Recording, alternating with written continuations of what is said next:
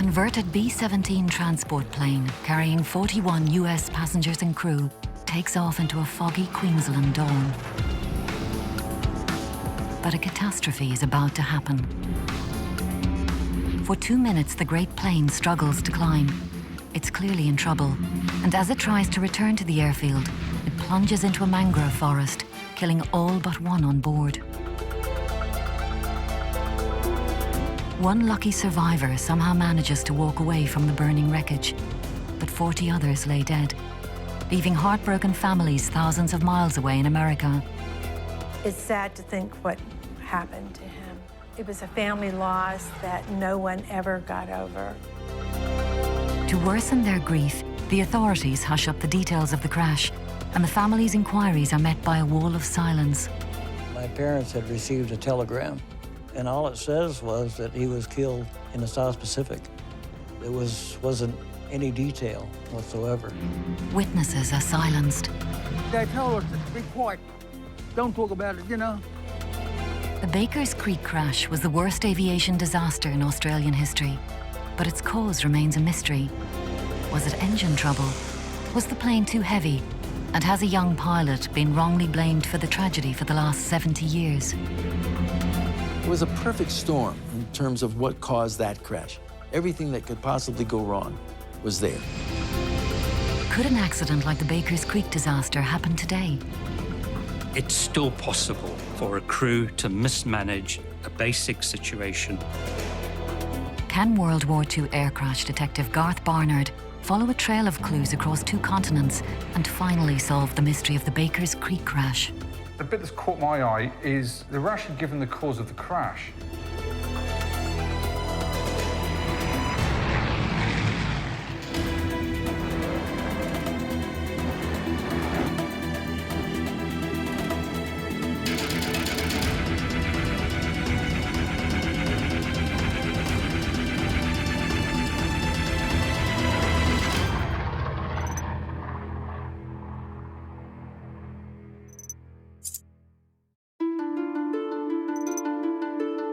For the past 20 years, Garth Barnard has been investigating UK World War II air crashes.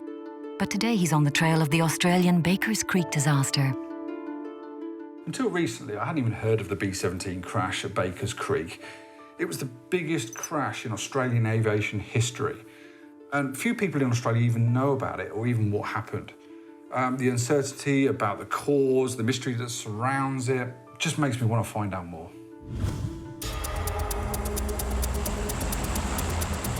In the foggy pre-dawn light is US pilot First Lieutenant Vern J. Gidcombe and his co-pilot, Flight Officer William C. Erb, went through their pre-flight checks.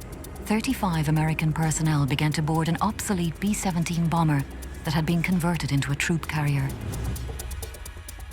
It had flown so much in combat and had been patched up so many times that the ground crew affectionately referred to it as Old Miss EMF, which stood for Every Morning Fix It. According to one of the crew chiefs, for every 10 hours of flying, it took 10 hours of repair. They were on their way back from a welcome period of rest and recuperation in Australia, far away from the horrors of the war in the Southwest Pacific. After boarding, they tried to make themselves as comfortable as possible on the makeshift plywood floor of the plane. The flight was going to take the mixed services contingent of men from the pretty Queensland town of Mackay on a 4.5-hour flight to Port Moresby, New Guinea, where they would return to their frontline duties. Checking his maps and charts at his table in the nose of the aircraft was Navigator Second Lieutenant Jack Ogren. My brother, he was a very meticulous type of person. He was well-groomed, and he did well in high school, but he was, I thought, a really, really swell person. Also on board was Staff Sergeant Frankie Welshel. As part of the 6-man crew, he had volunteered for the flight as a replacement for its usual crew chief. He was scheduled to come back to the United States and had one more flight that he needed to take in order to get his flight pay. And he took the flight because it was the last flight before he was to have left. Last to climb aboard was Corporal Foy K. Roberts. As the final man to embark, he joined the huddle of passengers sitting toboggan-style at the feet of the radio operator near the middle of the plane. The flight was now ready to leave, and the loading officer, Captain Samuel Cutler, closed the rear door of the aircraft. Because of poor weather, their departure was delayed by 30 minutes to allow the fog to clear. But at precisely 6 a.m., Gidcombe eased back the throttles and the 4 engines of the B-17 powered the heavy plane up into the sky. The flight plan took the plane on 2 left turns and then back over the airfield to fix its position before heading northwards toward Port Moresby.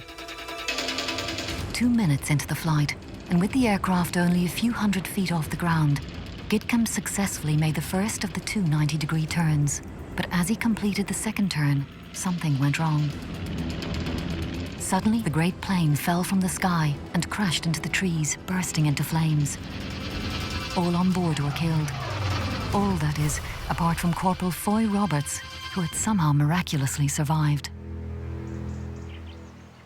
It seems amazing to me that a crash of this magnitude has left such little evidence behind. I mean, why is that? Where has all the information gone? I mean, has it been hidden over time, or because of the confusion of the war, it wasn't stored correctly, or has there been some sort of attempt to cover it up, or I don't know, this just seems to be kept under wraps, sort of a secret, but I'm determined to find out more.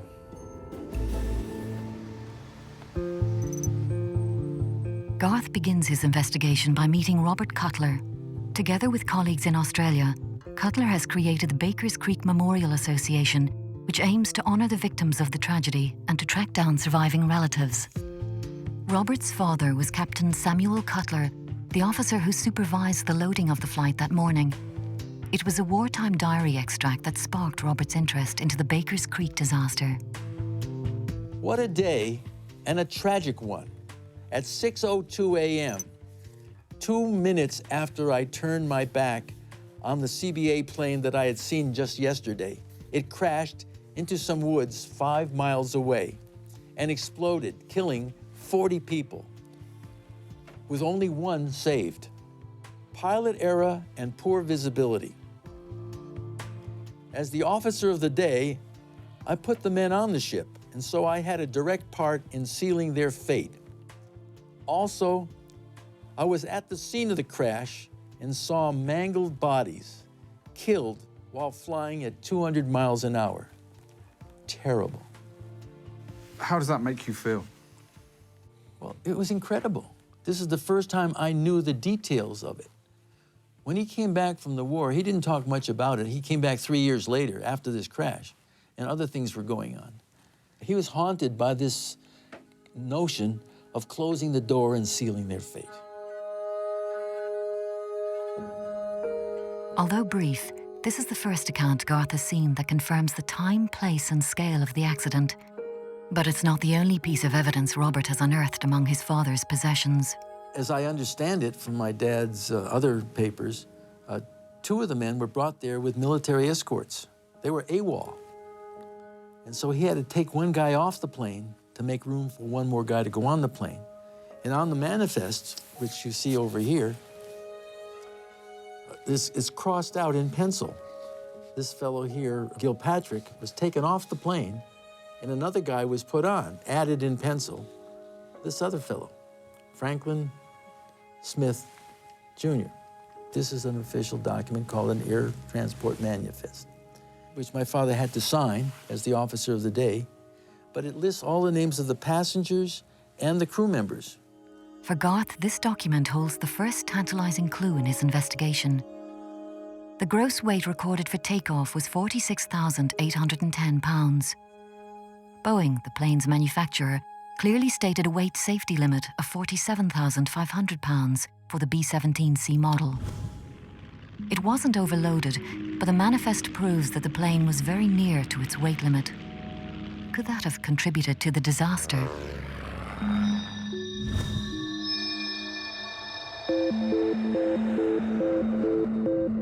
Before he travels to Australia, Garth wants to discover more about those who died. First, he has to find their families. For many years, researcher C.K. Gailey has worked closely with the Bakers Creek Memorial Association to track down relatives and to tell them more about how their loved ones died. They were exceedingly grateful to find out what happened to their loved one. It's basically giving the family the details of what happened, and being able to do that is a real satisfying thing to do. Using sources such as census information, CK and his colleague, Teddy Hanks, managed to find 38 Bakers Creek relatives, but they were unable to trace the family of navigator Jack Ogren. Enter the age of the internet.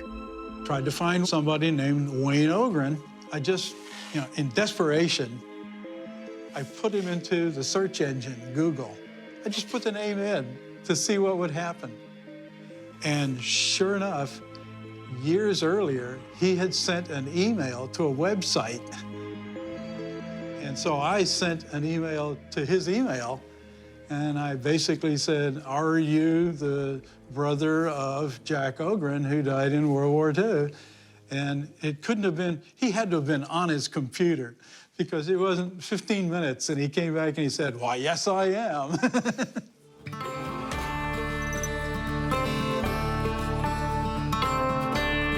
CK traced Jack's brother Wayne to Georgia.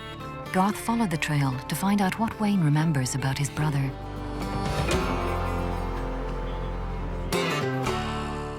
Of course, it was a real shock when this happened, and all we heard was, at the time, was a telegram. No information, just that he was killed in the South Pacific, I think it said.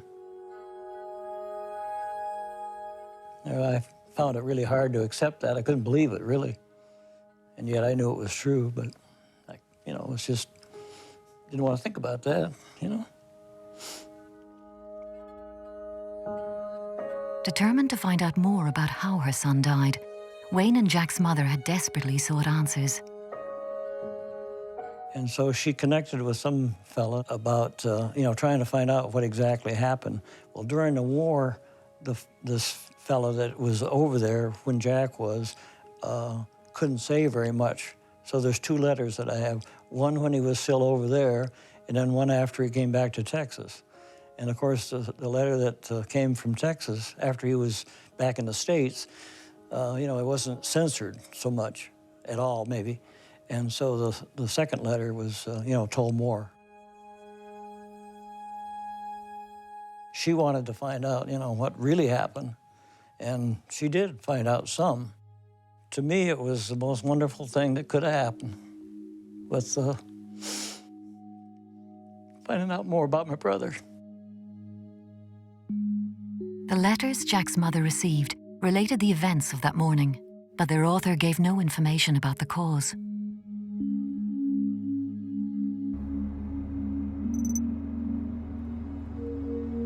However, at least one other Bakers Creek family was able to discover more. It was that of Staff Sergeant Frank Welshel. Peggy Estes reveals how her family was able to find out more details about the fate of her uncle. I had an uncle who was in Port Moresby waiting for this flight because he knew my uncle was coming in. They had communicated and he knew he was going to be coming in. So he was aware before any of the other family that there had been a crash and that my uncle was on the airplane. But in addition to that, the crew chief who was scheduled to have been on the flight, instead of Frank, came to visit my grandparents and told them the story of what had happened. His sisters loved him because he was so playful, and he was one of the favorites of the family because he was so fun-loving. It was a family loss that no one ever got over. Before he leaves for America, Garth wants to try and understand why the Bakers Creek crash has left such a lasting legacy. At the gates of the Arlington National Cemetery in the USA, is the Bakers Creek Memorial, which lists the names of all the young men who died. Sitting atop a slab of pink Queensland granite, specially imported from Australia. It's a proud monument resting in one of the most revered locations in the United States, and a powerful reminder that the men who died at Bakers Creek were part of US General Douglas MacArthur's successful defense of Australia against the Japanese. The war at that stage was only just over the hump, if you like, of real fear in the country that they faced an invasion. So it was in the aftermath of 1942, which had been our year of living dangerously, when Japanese advance got well into New Guinea and Australian forces were fighting with their backs to the wall and to a fair degree alone. This little group of soldiers of a whole variety of disciplines, if you like, from infantry through to air support, were part of the early phase, if you like, of American commitment to Australia and to the defence of Australia. And so Bakers Creek is another symbol of the sacrifice that both nations have made for each other. It's a symbol of the commitment that the United States made to protecting a weaker nation such as Australia. And Australians, we just don't forget. You know, we don't forget our friends.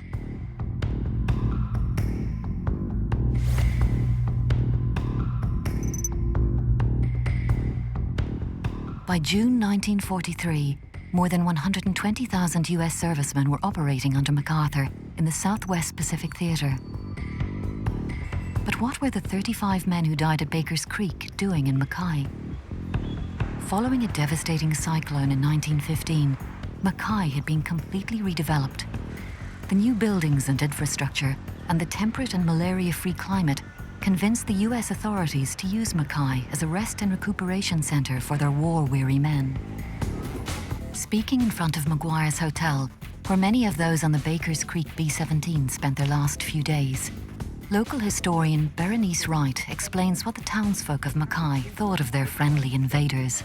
They loved them because they were very smart for a start. People had a Hollywoodian idea of what Americans looked like, and they certainly lived up to the image.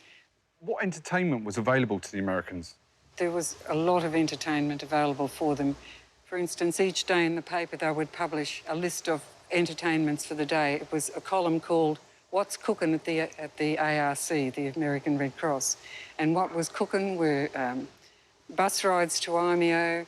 They could hire horses, they could hire bicycles and ride around the city. They just gave a different aspect. I think that... I get emotional, sorry. That's okay. I think that people felt that they could do something for these young fellows, as probably was being done for many of their sons overseas too. It was a reciprocation, really.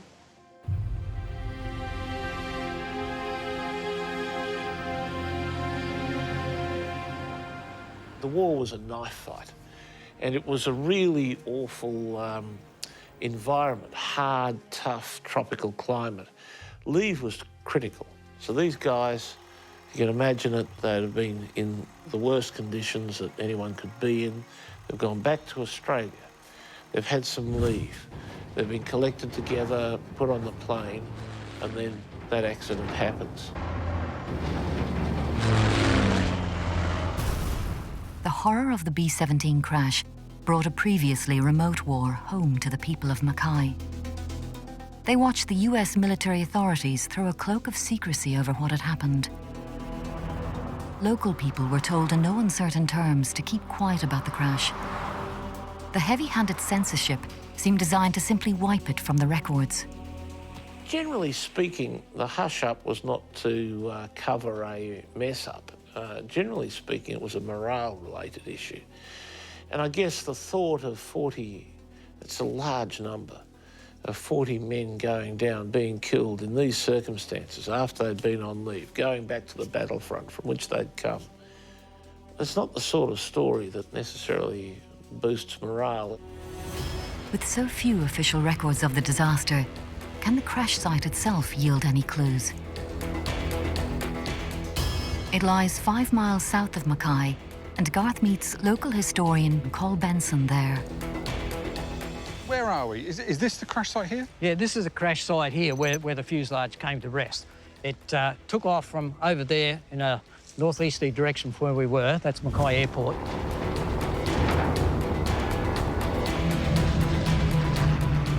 Then it headed southwest. It took off southwest and did 2 U-turns and then virtually came down through here, where it came down through the path and gradually lost altitude from a couple of 100 feet and crashed through the trees and into this area here. Came in at a shallow angle. It didn't nosedive in, and once it hit the ground, of course, it was fully laden with fuel for a 4-hour trip to Port Moresby. The tail section seems to have leapt over the top of the main wreckage and appears over here, somewhere to my right. And that's where the survivor was found, in that tail section with others who are deceased. We only have 2 or 3 photographs of it, and it seems that the wreckage, there's not much wreckage shown there, but it ends with a timbered area, as though it was those mangroves over there. So I think we're in the general area as to where it came to rest, determined as best as we can.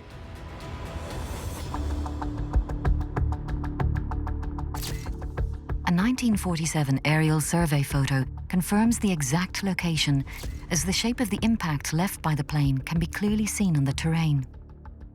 And with the wreckage so spread out, it would appear he came in low and flat rather than at an angle? Yes, it seems like it came in low and flat, and we've got a couple of descriptions of that. A young boy at the time was 14, and he described how he'd come from the creek and suddenly realised he was in the glide path of it as it came, as the trees gradually got closer and closer to the ground, that they'd been chopped off by the aircraft coming down to ground.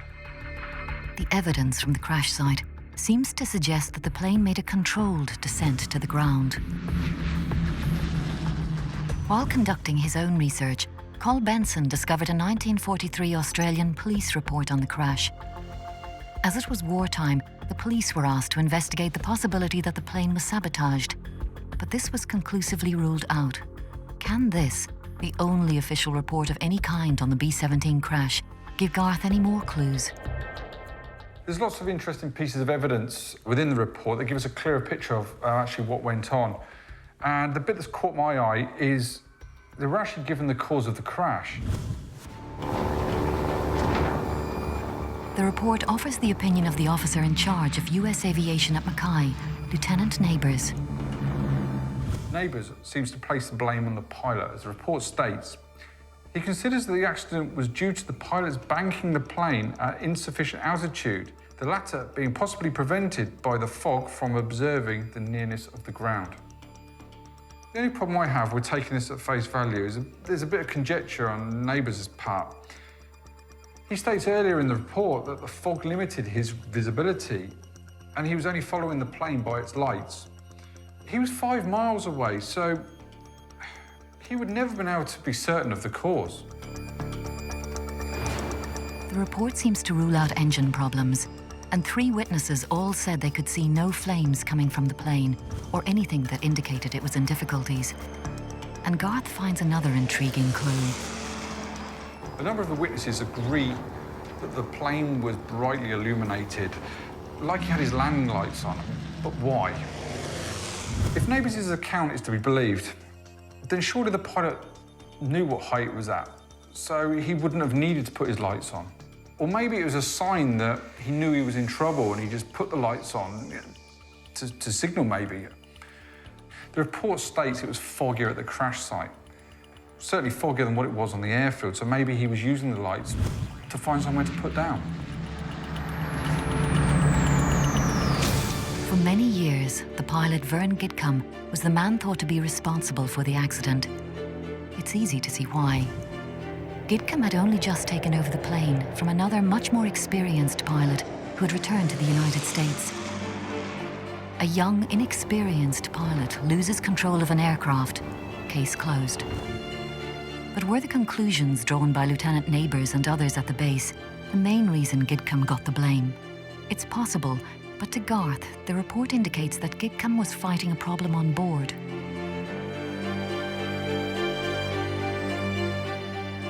Gidcombe's B-17 was one of a number of planes that had been pressed into service as air transport of the Allied Air Forces.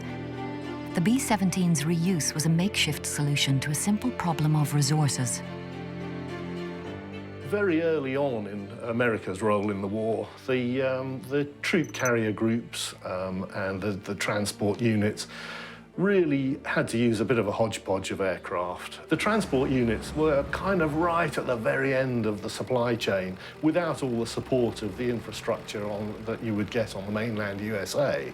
So inevitably they were forced to sort of make do and mend a bit, and there are plenty of documented accounts of aircraft being severely battle damaged, being shot up and being patched up and patched up and patched again just to keep them flying. Now inevitably if you do that, you're going to suffer losses, you're going to suffer problems, big reliability problems. The plane had been worked hard for the previous year in a role for which it was not designed. It was the perfect example of the make do and mend attitude to the needs of wartime transport. And that brought problems, so was a mechanical issue at the root of the crash. This B-17 had been grounded at the end of May for an engine replacement. They put in a refurbished engine. That one failed during a test. They put another refurbished engine in, and that engine also failed. Eventually, the general in the Air Transport Command instructed that a new engine should be fitted, and everything went fine once that happened. Jeff Cunningham, a Mackay schoolboy at the time, remembers watching the plane flight testing the new engines just 2 days before the accident. What took our attention this particular Friday that we heard it flying around was that the motors didn't sound as though they were synchronised. You get this variation in sound if they're not synchronised properly. And it appeared to us as children that the motor was missing a little bit, or one of them was missing. Perhaps these replacement engines were to blame. Garth's determined to try and piece together the plane's last moments by talking to local witnesses. What can they tell him? Percy Webb was a 15-year-old butcher's delivery boy at the time, and he remembers seeing the B-17 preparing to fly that morning. I was down there and delivered the meat, and a hell of a row going on down there with the aircraft, the ground crew, whatever the engine is up. And I could see the flying portals from where I was, and the flames flying out of the back of it, the back bar, you know, a lot of blue smoke around it. So that went on for 3 or 4 minutes, and all quietened down. Percy watched as Gidcombe, Erb, Ogren, Welshel and the others prepared the B-17 for takeoff. He taxied out on the main runway, went down there, went down to the northeast, southwest runway. He went down there and he took off. There was no planes flying out the back of the motor. The B-17 continued to climb, but very sluggishly. As the plane rose into a bank of fog, Gidcombe and Erb lost sight of the ground. Did they realise they were too low to make their 2 left turns back to the airfield? The police report indicated that Gidcombe realised the danger he was in, because in an attempt to penetrate the mist and fog, he turned the plane's landing lights on. The B-17 now made its second turn to line itself up on a direct course for home. A young Ivan Bragg lived with his parents in a house next door to Baker's Creek. He remembers being woken up as the plane thundered just a few metres above his home. I was asleep in bed at the time, and I heard the noise crash and looked out the window and here's this big flash. It was pretty close. It could have hit the houses. Ivan's father, Arnold, was one of the first men to reach the crash site. There was 2 men that he's seen that were alive. One was walking around in a daze, and he took that person down to the gate to a lady named Mrs. Harris, and she looked after him for that period. Then he come back, and he tried to find the bloke that was jumping around. And he said there was legs and arms and everywhere, and people strung up in trees and burnt bodies. Sadly, one of the two men Arnold Bragg tried to save died before reaching hospital, but the other, Corporal Foy K. Roberts, had had an amazing escape. Emerging from the wreckage with only superficial injuries, it's thought that he survived because he was cushioned from the impact by the bodies of his comrades. Rudy Sabo was a local farm worker. After hearing the plane come down, he and his fellow workers rushed to the crash site, where they were confronted by the terrible scene. There was a few arms and legs stretched across. Then, of course, I went and had a look at the fuselage, and that's where I seen the bodies. They were all lying head backwards, all facing one way down the tail. 36 of them, about. They were all stacked. I don't know how anybody down the bottom could have lived anyway. All a big, like two football teams and not a murmur. It frightened me, you know? See that many young men, not a murmur. I came home and I said to Mum, "You smell anything, Mum?" She said, "No." I said, "Wash my clothes, I can smell dead men." I went to bed that night, I could still smell it. It wasn't my clothes at all, it was my bloody head. Amid the wreckage, Rudy spotted something that gives Garth another clue. The Yanks loved it. They loved our bully beef. They had a box. It must have held a 12 dozen across. It was about 4 foot high, 4 foot this way, 4 foot that way, full to the top. My thoughts then, bloody thing was overloaded. Garth had already found that the B-17 was heavily loaded and nearing its weight-safe operating limits. Could these extra goodies have made the plane unflyable, or at the very least have left no safety margin if an engine problem developed? The evidence from Rudy and the plane's manifest suggests that the loading may have been a problem, and not just the weight, but also the way the load was distributed. Garth learns that aircraft control in flight is sensitive to the location of its center of gravity. It's called the CG. The CG is the point along the center line of the fuselage where the total weight of the flying aircraft would balance if it was simply suspended. A B-17 CG was concentrated around the bomb bay. If too much weight was distributed to the rear, it could have resulted in the plane being tail-heavy, meaning that it couldn't climb and that it would stall and crash. A similar picture of events to those witnessed on the ground. And there was another witness who gave her version to the Mercury newspaper some 50 years later. One of those witnesses was then a 17-year-old girl, and the aircraft almost flew over the top of her, and she said that it had flames shooting out from one of the right-hand side engines that almost extended to the tail. And one of the descriptions she made was the scream. She said, had jet engines been around then, it would have sounded like a jet engine. My fellow researcher, Teddy Hanks, during the war had been an engine mechanic, and he speculated that possibly a hydraulic pump could have failed, which was controlling the pitch, and that the pitch went off and the engine overrevved. And there was a radio signal to say that they were turning back. Now, whether they're turning back as a navigational reference or whether they're turning back because they had trouble, there was never any mayday issued.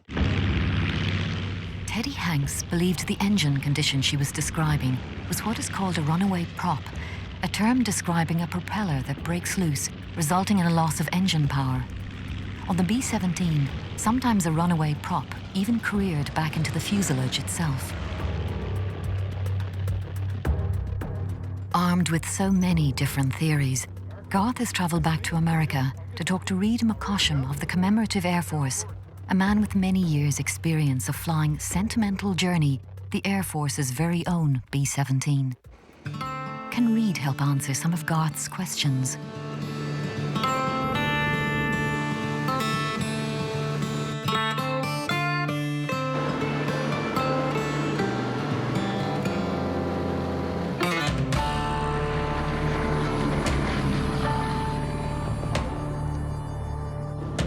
Reid explains how challenging it must have been for a young, inexperienced pilot to fly. Probably the biggest factor in this airplane is very fatiguing. a lot of these older airplanes, like the loudness, the sound and the vibration and the constant monitoring of everything, it over a long flight is going to wear you out. I like to refer to it as a dump truck with wings. Just very stable. You got to manhandle it around when you want it to move, when you want to put it somewhere. If the plane was a handful to fly under normal circumstances, how did it behave with an engine out? If we just lose one engine on takeoff, we just climb out at the same speed. So you're just going to climb a little slower, but other than that, it's going to be not that big of a factor. No. If you're light enough, you can fly around with two engines. Probability of losing both engines, about the only reason I could see for that is either you forgot to put gas in them, or somehow one exploded big enough that somehow it damaged the other one and disabled it. So it's going to be pretty rare. Losing two engines right at takeoff, that's going to be a little tougher to get through. But yeah, it comes down to weight, temperature, performance, aircraft performance, things like that. If you say had an aircraft like this that was converted to, say, a passenger aircraft, would that change the center of gravity, and would that make the characteristics of the plane completely different by doing that? It changes it a little. Again, that's a very stable aircraft. You can move the center of gravity quite a bit in this without having any large effect on it.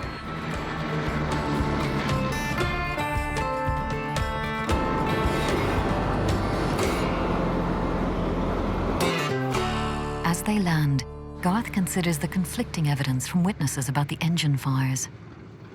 Reed thinks he has an explanation for what the witnesses may have seen. All right, right here is our wastegate. And as that closes, when we use the turbos for takeoff, it forces the exhaust out this turbine wheel here.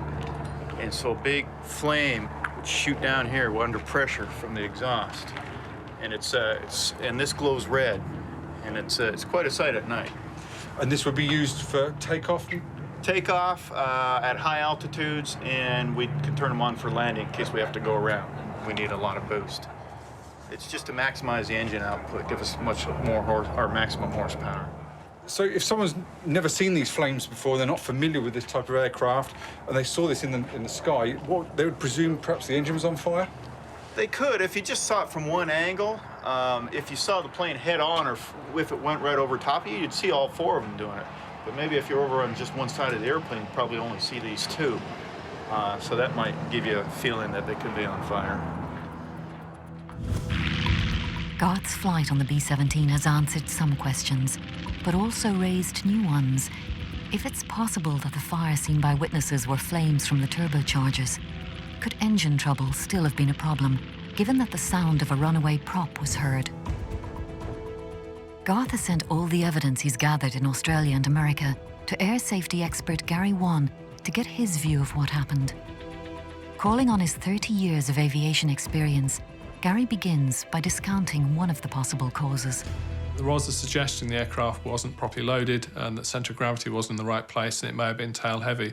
If the centre of gravity of the aircraft had been such that it was tail heavy, as soon as the aircraft got airborne, the nose would have risen quite rapidly, and the pilots would have struggled pushing forward on the control column to lower the nose of the aircraft. And this would have been quite apparent from the witnesses. They would have seen the aircraft nose go up, and then it would have tended to fall, possibly falling to the left or right on one wingtip. Did Gary think the crew were in any way to blame?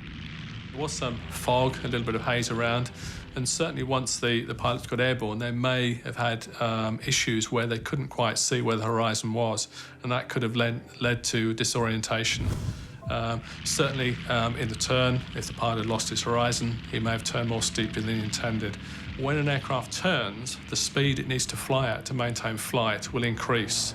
So if the aircraft was just at flying speed, by turning, banking the aircraft, either left or right, the aircraft would have needed to be flying a little bit faster. If it wasn't flying at that speed, in this case, when the aircraft turned, it would have lost height as it turned, effectively stalling in the turn. Poor piloting skills could have been an issue, but Gary thinks the real answer lies in a combination of factors. Any accident that you look at, usually there's not one single thing that causes the accident. And you talk about the Swiss cheese effect, where all the holes in the cheese come into alignment at the same time. The accident may have been caused by a number of different factors. It probably wasn't helped by the fact that it was only just light. There was a little bit of fog around. There may have been some loss of power from the engines, bearing in mind the aircraft had just been serviced. It was an old airplane and it was heavily loaded, so possibly it could be all these factors that contributed to the accident. Once again, the Swiss cheese effect. Facing a problem during takeoff is among a pilot's worst fears.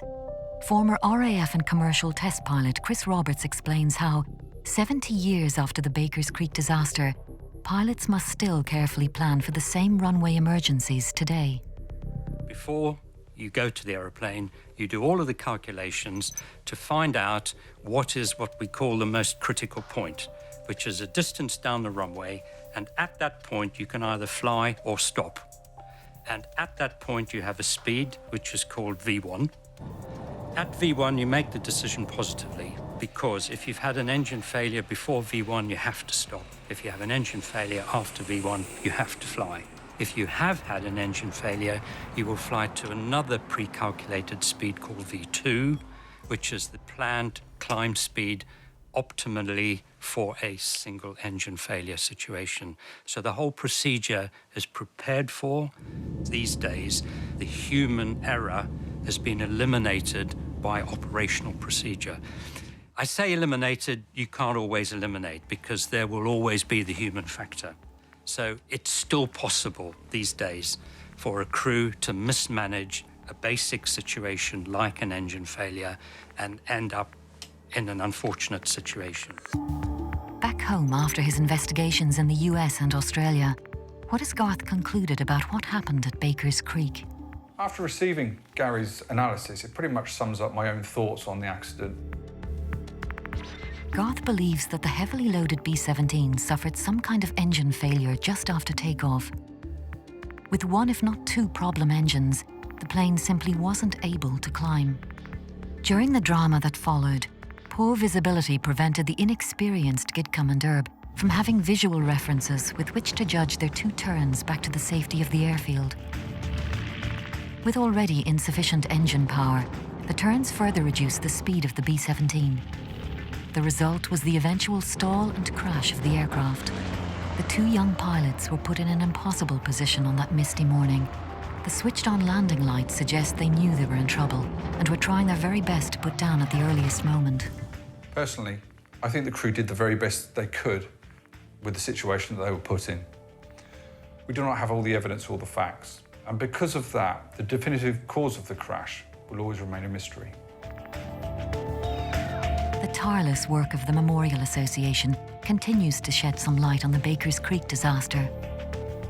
Lynn Tobin was trying to find a picture of the father that she never met when she walked into the Bakers Creek story.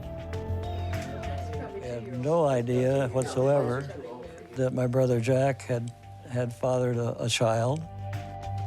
I think my first question was who in the family was left-handed. Turns out a lot of them were. And then it was fun to see the pictures of Jack, and nice to learn about my birth father. It sort of gives you, who am I, where do I come from?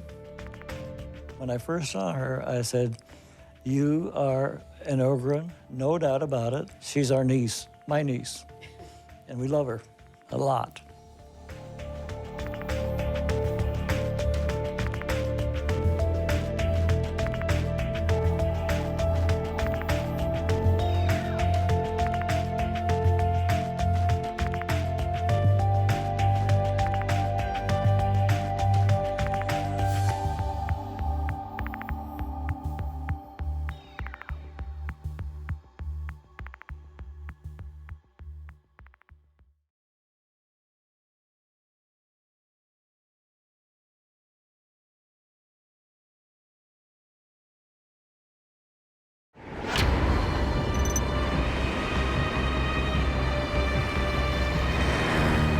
An RAF Short Sunderland aircraft thunders over the foggy Scottish Highlands. On board is Prince George, the Duke of Kent, the brother of King George VI. Suddenly, without warning, the plane loses height and slams into the side of a hill known locally as Eagles Rock. The crash kills everyone on board except for the rear gunner, who's somehow thrown clear of the burning wreck. He's left to wander the misty hillside, dazed, lost, and alone. It seems like a tragic accident, but is there something more to the crash than meets the eye? There are theories, inevitably, that there were dirty deeds afoot in disposing of him. For 70 years, the crash that killed the Duke of Kent has been surrounded by mystery. Conspiracy theorists have suggested that he was in fact assassinated. But why? Who could have wanted him dead? And can the riddle ever be solved? It does make you wonder whether his recollections are what's been suggested to him or what he actually remembers. Allegations of a cover-up remain. Why is it that the official records have never been found? And was the sole survivor silenced by the authorities? When he came back, he never spoke again. Can World War II air crash detective Garth Barnard sift through the evidence to discover why a member of the royal family perished on a barren Scottish hillside all those years ago? You cannot get hold of this, so I'm quite taken aback that it's in front of me now.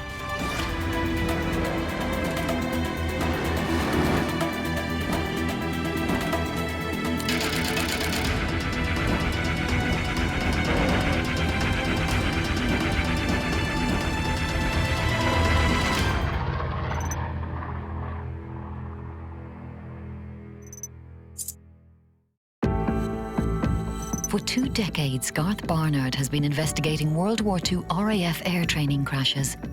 But today, a different kind of mystery has grabbed his attention. I don't normally get involved with the conspiracy theories and espionage, but the short Sunderland crash that killed the Duke of Kent, there's so much controversy surrounding it that it deserves a closer look. As the Duke of Kent made himself comfortable inside the short Sunderland seaplane, the Australian pilots, Pilot Officer Sidney Smith and Flight Lieutenant Frank Goyen, prepared for takeoff. Frank Goyen was reputed to be an excellent pilot and had a very good record during his service. And I think that's probably why he was chosen. Just after 1 p.m., the aircraft, with 15 men on board, slowly climbed into the cloudy sky. It was going to fly the Duke to begin a morale-boosting tour of the RAF base at Reykjavik in Iceland. The planned route would take the Sunderland from RAF Alnays at Invergordon, up the east coast of Scotland to the Butt of Lewis, where it would fix its position, leave the Scottish coast and head across the North Sea to Iceland. The Sunderland was flying up the east coast of Scotland when it would appear that the pilot decided to take a shortcut by literally cutting off the corner. Unfortunately, the weather conditions were deteriorating to such an extent that the cloud was literally covering all of the hills and the mountainsides, so they became invisible. Goyen and his crew had been prepared for broken cloud, but suddenly the plane was engulfed by a thick soup of fog and mist. Even in the gloom, people on the ground could tell that the Sunderland was flying perilously close to the hills of Caithness. And then, tragedy. Goyen's Sunderland smashed into Eagles Rock, a hill less than 3 miles from the coast. The plane, still completely full with fuel for the long trip, burst into flames on impact, creating a scene of utter devastation. It ploughed in by the nose and the aircraft pushed in front of it a huge volume of peat and heather until it could push it no further. It then flipped over, broke, and the fuel exploded and a huge fire started, giving the occupants of the aircraft no chance. The King's brother lay dead, but the mystery of Eagles Rock had only just begun. So was it a tragic accident, or was it something more? Was it the status of the Duke of Kent that sort of people thought he couldn't perish in such an accident? Or was there a plot to kill him? Was he really visiting Iceland? Or was it a cover story for a secret mission or something? I really need to find out the truth. Garth begins by finding out more about the Duke himself. Why on earth would anybody want to kill him? Prince George, Duke of Kent, was just 39 at the time of the crash. In his role as Air Commodore in the welfare section of RAF Inspector General's staff, the Duke routinely made visits to RAF stations to meet with servicemen and women. He was himself a qualified pilot. The Duke of Kent was certainly a glamorous character, and he was immensely popular with the general public. But rumours were swirling that the Duke's private life was not quite all it seemed. The Duke of Kent was in fact the brother of King Edward VIII, who clearly abdicated. He was also the brother of King George VI. And in the run-up period to the Second World War, he did get involved in a few sort of escapades that raised eyebrows officially, and I'm sure at Buckingham Palace as well. His sexual orientation was open to some question at the time, and he got involved in a few scrapes along the way and affairs with quite notable people of the period, apparently, allegedly with Noel Coward and also with Barbara Cartland. So there were some fairly big names involved with him. So he kind of scandalised high society to an extent in the run-up period to the Second World War. A decadent past was one thing, but it was the Duke's alleged political leanings that some feel marked him out as a target for the British authorities. Like his brother, Edward VIII, who visited Hitler in Germany pre-war, there were very strong suggestions, and possibly more than that the Duke of Kent had similar leanings, and therefore, things like that were clearly very uncomfortable with the British establishment, particularly at this time in the war. There was this supposed Nazi link, and therefore, we need to get rid of this chap because actually, he's a bit of a problem. So was the Duke pro-Nazi, or as some have suggested, trying to broker a peaceful end to a war which was not going well for the British at the time? Whatever the truth, the Duke's life seemed full of complexities. Garth is beginning to see why the crash has attracted so many conspiracy theories. A search through his usually reliable sources and thorough archives has drawn a blank. For such a famous case, there's precious little official evidence. I just can't seem to find any official information on the crash. And without that information, it's easy to see why there are conspiracy theories and how they come about with just such little information available, especially with something as sensitive as the Duke of Kent being on board. Maybe the official records are lost. Maybe they've been lost on purpose or embargoed. Who knows? But are the authorities trying to hide something here? Maybe there's some kind of cover-up. Could there really have been a plot to kill the Duke? It seems fanciful, but it was no secret that he, like many other members of the British establishment, had had regular contact with notable German figures before the outbreak of war.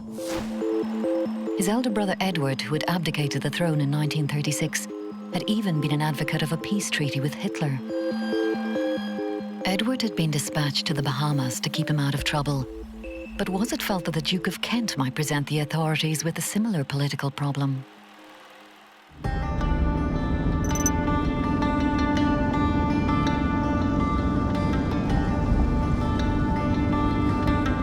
To try and find out more, Garth journeys up to Scotland. Why exactly was Prince George going to Iceland? The role of the RAF in Iceland during World War II was partly as a staging post between North America and the UK, but it was partly, more importantly perhaps, as a base for maritime patrol. It was somewhere from where they could keep an eye on the North Atlantic and, to some extent, the North Sea. Like all members of the royal family during the war, the Duke's movements were a closely guarded secret. Those entrusted with his safety were men whose war was fought well away from the gaze of the public, in the skies over the North Sea and the Atlantic Ocean. Flying their short Sunderlands and Catalina flying boats, they played a deadly game of cat and mouse with the German U-boats that were a constant menace to the vital convoys supplying Britain. They were called Coastal Command. It was obviously dangerous from the point of view that they had to fly in all weather. Regardless what the weather conditions were, they had a job to do, which was to protect the convoys and also to do anti-submarine patrols. so they had no option. It wasn't a matter of just fair weather flying. But it was, you know, it was away on the coast. People didn't know an awful lot about it. And of course, where the bases were very heavily restricted. You couldn't come in and out as you liked. And the result of that was that people didn't hear very much about Coastal Command, but they did a very essential job making sure that the convoys got where they were going as safely as possible. One of the bases controlled by Coastal Command was RAF Oban on the west coast of Scotland. To get there, Garth crosses Oban Harbour to the Isle of Kerrera. It was here that short Sunderland W4026, flown by Frank Goyen and his crew, was based. As one of the most experienced pilots in Coastal Command, it was the Australians' job to get Prince George safely to Iceland. He would pick the crew that he felt supported him as best as possible. So his members in the aircraft would be probably his best choice to fly with him to do all the ancillary duties that were required. But he had a very good reputation as a pilot, so that was probably why he was chosen to do that particular flight. Also flying that day was Goyen's boss at 228 Squadron, Wing Commander Thomas Moseley. Moseley was another expert pilot and navigator, and as commander of the squadron, he felt that he should be on the flight to accompany their VIP guest. So a crack team had been assembled for the Duke's flight, which was to be made in one of the RAF's most reliable aircraft. It was the workhorse of Coastal Command, the Short Sunderland flying boat. The Short Sunderland flying boat was really the right aircraft at the right time for RAF Coastal Command. It was a brilliant design. It was a 4-engined, high-wing, stressed skin flying boat. And it's kind of what it says on the tin, a flying boat. The fuselage has a boat hull, which means the aircraft doesn't need to depend on airfields with conventional runways. It can land and take off from water, so it could operate even from quite rough seas. Bear in mind, though, that the Sunderland was a big aeroplane. So it didn't have a fighter-style climb rate. You could open the throttles and ask it to climb. It would take a while to get there. And for that reason, it was pretty undesirable to fly over mountainous regions. Garth leaves Kerrera to trace the story of the Sunderland's last few days. On Sunday, 23rd of August, Goyen's Sunderland leaves Oban to fly up the Caledonian Canal towards Invergordon, where they were to meet the Duke and fly on to Iceland. As Garth walks along the shore from where the Duke took off on the 25th of August 1942, he considers one fascinating theory. Was the Duke really going to Iceland, or was it somewhere else? The normal route would have taken the Prince along the Scottish seacoast, keeping over water. So how and why did he end up inland? One controversial theory is that the Duke was going to meet Hitler's deputy, Rudolf Hess. One of the theories that's been advanced for the death of the Duke of Kent is that, in fact, he was on this so-called special mission. And the truth of that special mission was that, in fact, he was taking Rudolf Hess somewhere.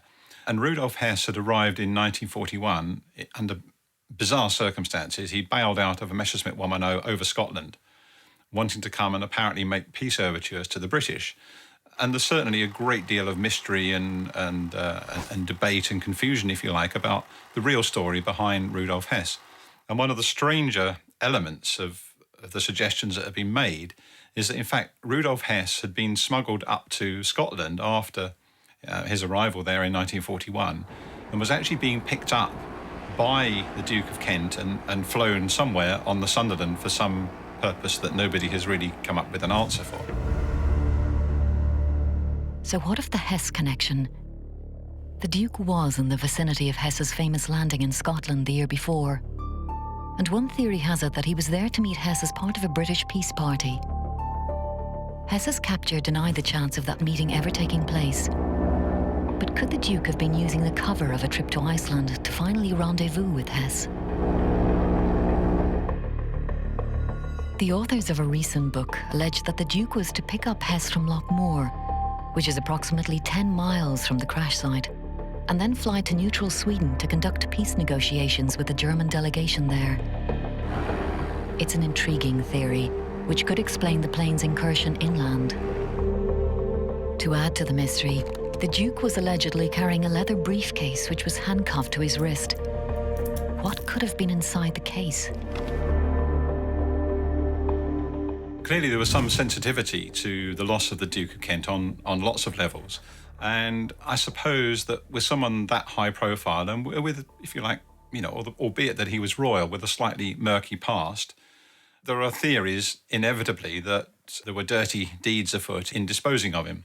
And in fact, there are certain bits of information that are not yet in the public domain. And I suppose all of this feeds into, if you like, the conspiracy theorists who want to suggest or like to suggest that he was effectively murdered by the British establishment to get him out of the way.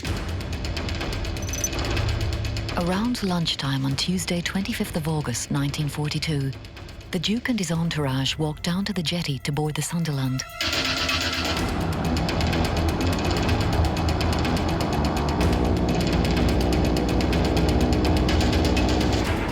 The plane slipped its moorings at 12:50. 20 minutes later, it climbed into the sky. Around 30 minutes after that, the Duke of Kent was dead. For Garth, there's plenty of speculation, but a frustrating lack of official documents. The British archives have not given him any information. But what about those of another country? With Australian crew members on board, could Australian war records be any more helpful? Well, I've just accessed, or in the process of accessing the National Archives of Australia to see if I can find anything there on Goyen. I'm searching for Goyen and there's nothing here, not that's available to look at. With no luck in finding out any more about Goyen, Garth turns his attention to the second pilot, Sidney Smith.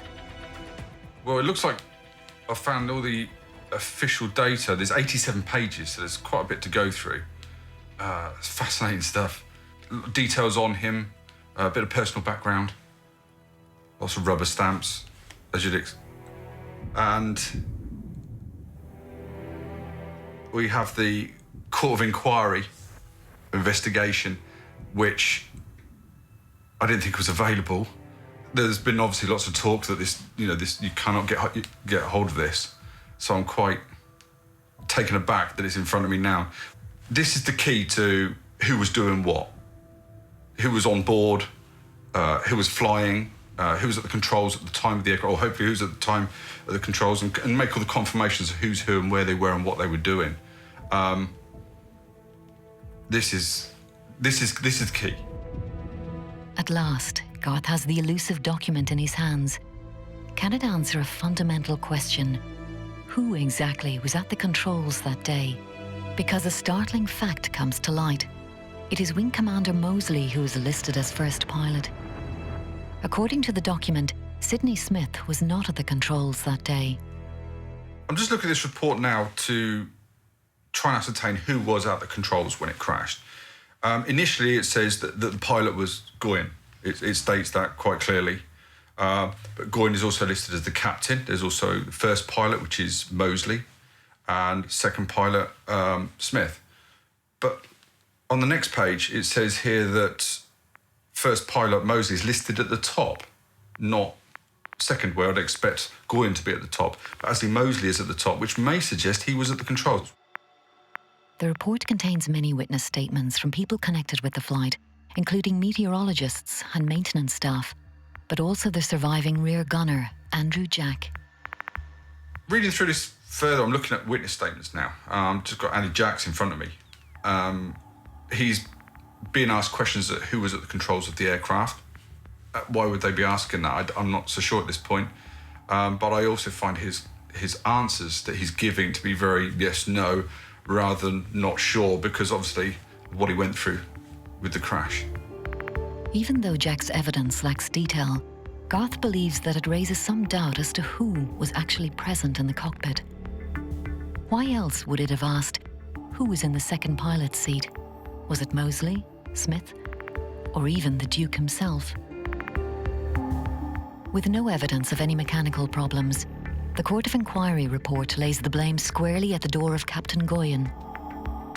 It concludes that he changed his flight plan for reasons unknown, and that this sudden lack of judgment was quite unpredictable. As far as they were concerned, case closed. Except that Garth has uncovered another surprising detail.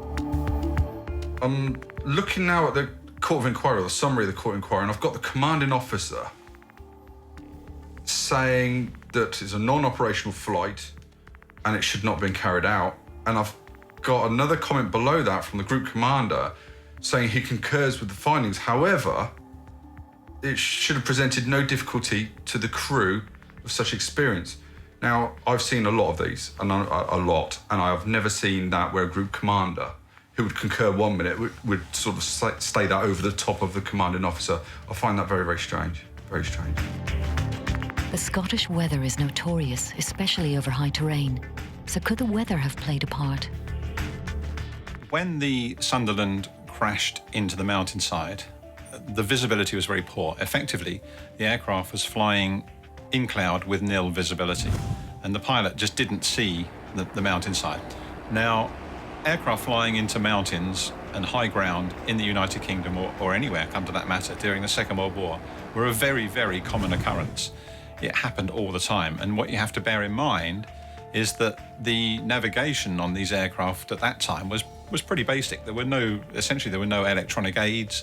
It was all down to, if you like, the Mark I eyeball, maps and dead reckoning and that kind of navigation. And they were very susceptible to weather conditions, and when the weather could change very, very quickly in any case, particularly in those sort of mountainous regions in Scotland. So it was not an unusual event. There were many, many aircraft that flew into mountains in very, very similar circumstances. I suppose the only unusual factor in this particular crash was the high profile of one of the passengers on board.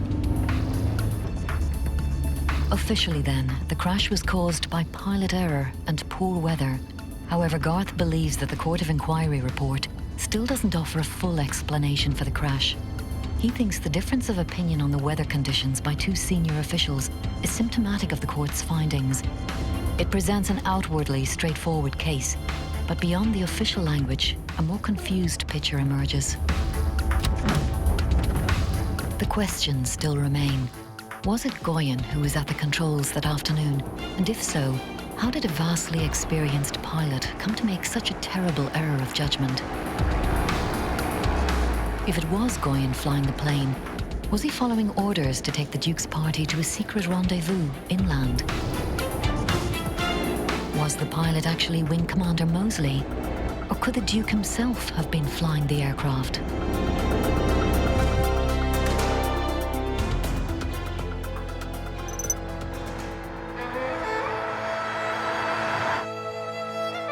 Garth has now travelled up the east coast to try and reach the remote crash site, and has enlisted the help of local rambler Jeff Leet.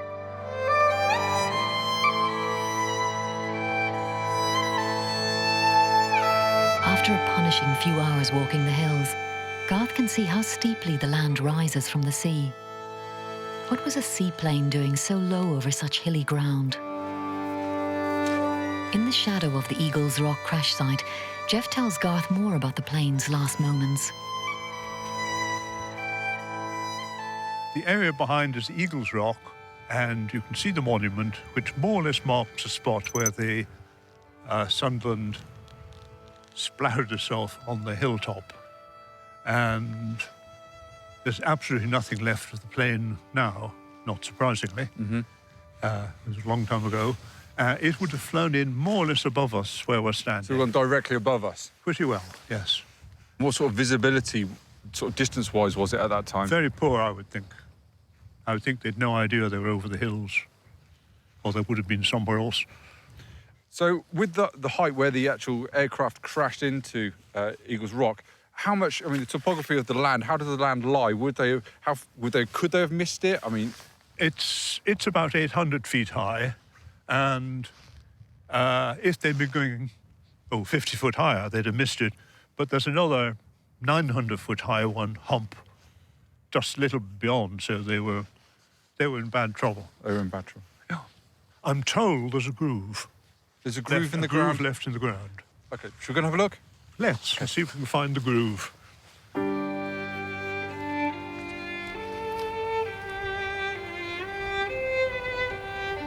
Garth imagines the plight of the survivor of the crash, Flight Sergeant Andrew Jack. Jack was in the rear turret of the plane, and he was thrown clear as the burning Sunderland flipped over. Jack was believed killed until he emerged from the foggy hillside a full 24 hours after the plane came down. Garth and Jeff eventually reached the crash site. We've made our way to the monument we've got here now. So whereabouts was the actual impact point? Well, the impact point appears to be sort of diagonally back there. There's a big depression, and the scatter of all the bits and pieces of the plane spread up here. And, in this direction here? In that direction. And presumably the tail gunner, Jack, was sort of thrown clear in that general direction. And that's where I gather the Duke's body was found, and that's where there's now a little monument recording this sad spot. With the debris in this direction, is there any debris left over there to see? Well, very little to see. You've got it's now being cleared a little as the rain has washed away some of the vegetation. So some tiny bits, tiny fragments are appearing. When you get up to such a desolate spot and you actually reach the monument and you see the names on it, it's quite poignant, you know, the loss of the crew up here, and yeah, it really brings it home to you. The crash site itself spawned yet more rumours, one of which held that strange items, including women's clothing and alcohol, were discovered in the wreckage. With the Duke's alleged wild ways in mind, one theory was that the crew was drunk, and even there was an unknown lady on board. Garth also learns that many RAF crews operated an unofficial sideline in the export of certain desirable but hard-to-get goods. For RAF personnel based in Iceland during the war, even though it's a beautiful country, they probably wouldn't have appreciated that very much, and they would have felt they were at the back end of empire. So any creature comforts, little luxuries like perhaps a bottle of illicit whiskey or some extra cigarettes or something like that would have been very much appreciated to alleviate the considerable tedium of serving up there. And of course, it was the pilots that just quietly would tend to bring this stuff in for them. The visit to the crash site has helped Garth to dismiss the so-called Hess theory. The alleged Lockmore pickup point is to the northwest of Eagles Rock. The plane came down on the southeastern face of the hill. If it had landed there and was returning to its original route to either Iceland or Sweden, then surely the plane would have hit from the north or west. For that reason, many believe that the Hess theory just doesn't add up. In my view, it's complete nonsense that Rudolf Hess was on that aircraft and he'd been picked up by the Duke of Kent. If that was the case and Rudolf Hess was killed on board that particular Sunderland, then who on earth was the Rudolf Hess that was in prison and later went to the Nuremberg war trials and spent the rest of his life in prison? And again, there are lots of conspiracy theorists who say, well, actually, it wasn't really Rudolf Hess, it was somebody else. So there's lots of conspiracy theories that kind of feed into this one of the Duke of Kent. Although there seems little hard evidence to back up the more colourful theories about the crash, the fact remains that the Sunderland was way off course. There must have been a more conventional reason for the accident. 5 miles away from the crash site in the coastal town of Dunbeath, Garth meets George Bethune. George's father was a local policeman who, together with colleague James Sutherland, rushed up to the crash site on the day. They cycled up to what we call the gravel pit, and they could smell. The fog was thick, but my father said you could smell it. It was in an awful state. It was still burning, and they had to look at all the bodies and everything else. So, of course, both being soldiers from the First World War, they knew that the person would have identified disc on his wrist, his left wrist. And they looked, and my father said, even to his dying day, I've never forgotten what was on the disc. HRS, Duke of Kent, the Cuppins, Bucks, England. So they knew who it was. George's father found the Duke with the mysterious briefcase still handcuffed to his wrist. The briefcase had burst open, and my father said that kroner notes, 100 kroner notes, was flying around the site. He never actually said that they came out of the briefcase. He inferred that they'd come out of the briefcase. But I'm absolutely certain that it was not because of the kroner notes that the Duke would have had the briefcase. His equerry would have carried the notes. So there must have been something in the briefcase that he was carrying that he didn't want to leave his person. The discovery of Swedish krona at the crash site lends some weight to the theory that the Duke may have been heading to Sweden, not Iceland. Or was there another explanation for the money being on the flight? There could be a perfectly rational explanation to that, because although Swedish krona were of no use in Iceland at that time, neutral Sweden was doing business at that time with Britain, with the United Kingdom. I don't know, I mean, it's just a theory, but maybe the Duke of Kent was to make a money drop on behalf of the British government to a Swedish representative in Iceland. So there could be lots of reasons for that. George also has more intriguing information about the survivor, Andrew Jack. It came direct from Jack's own mother. The first few days, he was quite open about what had happened. But on the Saturday morning, people arrived from the south, and she said she never forgot the bed had wheels, and they took the bed, wheeled it along, burst open the door with it away to a quiet corner. And when he came back, he never spoke again about the crash site. His brother, who was a sergeant in I think the Scots Guards at the time, he visited on the Saturday with his mother and his sister. He said that Jack said, "I can't say anything about the crash. I have now signed the Official Secrets Act." And his brother looked at him and said, "With hands like that, how could you sign it?" Oh, he said, they held my hand. Andrew Jack himself never officially spoke about the crash, except to agree with the official version of events. Once he'd recovered from his injuries, he was posted to Gibraltar, but several visits made to him by the Duke's wife, Princess Marina, only added to the suspicion that he knew more about the crash than he told the Court of Inquiry. One thing Jack certainly never confirmed was the belief that the Duke himself was flying the plane.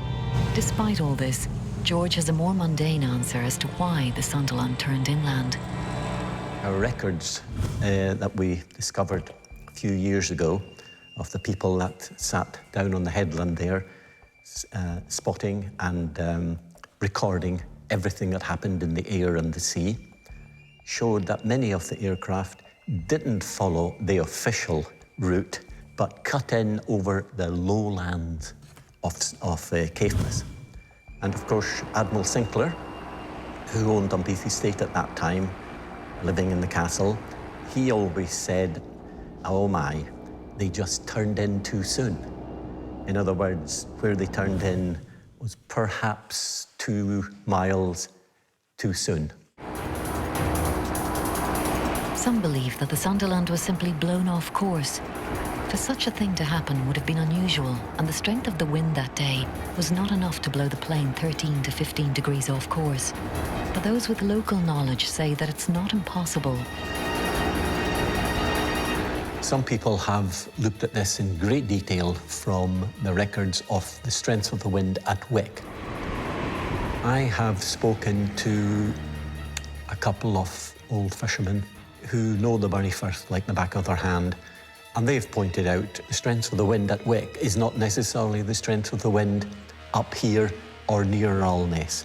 It could have been far gustier. So yes, they could have been.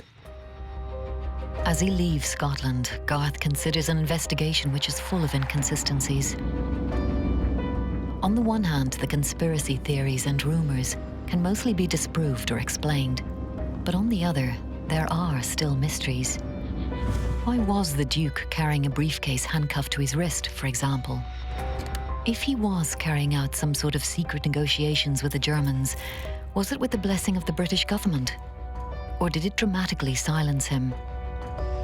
Again, it seems fanciful, but With allegations of an assassination attempt by British intelligence services on French leader Charles de Gaulle later emerging, perhaps it's not so easily dismissed, particularly as the de Gaulle allegations involve the sabotage of his plane. When you get an accident of the kind that befell the Duke of Kent, and that then breeds conspiracy theories, those theories are generally based upon exceptional claims. And in order to substantiate those, you need exceptional evidence. But whenever a high-profile person dies, it doesn't matter whether it's John F. Kennedy or Michael Jackson. If there are slightly odd or unusual circumstances surrounding their death, then the conspiracy theories inevitably will be born. So was it accident or assassination? Garth has sent the Eagle Rock evidence to air safety expert Gary Wan to see if he can come up with an explanation for what happened.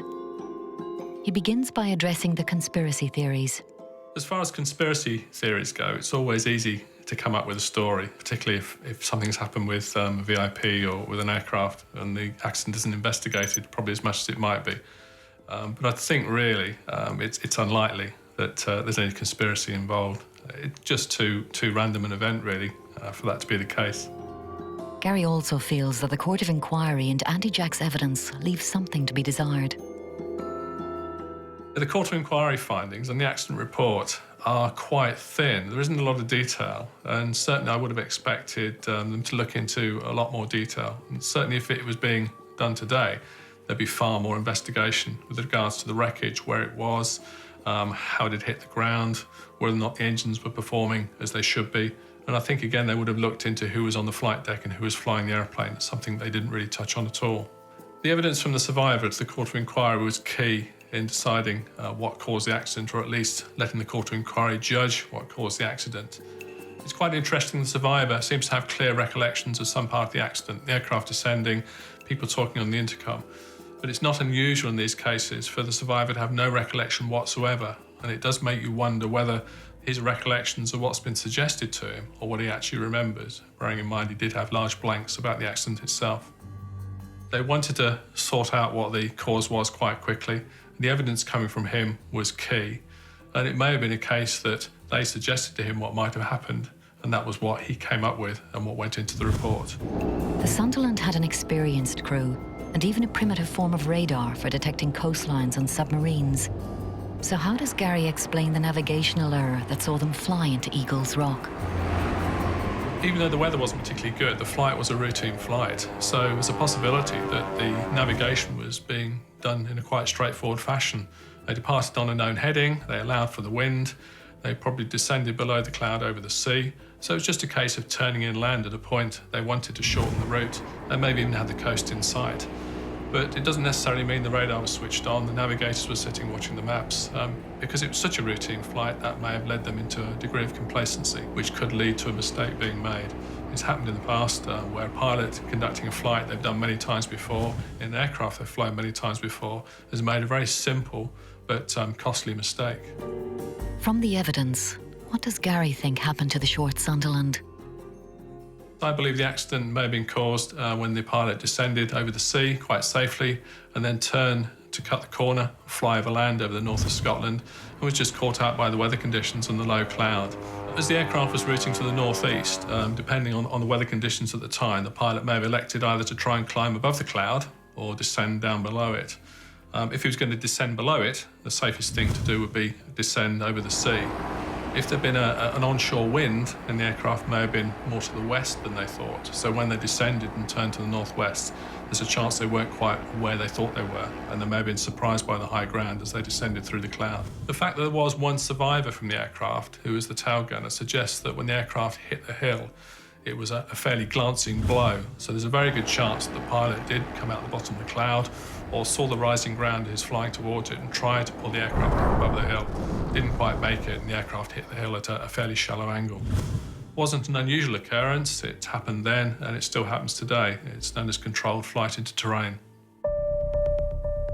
Could there have been another factor that contributed to the controlled flight into terrain?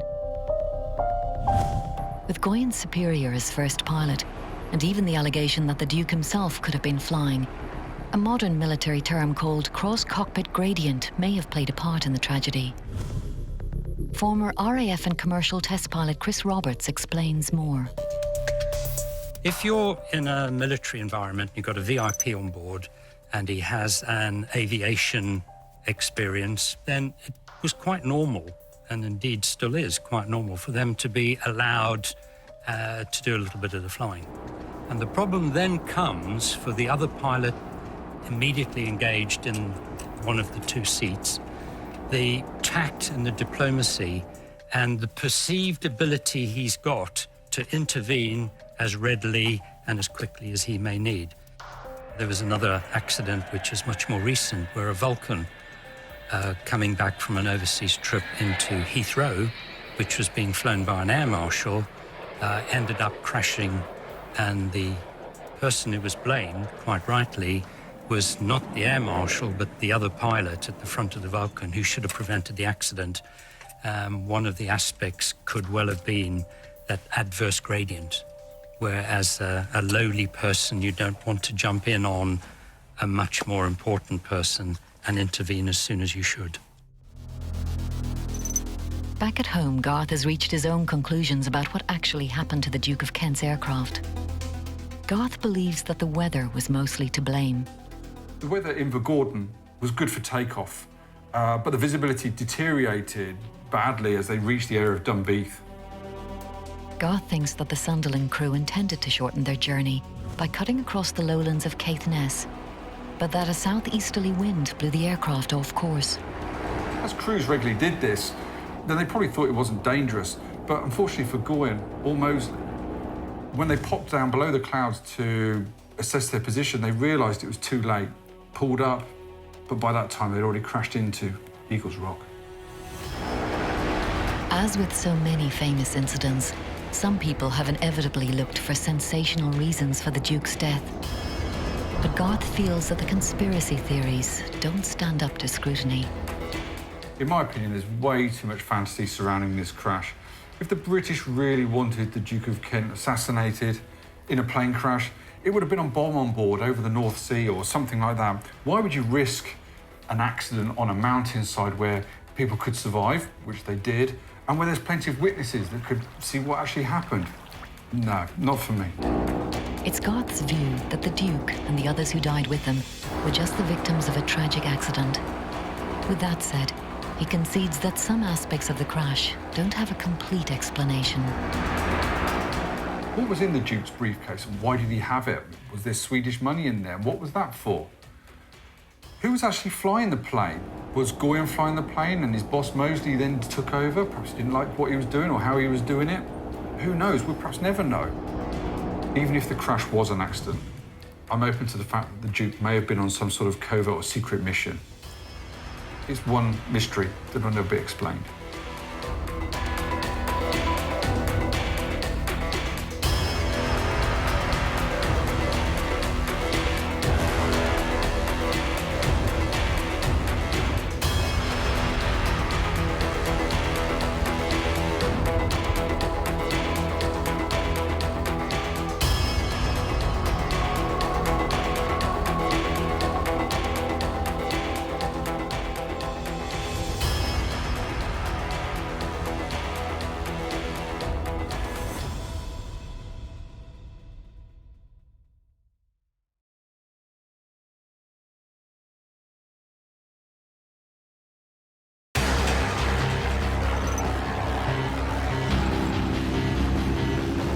A remote site on a cold mountain in Virginia, USA, and the short flight of a B-25 bomber that eventually claimed the lives of 5 young American trainee airmen.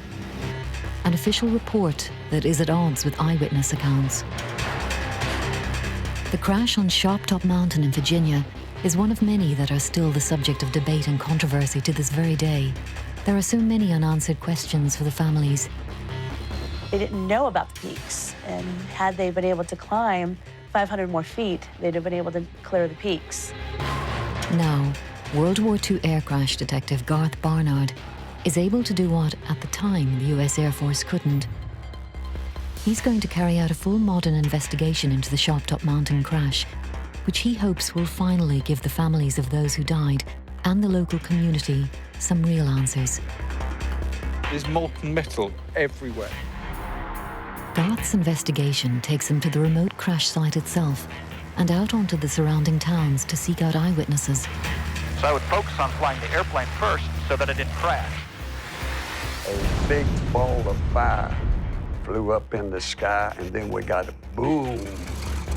He gets a unique insight into the challenges of flying a wartime B-25 bomber as he asks, what happened inside the cockpit that night? And was there anything else the pilot could have done to save the plane? Garth also asks if a similar crash could happen today. We're all human, and when we make mistakes, then catastrophe can still occur. He delves into the archives and speaks to crash experts, all to finally get at the truth behind one of the most infamous and controversial air crashes of the Second World War. There's more to this. There's something went on here. This isn't just a navigational error. There was problems with the plane.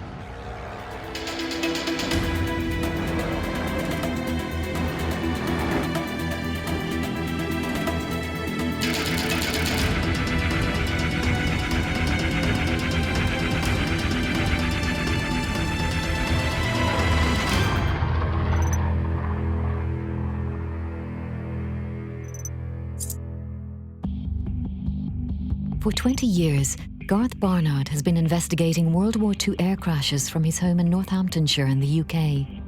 Garth's usual cases involve aircraft and crews from the operational training units of the Royal Air Force. But this time a crash involving an American crew on a training mission has grabbed his interest. I found a really intriguing crash here. It's in the US, and it happened in February '43 in Virginia. It looks like it was a navigational exercise that went wrong, or something went wrong, and killed the entire crew, sadly. And there seems to be a lot of unanswered questions, and we need to find out what caused the accident. A twin-engine bomber flies low over the rooftops of the sleepy American town of Bedford in Virginia. The engines make a deafening noise. Sparks and flames spew from the plane's exhausts. Townsfolk peer from their homes. Some rush into their gardens, where they can just make out the aircraft, fast disappearing towards the Blue Ridge mountain range, some 12 miles to the north of the town. In the cockpit of the plane, Second Lieutenant Paul Pitts, his co-pilot William McClure, and navigator Hilary Blackwell are feverishly checking maps to establish their position. They know they're supposed to turn over the town of Lynchburg, but are the lights below the right town? Suddenly, there's a tremendous fireball. The plane has smashed into the side of nearby Sharptop Mountain. Rescue teams rush to the scene, but it's too late. The 5 young crewmen aboard the B-25 aircraft are all dead, killed on impact. But why? What exactly caused the crash that cost the lives of 5 young men on that cold February night? Was it pilot error, engine failure, bad weather? Or could the men have been doomed before they even took off? From my research, I've done a lot of work on the British crews and the training of British crews, but not a lot on the American crews and the Allies. I don't know so much about that. And what we need to find out is what caused this crash and why were they so far off course? And, you know, were really the crew to blame, really? I mean, we owe it to these guys to find out.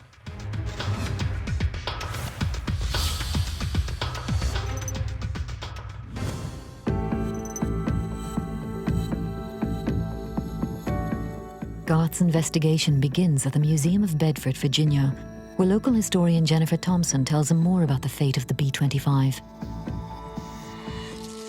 Was there a lot of aerial activity at the time? Not around Bedford, because there's not any kind of military base in Bedford or any in the neighboring counties.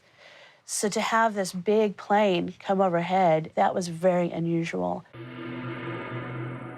It made the front page of the Bedford Bulletin a couple days later, which is our local newspaper, which is still around. And this is from February 4th, 1943. And this was quite interesting right here.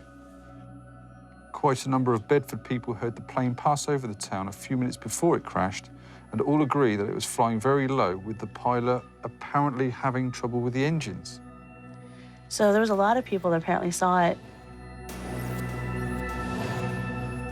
And Some of the descriptions was that they were afraid it was going to take out some of the taller buildings in town and take out some of the trees. And some of the witnesses that are seeing it, they're describing it, they're like, wow, this is really low flying, and it's flying right to the peaks. As you can see, it took off some of the trees as well. And there's still big pieces of the plane up there. If anybody's ever been on Sharp Top, it's a nice hike, but you can't find the wreckage on the trail. You have to go off of the trail onto the side of the mountain to find it. They didn't know where they were going. They didn't know about the peaks. And had they been able to climb 500 more feet, they'd have been able to clear the peaks.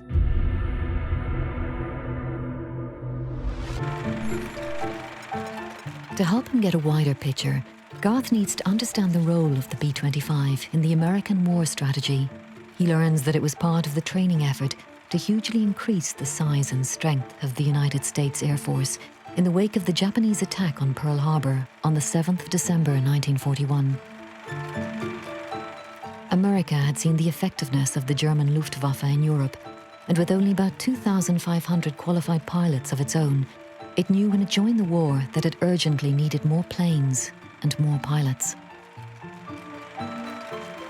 By the autumn of 1943, less than 2 years after Pearl Harbor, the number of trained American aircrew had increased from 2,500 to an extraordinary 93,000.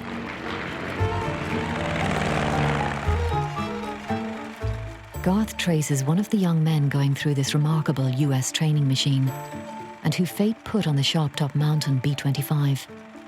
He was Hilary S. Blackwell from Santa Monica, California, who joined the Air Corps on the 8th of October 1941.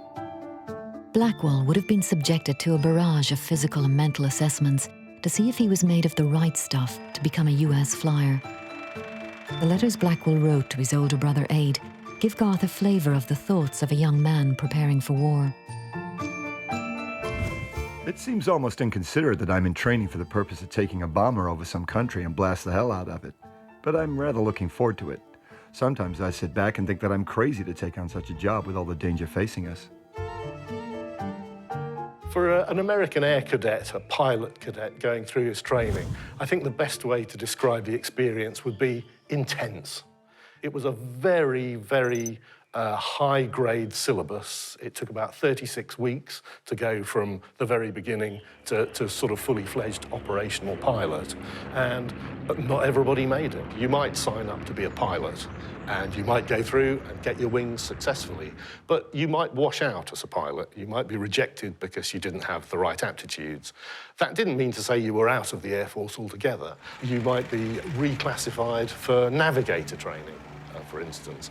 Now, if you tried being a navigator and you were rubbish at maths and had no sense of direction, then you might be washed out again, and you might train to be an air gunner, say, or some other aircrew role.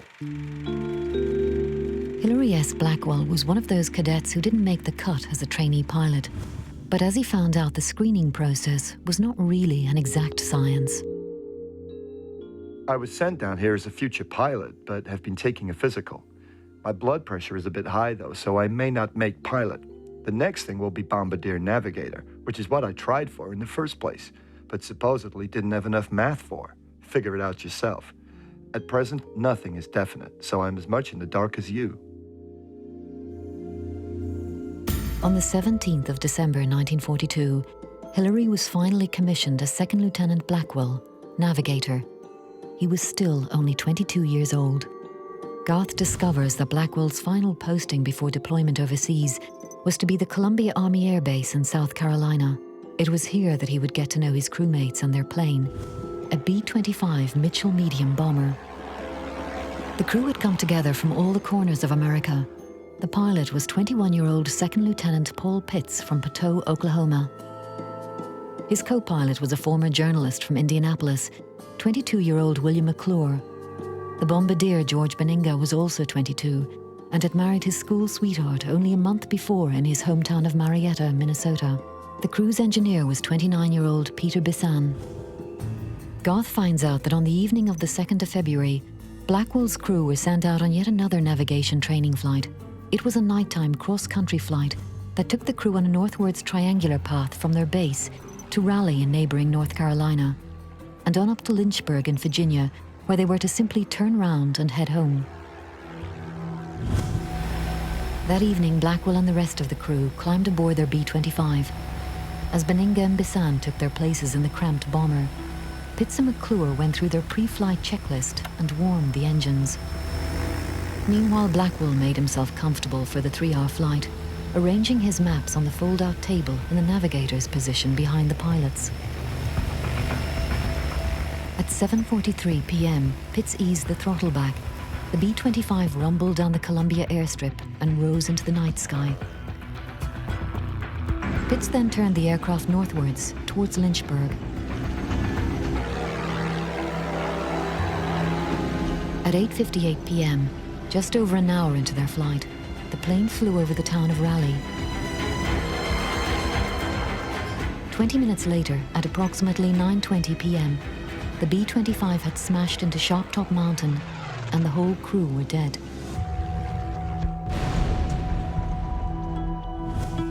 Garth has now to pose one very important question.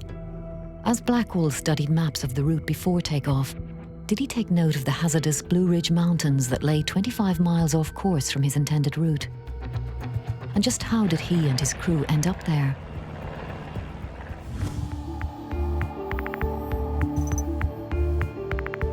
Garth has managed to obtain the official accident report for the B-25 crash on Sharp Top Mountain. The report contains eyewitness accounts and an official narrative of the crash. In the brief narrative of the accident report, it actually states here, and I quote, "Many persons in Bedford heard the plane go over, and most accounts indicated that it was unusually low altitude because of the loud noise. All agreed that the engines were running perfectly," which is a bit of an inconsistency when I've spoken to Jennifer at the museum, and she showed me a newspaper article which actually stated that the aircraft was very low, but it also added that the witnesses said that the pilot seemed to be having trouble with the engines. So, which is it? You know, there's a bit of a contradiction there as to what the problem was. I mean, did they even know the mountains were nearby? I mean, was it engine problems? Were they lost? These are all things we need to find out.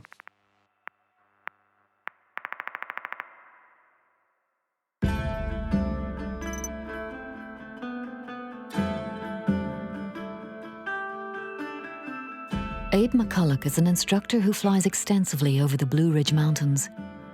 With his intimate knowledge of the landscape and the dangers facing a plane that unwittingly strays into the area, can Abe shed more light onto why the plane might have crashed?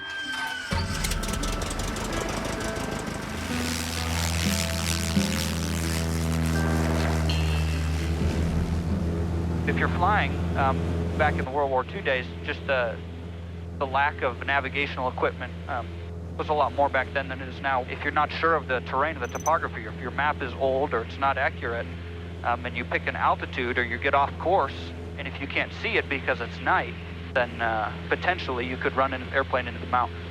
At night, what reference points would you use when it's completely dark?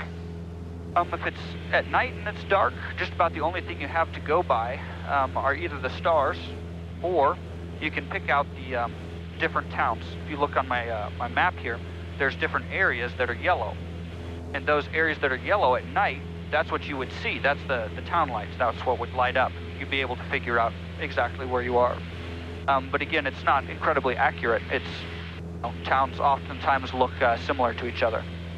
If you experience some kind of problem and you realize you weren't going to make it over the top of the mountain, what options do you have then? If I was distracted, if I had one engine quit and I was working on flying the other one, in aviation we say aviate, navigate, communicate. So aviate is keep flying the airplane. If one engine quits, it's very difficult to fly the plane. So I would focus on flying the airplane first so that I didn't crash.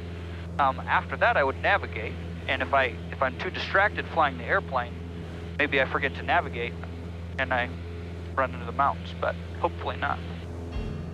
But certainly any distraction like that in the cockpit leads to a much greater chance of something bad happening. We're pretty much right on top of our destination. So let me point it out to you. That lake there behind you, do you see that? Yep. That's the lake, okay? So if you go straight up this peak, that's where the accident is. You can kind of see the trail there. As Garth gazes out over the Sharptop Mountain crash site for the first time, he now knows that flying in the area was always going to be very hazardous, particularly for an inexperienced crew. But how could they have become so lost? Even though it was a nighttime exercise, the accident report confirms the weather was fine with clear visibility, which meant that Blackwell should have been able to use the stars and the lights of towns as visual cues to keep the plane on course. If the weather was perfect for flying, then there should have been no reason for the plane to fly so low to check their position. Garth considers an alternative reason. Could engine trouble have been the cause? To help him find out, Garth must first discover if the B-25 was a reliable aircraft.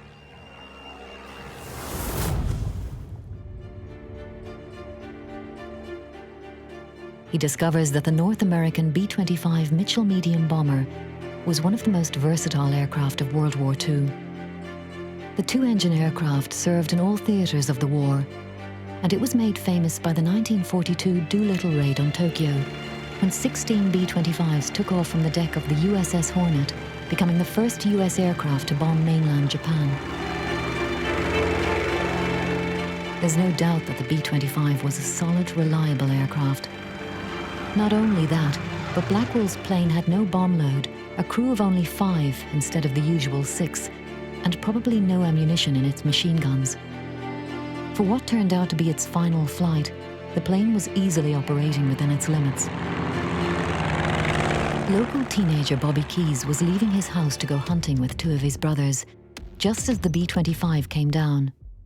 He saw and remembers the whole tragic episode. This plane was coming and looked like it was going to come pretty close over us. In fact, it come right over our barn. And it was spitting fire, you know, like an old car.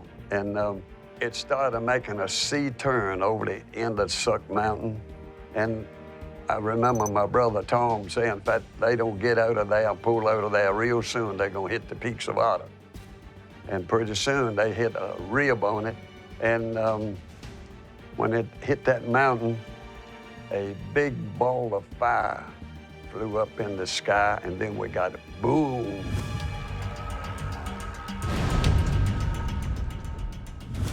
In a few seconds, another big ball of fire went up, then we get another loud boom sign. My understanding, they flew out of Carolina, and the plan was they're supposed to turn over Alta Vista, which don't have no mountains they didn't have to worry about running into if they'd have just made the turn over Alta Vista. Garth is fascinated by this new theory. Alta Vista is a small town 25 miles to the southeast of Bedford and 35 miles away from Lynchburg, the B-25's turning point. Is it possible that Blackwell and his crew mistook the lights of Bedford for those of Alta Vista? The immediate surrounding area is certainly relatively flat, and the crew would not have been expecting any mountains between that town and Lynchburg. Does this explain why they flew straight into Sharptop? And Keyes introduces another fascinating possibility, something that is at odds with the official report.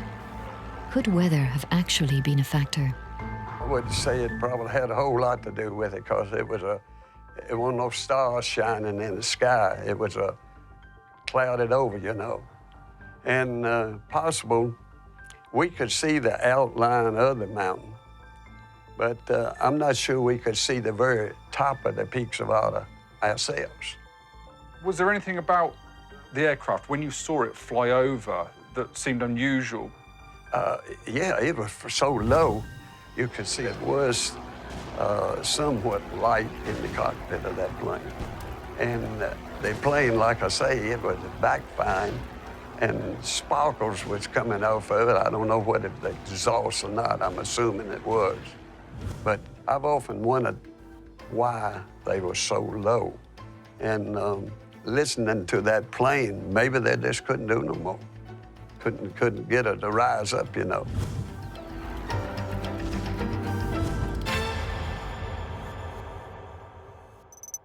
That was a fascinating chat with Bobby Keys. He's thrown up another inconsistency with this crash.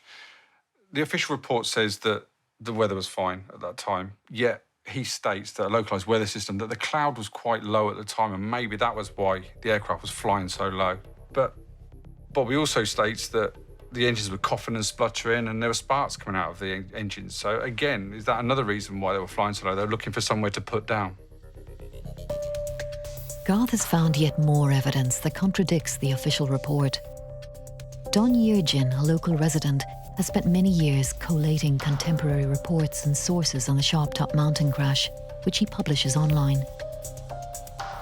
One newspaper account published the day after the crash contradicts the official story. I'm looking here at an article from the Roanoke Times from February 1943. And in it, Mrs. Morgan, in the article, she states that she saw the aircraft circling the town of Bedford, which kind of ties in with what Bobby said, where he said he saw the aircraft make a turn before it hit the mountain. So it didn't just fly straight into it, it was turning. So that's two eyewitnesses that both disagree with the official version of events. It's an intriguing theory. Did Blackwell's B-25 fly low because the crew couldn't see through localised clouds and had become lost? Or were there problems with the engines which meant that the crew had to look for a place to land? If lights were on in the cockpit, it would certainly suggest that there was some confusion on board the B-25 that night. Can the crash site itself reveal any more valuable clues?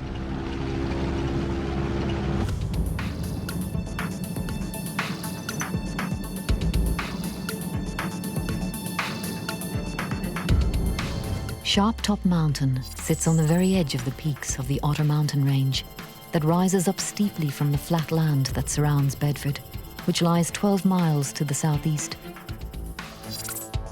A path to the summit snakes up the western side of the mountain, but the crash site itself is approximately 1,000 feet below the top. To reach it requires dropping off the marked track and descending down the sheer eastern face until the scattered wreckage is found.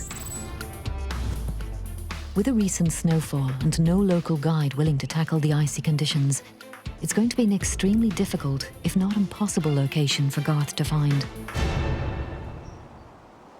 As Garth starts this stage of his investigation, he gets a real feel for how hard it must have been for the rescue teams of local people who went up the mountain the night of the crash.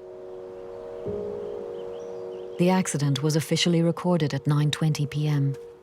and within half an hour, the first helpers were already on their way from Bedford. With a light snow hampering their progress, the first rescue team didn't reach the crash site until 12:30 a.m. June Good's husband was one of the men that went to help. I can remember that he told me he went up there as a member of the crew, and it was a hard climb. It's a rocky mountain. The odor of the burning bodies was just dreadful.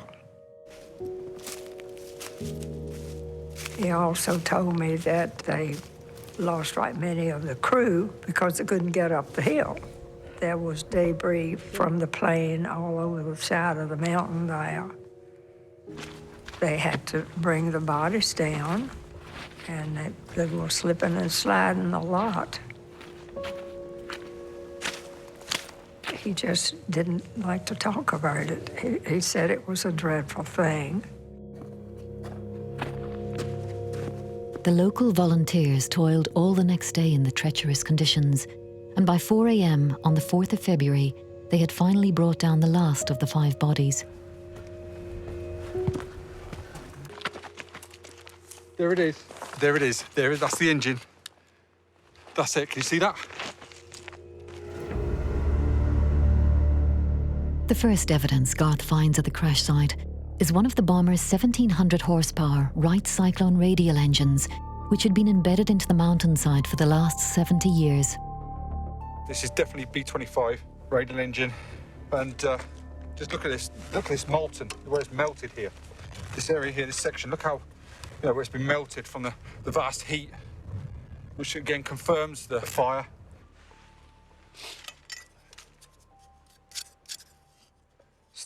Still got the olive green on it. Obviously a piece of bodywork torn away. And here, look, there's a mark, and You can see here the serial number after 70 years. The wiring on these secured nuts here is so shiny, it's like it was put on yesterday. And these are secure here, but these have just been pulled out by the destructive nature of the impact. It's just amazing to see, absolutely amazing. There's more wreckage here. You can actually see it here, the twisted wreckage here. On the side of the mountain is a vast sea of tangled metal that stretches far down the peak. In the original report, a large debris field of approximately 600 feet was recorded. But over time, the wreckage has moved position, with some pieces gradually working their way down the mountainside.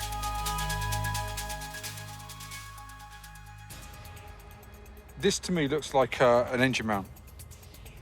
You have the circular construction area here, which would hold the radial engine in position. But I'm just shocked by, as far as the eye can see, you've got wreckage in both directions. And the surprising thing is, there's molten metal everywhere. This, you know, there must have been flames. I mean, it must have been a scene of devastation. This must have been seen from miles away, absolutely miles away. In 1943, the original investigators' crash theory was that as the plane was climbing, its propellers caught the trees of the ridge and their branches pulled the craft into the side of the mountain. By being here, you sort of understand the scale of it all. I've spoken to a lot of people and I've visited the crash site. You sort of understand, or get an understanding for what really happened up here. But there are still questions to be asked about, you know, what sort of condition the aircraft was in before it impacted. Well, after talking to the witnesses, there's not just one witness that's actually said this. That one of the engines was on fire. It was making a horrible noise before impact. So there was something going on there. And even though the official data suggests that the engines were running fine and it was all okay, there's more to this. There's something went on here. This isn't just what I consider to be just a navigational error. There was problems with the plane.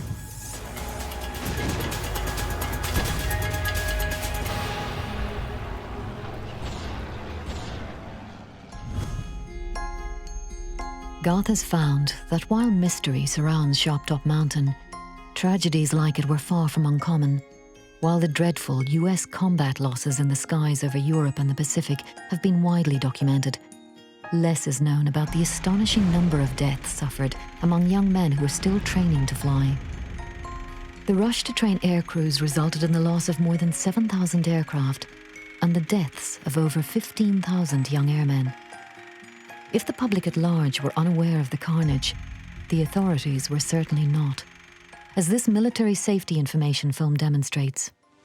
In nearly every case, disregard of instructions, failure to observe tech orders, flight checks, and weather maps change a happy landing into scrap that will never get into the scrap.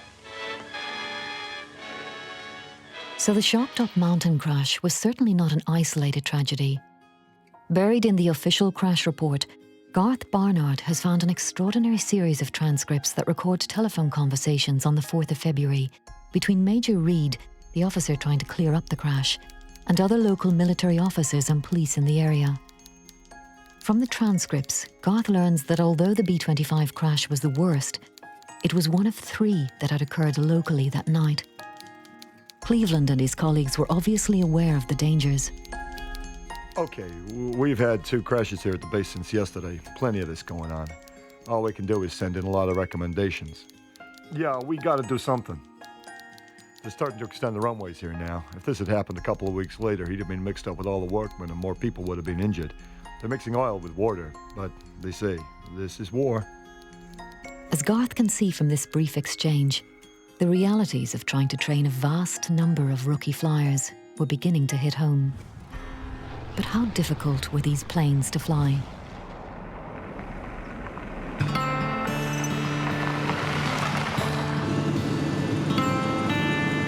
The Arizona wing of the Commemorative Air Force preserves a number of historic World War II aircraft. For Garth, this is a unique opportunity to further his investigation by experiencing a flight in a B-25 bomber for himself. Retired airline pilot Spike McLean flies the commemorative Air Force's B-25, named the Maid in the Shade. Hi, how are you? I'm good, thank you. Glad to meet you. Yeah, good. Welcome to the Maid in the Shade. Lovely, thank you. Let me show you around. Oh, yeah.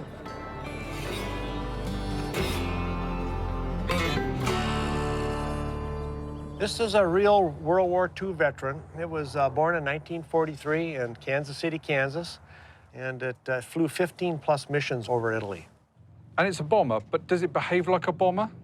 It is a bomber, but it was a light bomber, but it behaves halfway between a bomber and a fighter. It's got a lot more fighter in it than bomber. It only had about a 4,000-pound bomb load to it. But where the airplane really shined is in the South Pacific with all the machine guns on it. Low-level strafing, much like the A310 Warthog it does today. What's it like to be in this aircraft and to fly this aircraft? The aircraft is very fun to fly. It's very, very maneuverable. It's very quick. It's got a lot of inertia. Very, very responsive for a pilot standpoint. How about we just go for a ride? Okay, sounds good.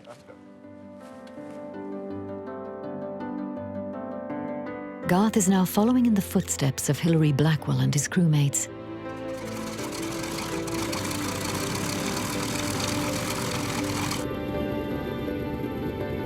Can his flight help answer the questions about the flames seen coming from the engines of the B-25 over Bedford?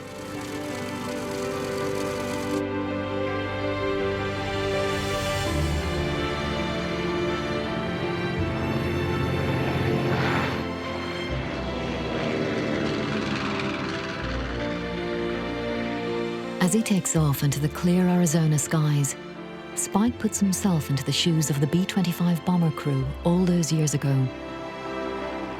If I was known that I was lost, I would probably gain altitude if I didn't know the surrounding terrain around me. You'd always want to be higher than the terrain.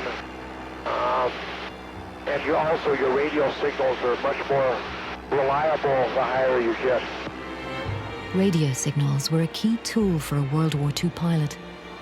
In addition to communication, a device called an automatic direction finder was able to trace the strength of a signal from a given radio source to confirm a plane's exact position.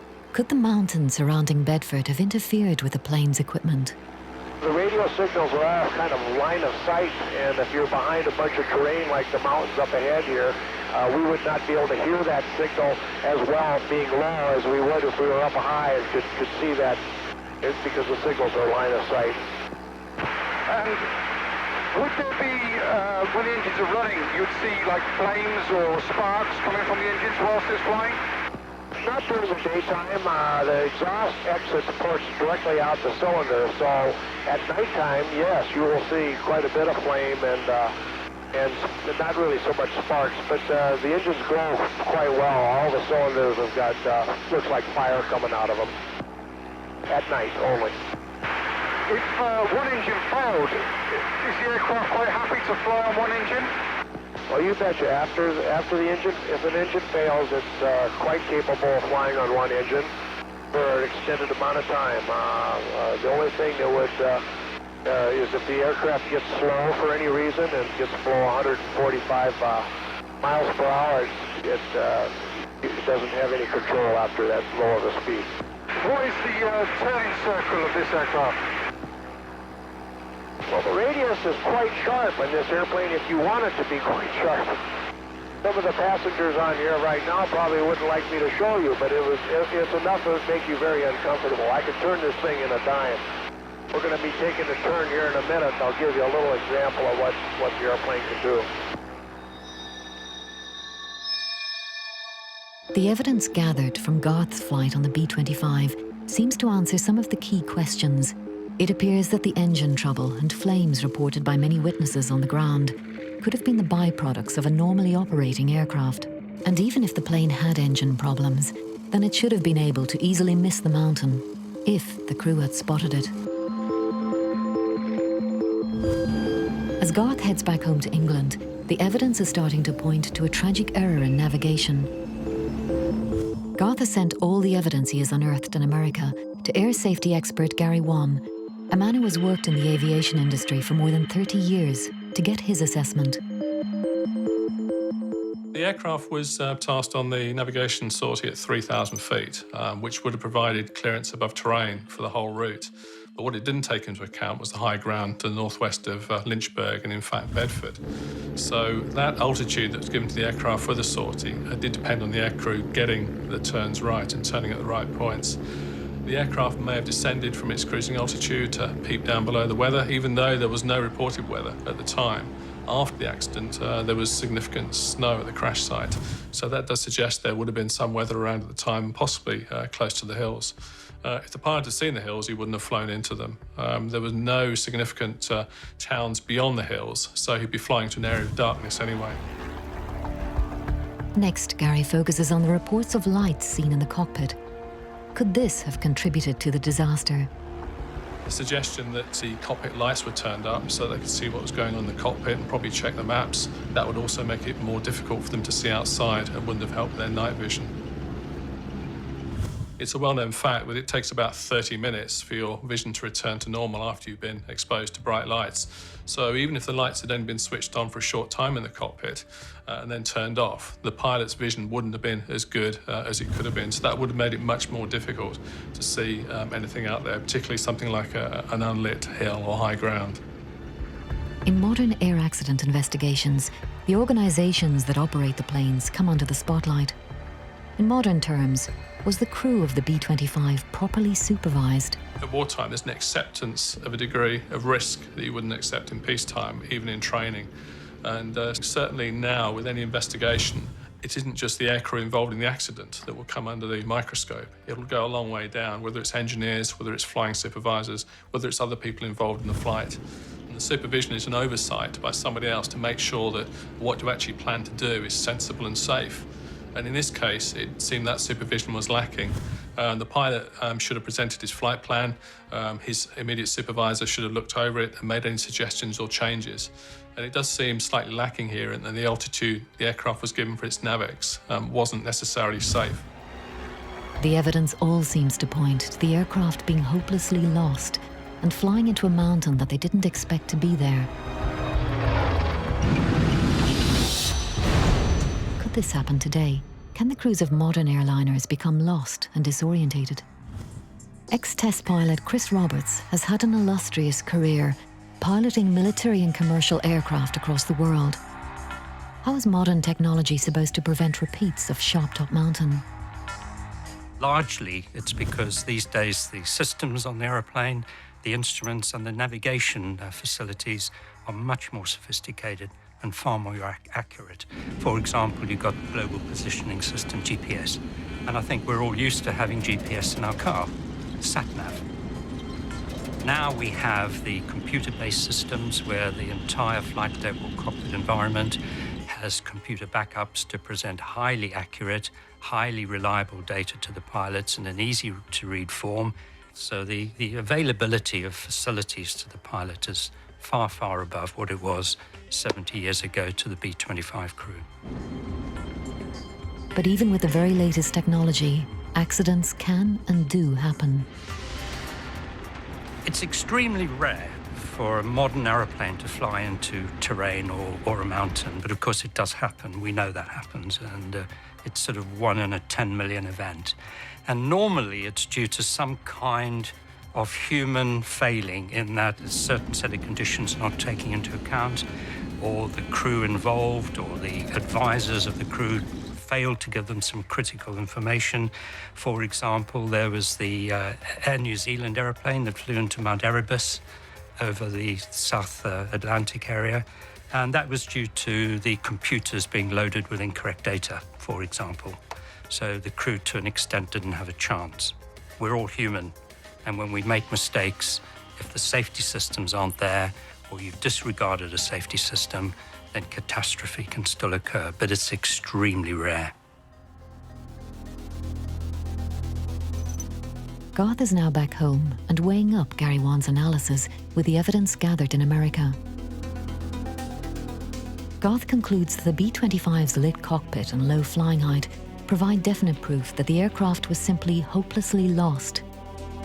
As the plane managed to climb high enough to hit Sharp Top at roughly 3,000 feet, there was nothing wrong mechanically and there were no problems with power. So where do they think they were? The east-facing crash site location and Bobby saying that the aircraft did a C-turn over Suck Mountain is key to the investigation. Suck Mountain is 8 miles north of Bedford and is 2,178 feet in height. Perhaps Blackwell became confused. If we suppose that Blackwell mistook Bedford for Lynchburg that night, then the height distance of Suck from Bedford is very similar to the mountain north of Lynchburg called High Peak. At nearly 3,000 feet in height, High Peak Mountain sits 11 miles north of their intended turning point of Lynchburg. The change in the landscape might have been enough to convince Blackwell that they were over their intended target and that they needed to turn round and head home. This is where Garth believes the report is wrong. According to the report, the plane flew straight over Bedford and into Sharptop, but it hit the mountain from the east. This would mean that it's way, way off course and coming from a completely strange direction to agree with the report. It must have made a turn. If the crew made a turn to the west between Lynchburg and High Peak, then they would have cleared easily any of the high ground to the northwest of Lynchburg. If they had tried to do that near Suck, then they would have flown straight into Sharptop. I believe the crew thought they knew where they were. They thought they were heading home. But because of their actual position, they didn't make it. Garth cannot be 100% sure of his theory, but he's more certain about where the blame for the crash lies. With a recommendation in the report that in future, all crews should fly at least 2,000 feet higher than any obstacles between their beginning and end locations, and 100 miles beyond, Garth believes the Air Force gave a tacit acknowledgement that they had got it wrong. The altitude that they were briefed to fly at was obviously way too low for that route. Why else would they have mentioned it? But this was wartime, and the US Air Force was relatively young, and still feeling their way around in training such a large amount of men in such a short space of time. The war was raging, and men and machines were needed for the Air Force. This rush to maintain their war effort was bound to result in mistakes, but the figures bear repeating. During the Second World War, more than 15,000 men lost their lives on training flights in the United States. On a lonely mountain in West Virginia, those 5 young men in their B-25 became just another part of that extraordinary number.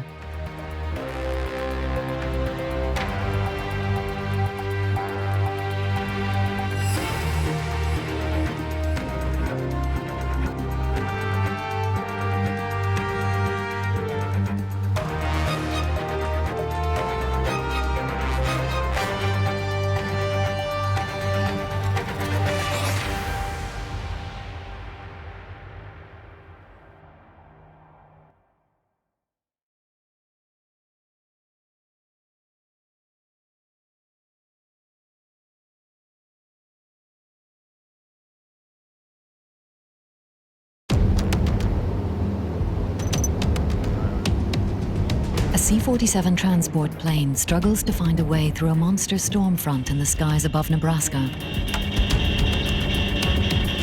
Suddenly, there's a massive lightning flash, and the plane falls from the sky. The crash leaves a scene of complete devastation on the ground. There are some sights that I've seen, and I just had to leave. When I was young, I just couldn't take it.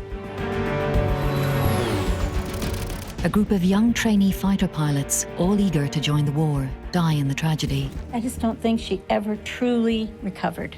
There was this 24-year-old young man on that plane. That was my dad. Official investigations at the time are unable to agree on the exact cause of the crash. There's a lot of unanswered questions about what really caused the accident. The relatives didn't have any idea what happened. So what caused the C-47 crash more than 70 years ago? Was it the severe weather conditions? Was it structural failure? Or perhaps tragic human error? Maybe lightning struck one of the fuel tanks and caused it to explode.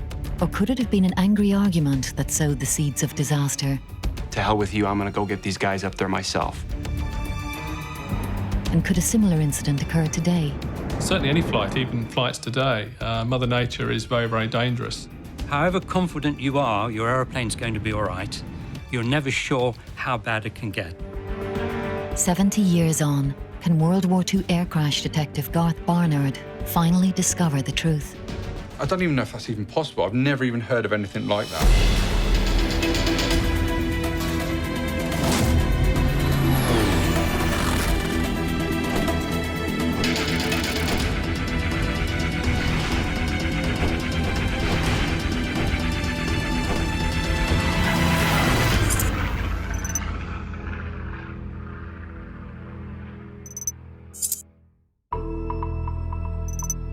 For more than 20 years, Garth Barnard has been investigating UK World War II air crashes. They are his passion. Garth's usual cases involve RAF aircraft and crews, but today something very different has caught his eye on the internet. I was looking over historical forums recently and I found reference to a crash of a C-47 where 28 people were killed. That's a huge loss of life for a wartime accident, and there seems a bit of uncertainty as to what actually happened, and I really need to find out more. Another hot and humid day is drawing to a close on Bruning Army Airfield on the Great Nebraskan Plains of the USA. A C-47 transport plane is getting ready to take to the air. The plane, piloted by Captain Stanley Meadows, is about to ferry 24 trainee fighter pilots and flight instructors on a routine flight up to the Pierre Gunnery Range in neighboring South Dakota. Captain Meadows at the time was Assistant Director of Training. He was essentially the third person in charge on the base. Meadows' co-pilot is Captain Robert Bud Bowley, a married 25-year-old. He was fun, he was happy, he was well-liked, and he was very handsome. Among the other passengers making the trip are the unmistakable Jolly twins, who are heading to Pierre to continue their training on the P-47 Thunderbolt fighter. They both got to the Air Corps, and they got there together. They're pretty enthusiastic about flying the Thunderbolt. An hour into their flight, as it flies over the small town of Napier on the South Dakota-Nebraskan border, the plane runs into problems. The hot August weather has created a stormy weather system, and a huge menacing range of thunderclouds now blocks its route. The pilots are expecting a possible problem weather front, but what they now face is the stuff of nightmares. Weather in Nebraska can be pretty dangerous. It can be very intimidating. It can change really quickly. You can have a normal summer day. In the morning, you're out playing, and that afternoon, you could have thunderstorms and tornadoes rolling in. Really heavy winds, dangerous lightning and hail. I mean, it's really eerie. It's really scary. As the plane flies nearer to the storm, it's buffeted by strong winds and high turbulence, and Captain Meadows realizes he has to find a gap in the clouds through which he can safely fly the aircraft. Suddenly, there's a huge lightning flash, and the C-47 is put into an uncontrollable dive. Meadows and Bowley struggle desperately with the controls, but to no avail. Seconds later, the aircraft smashes into the rain-soaked hillside. All 28 passengers and crew are killed instantly. From what I've read, it seems like the aircraft was brought down by adverse weather conditions. The C-47 is a very robust aircraft. So, could turbulence have brought it down? I mean, could a lightning strike have actually brought it down? I mean, the pilots were aware of the adverse weather conditions, so why did they even risk that? This was one of the biggest crashes of wartime America, and I just got to find out more.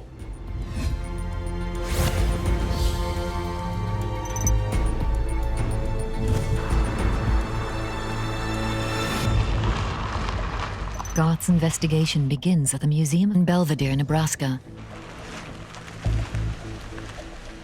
Together with original researcher Dale Husky, local author Patrick Healy has spent many years researching the mysterious crash that has become known simply as the Napier 28. Well, I think the fascinating part for me was the number of casualties and the fact that there was such a horrific accident, there just wasn't any information available. Not a lot of people knew about it. The casualties on board weren't just names. They were human beings who had lives, who had stories before the crash. And I had found a photograph that a widow had sent me that shows Captain Meadows, the pilot, and Captain Boley, the co-pilot of the plane that night. So it really brings the story to life. It gives it a human face. It tells their story. Patrick shows Garth the official accident report that was compiled in the aftermath of the crash by senior US AAF personnel at Bruning. This basically covers everything from the weather conditions, the condition of the plane, photographs of the wreckage, maps of the crash site, witness statements, affidavits from people on the ground at Bruning, the weather officer, the flight line officers, and so forth. So if you really want to learn the facts about what happened that night from the Army Air Corps' point of view and from witnesses' standpoint and the accident investigators, the accident report is a great place to start.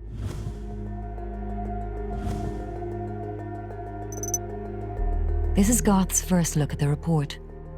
What information does it reveal about the doomed plane? This is the official accident report for the C-47 crash, and it presents a detailed and a horrific account of the final moments of that aircraft. According to the investigator's account, the C-47 flew into a storm cloud where a massive lightning flash caused the motors to stop. Moments later, the plane was seen exiting the bottom of the cloud at a steep angle before rolling over onto its back as the right wing and other parts of the plane came away from the fuselage. The aircraft then crashed into a shallow ravine and slid to the bottom where it was engulfed in flames.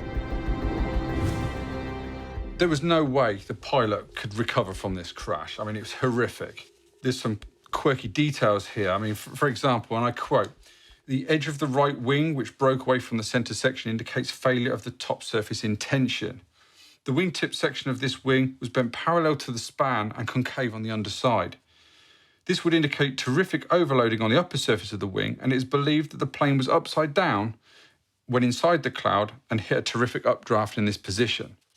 Well, when we look at that, when most aircraft, the wing fails, the wing is going to fail in an upward direction. In this instance, the wing went underneath the aircraft like this. I mean, I don't even know if that's even possible. I've never even heard of anything like that. The report confirms that the plane was sound mechanically and that it had been flying through other moderate turbulence without problems in the days leading up to the crash. On the face of it, it seems to have been some sort of extreme weather event that caused this crash. But can lightning and turbulence really cause such a catastrophic event? I mean, and also, if the weather was that bad, why would the pilot push on through? It didn't take long for suspicions about the crash to arise, and rumours to start that were met by a wall of official silence.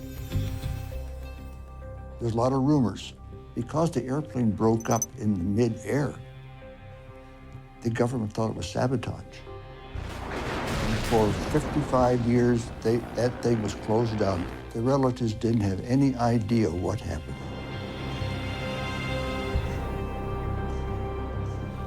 And what of the grieving relatives? How did the tragedy affect them? Garth wants to find out more. He finds that Bud Boley, the co-pilot, was only on the flight by sheer chance.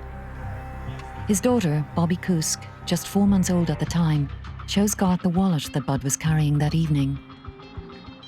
You can see the billfold or the wallet is just really in tough shape, but it's been through a lot.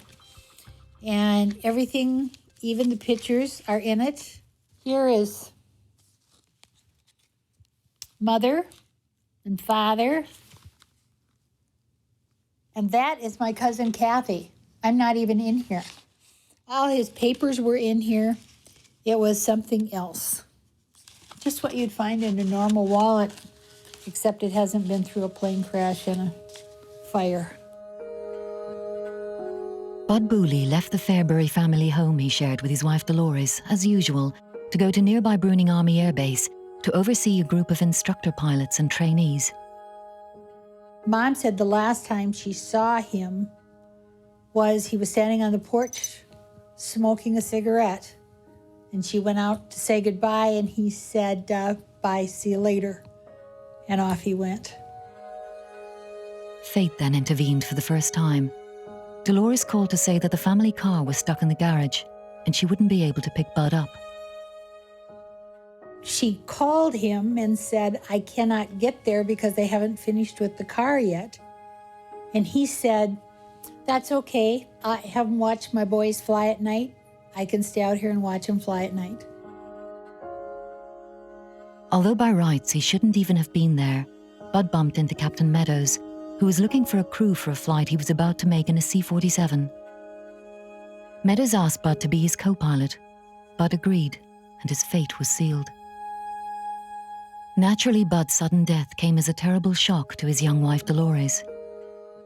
She was just in such a state of shock, and she said, I was 23 years old. I felt my life was over. And she said, I wouldn't let go of you.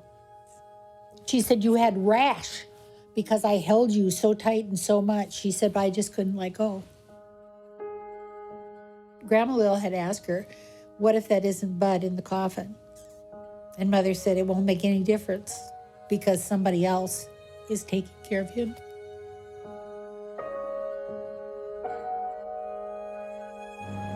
To help him, Garth feels that he needs to understand a little more about the men who died in the C-47. Why was it so important for the plane to push on through the terrifying storm?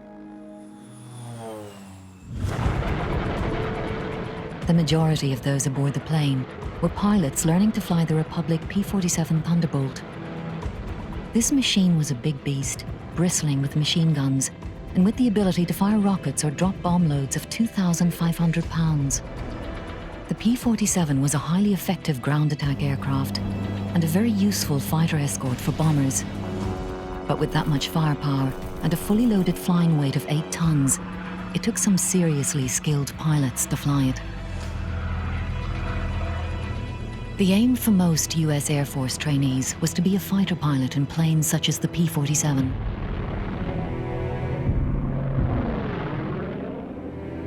Clayton and Leonard Jolly, who were twins from California, were those sort of men. Already enlisted in the infantry and promoted to second lieutenants by 1943, they were confident young men who had come to see flying as a way to improve their odds of surviving the war, as this letter written by Clayton to his parents makes clear. There's nothing about this mess that is safe. When you get to combat, the bullets don't go around picking out the bum ones. Len and I both feel that when you're up in a plane fighting, the best man wins. I think my dad was a little envious of the twins because here were these two good-looking guys that just seemed to do everything. They were stars on the football team, and they had, I don't know how many girls, but they had a lot of girls chasing them. They were just good-looking guys, very popular, and he looked up to them and had nothing but wonderful things to say about them. By mid-1944, Clayton and Leonard had transferred from the infantry, been through flight school together, and had arrived at Bruning Army Air Force Base in Nebraska to finally get to grips with the P-47. As he tries to piece together the story, Garth wants to know more about life at the base, the life of which the Jolly twins were very much part. Built in 1942, local historian Janet Bartels has extensively researched Bruning's wartime past. The role of the airfield was to train pilots to fly the P-47s, and they would do a lot of low-line flying and dogfighting maneuvers to practice, so their skill level was very, very high. To run the airbase, there were 500 civilians and over 3,000 officers working here at the airbase, so there was a big influx of income and money into the area. Corrine Baruth Kortzman worked on the base during the war and remembers the pilots well. They were very sure of themselves. That's the reason I never dated them. They were aggressive. Let's just say they were aggressive. They were fun-loving, that they were. It was busy, and there were planes flying all the time. It was very exciting until the war started touching, and then it became serious business.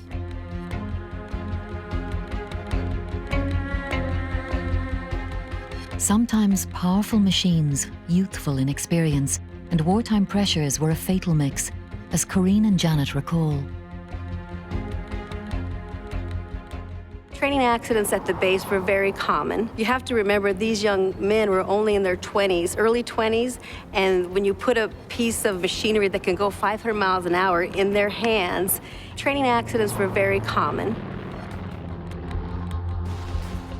It seemed like for a time that we had one every day. One day this plane came over the roof, flew so low, and as it went over, I said, oh boy, the base commander's going to be court-martialing him. And just then, there was this crash, explosion, and my boss ran out of his office, came back about 40 minutes later, white as a sheet, told us what happened. This pilot had flown into a telephone pole and decapitated himself.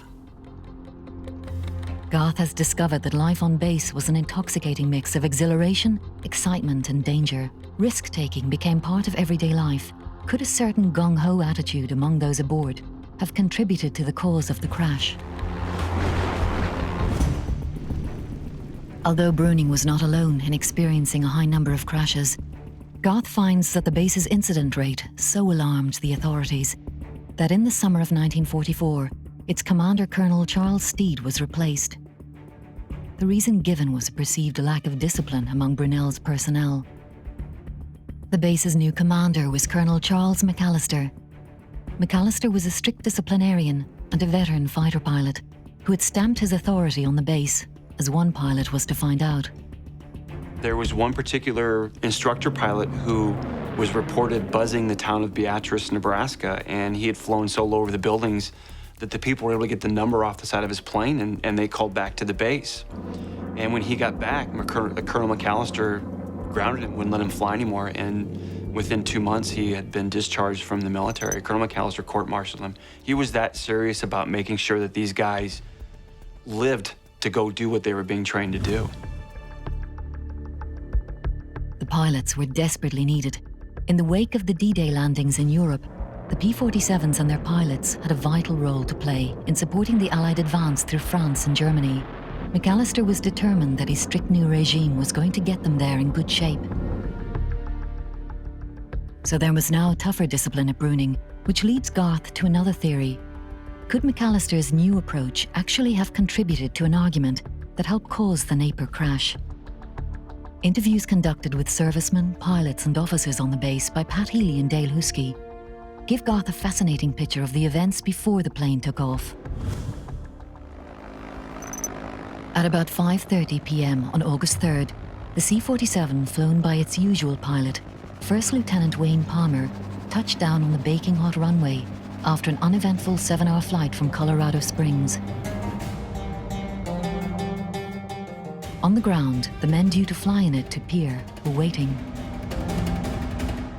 Palmer and his crew retired to the officers' club to grab a meal, a drink, and a well-deserved rest after a punishing few days, but they were met by Captain Stanley Meadows, the base's third in command. Captain Meadows was clearly impatient to get the C-47 back up in the air and the trainees up to pier as soon as possible.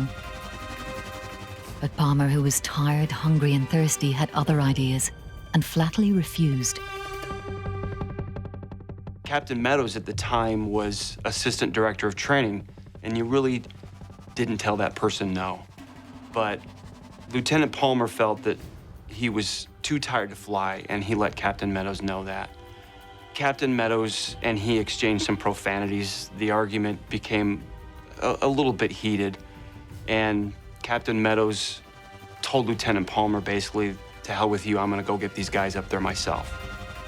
An angry and agitated Meadows stormed out and set about finding a new crew for the flight, a crew which included the unfortunate Bud Boley. With a crew in place, Meadows went over to the weather station to hear the weather forecast. Meteorologist Lieutenant Theodore Gianos was on duty that evening. In the official accident report, Gianos stated that he had warned Meadows about powerful thunderstorms forming just south of their destination. He alleges that Meadows seemed anxious and in a hurry to leave the station, and that as he did so, he muttered that there was just too much weather on the report Gianos had given him.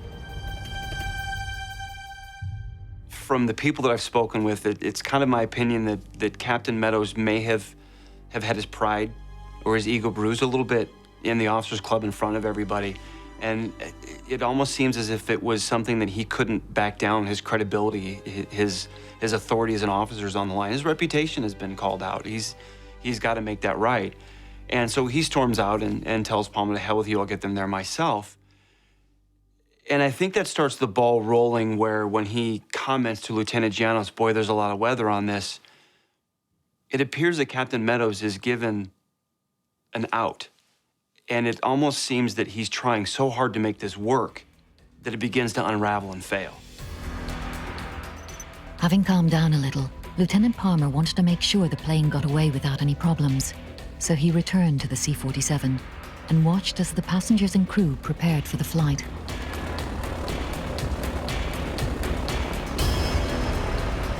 By 7 p.m., the C-47 was at the end of the runway, waiting for clearance for takeoff. 5 minutes later, the control tower gave the signal, and the heavy plane lumbered down the runway to begin what was to prove to be its last flight.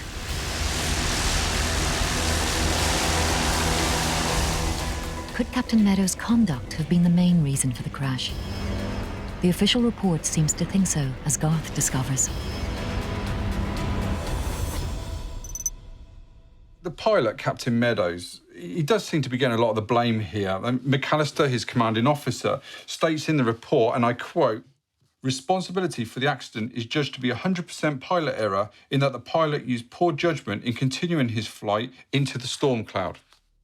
Pretty damning stuff. However, the base's accident committee was not quite so sure. Their report apportions blame as 50% pilot error, 25% material failure, and 25% poor weather forecasting. But there was a sting in the tail. And the committee have this little punchline, and I quote, "The pilot was not adequately cautious with due consideration for the worth of his cargo." That's pretty damning again. But they do go on to state that they knew Meadows and how he flies, and they also believe that he never would have actually entered a thundercloud like that. So had Captain Meadows acted recklessly? Perhaps. But Garth has found another piece of evidence that might give a clue as to why the C-47 crashed. In addition to the anecdotal evidence that Meadows was in a rush to get out of the weather station, we also have the fact that he miscalculated his takeoff weight. He actually stated and wrote down here in the official document that it was 27,537 pounds, when the investigators recalculated that to be 29,100 pounds, which is actually over the recommended takeoff weight. It's certainly true that in wartime, rather conservative weight safety limits for aircraft were sometimes exceeded, and that the report doesn't see extra weight as a significant factor in the crash. But for Garth, this information gives more valuable insight into the situation. The weight was approved by another officer, so you can't completely blame Meadows. And if he was in a rush and not the sort of person you'd say no to, perhaps the other officer said, just go on your way. At the end of the day, Meadows didn't have a death wish, and he knows the capabilities of the plane and the operational limits. So why would a plane like that just fall out of the sky? Could lightning and turbulence really bring down a C-47 like that? Even though he had warned Meadows about the weather conditions en route, the meteorologist Gianos didn't try to stop the flight. Obviously, both he and Meadows believed that the rugged C-47 could handle the conditions. Was their faith justified?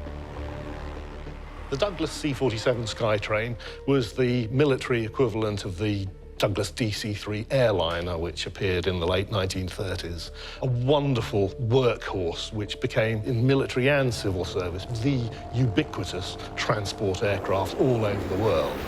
It was very rugged and dependable. The structure was very strong, and it was a very capable design. It was one of those aircraft that they just got right. Garth needs to see for himself if a Douglas C-47 could withstand the flight through a thunderstorm. If it could, what could have caused the aircraft's right wing to tear off mid-flight? Rick Adams, a pilot from the Arizona wing of the Commemorative Air Force, has been flying the force's C-47 in demonstrations throughout the United States. In the 5 years he's been flying the aircraft, Rick has encountered all types of weather conditions. There have been numbers of incidents where they have actually flown into very severe thunderstorms and survived fine. We have had close calls, if you will, on normally, bright, sunny days, but there is storm activity and you go out of your way to avoid it. We've flown the plane in fairly turbulent weather, and it's got a 95-foot wingspan, and so it tends to absorb an awful lot of shock. But I've seen hail come out of the top of a thunderstorm that may spit it out 10 or 15 miles. And so you don't have to be that close to the proximity of a thunderstorm and have, incidents happen. Witnesses state on the Napier aircraft that the wing collapsed underneath. Do you have an explanation for that? I really don't. I've seen lots of World War II footage, and traditionally the wing collapses to over the top just simply because it stops creating lift.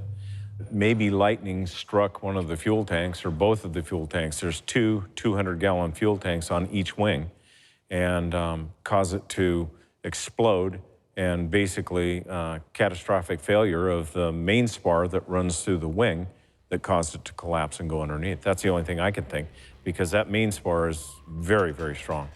And it would take something like that, like an explosion, I would think, to cause that to happen. And it would be catastrophic. Can a lightning strike cause an aircraft to explode? At the Morgan Body Lightning Laboratory at Cardiff University in Wales, Professor Manu Haddad leads the team who regularly test modern aircraft parts for their ability to withstand a lightning strike. Does he think lightning could have played a part in the C-47's crash? The aeroplane is designed more or less in a way that it replicates a Faraday cage with the exception of the windows. If you have a box that is completely enclosed with metal, inside it there will be no electrical field. So when lightning hits the aeroplane, it will tend to flow on that shell, which is a metal shell. And we refer to this as a Faraday cage because it's protecting whoever or whatever is inside the cage. So if, say, a lightning strike attaches to the nose of the aeroplane, that will dissipate easily either to the tail or through the wings, depending on the actual position of the aeroplane.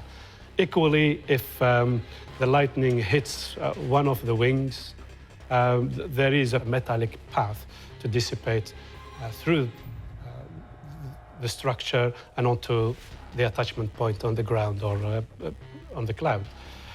Any other part which is sort of non-conducting away from these areas will be safe. Because it's metal, it's very unlikely that it'll cause major damage. However, if you combine this with other weather conditions, such as wind, you may create a situation where that lightning strike could touch a sensitive part of the aircraft, such as fuel tank areas or pipes going into the engine. It's very tiny, but without being there, it's very difficult to tell. There is even some debate about whether the flash seen in the sky was caused by lightning at all. Ex-fighter pilot Dale Husky was one of the first people to investigate the Napier mystery. 5 or 6 people said they saw the airplane flying at a flash of light. Now, some people says it was lightning.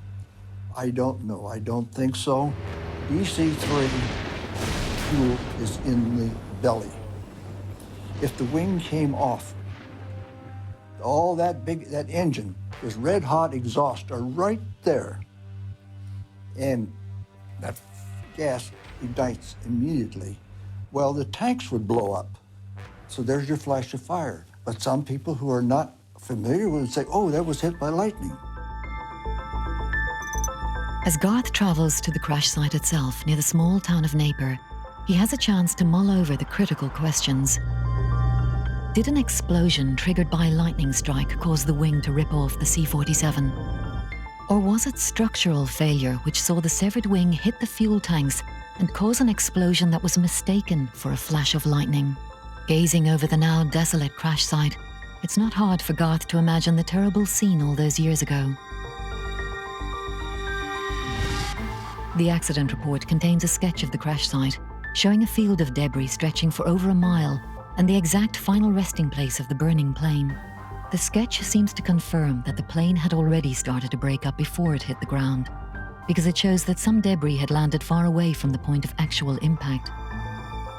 This was backed up by one witness statement contained in the report, which also reports a flaming light that could be seen in the fuselage. But the other witness statement disagrees. It says, "I did not see any pieces flying off the airplane at any time, nor did I see any fire on the plane while it was descending." So which version is correct? At what point did the plane catch fire?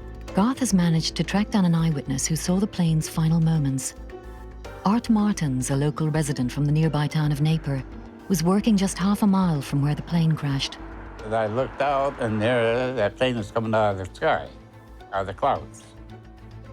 To me, it was just like a ball of fire. That's about all I seen. It was just like a ball of fire, and it was all in a diameter of about 12 feet. That's what I could see from the clouds. And as it went down, they lost the engine about a quarter of a mile away from where it did land. It glided from there along the hills and bounced and hit where this washout ditch was and hit that embankment, and that's when it stopped and they all flew out. Arth has confirmed to Garth that the plane was already on fire before it hit the ground. Art was also one of the first people to arrive at the crash scene, and the horror of it still haunts him today. But there are some sights that I've seen, and I just had to leave. When I first got there, this guy was up on the bank, on his haunches, and it took me a long time before I ever told anybody this story. His hands were gripped into the mud, grass, dirt. So while I was turning around looking, I heard something. I turned around, and he fell over when I had my back turned. He was on his hunches when I first seen him. That's what really got me, because he was still alive and he must have hit that. When I was young, I just couldn't take it. Art's moving evidence backs up the testimony of original witness Harry Hellenbold, who says in the accident report that he saw flames as soon as the plane emerged from the bottom of the cloud, before the plane rolled, and before a large piece of the aircraft, most probably the wing, fell off. For Garth, the evidence suggests some kind of ignition happened before the plane broke up. Was a lightning strike really to blame?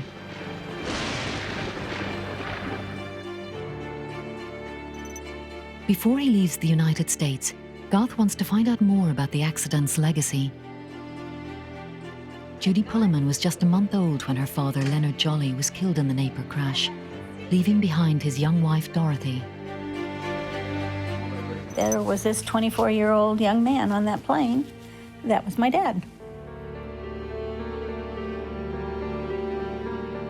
I just don't think she ever truly, really recovered from that, because he was the love of her life. My mom grappled with that for her whole life, not feeling like she reached, not success, but reached what she had hoped for perhaps as a young girl. And very, very depressed by the end. She died when she was 62. She was very young. And just never really came out of it. And so after she had married my stepdad, she talked about my dad a lot, which was not good for my stepdad. And so when she died, she asked my stepdad if she could be buried next to my dad. And he said yes. So it shows me a lot for him, and also shows me how much it meant to my mom.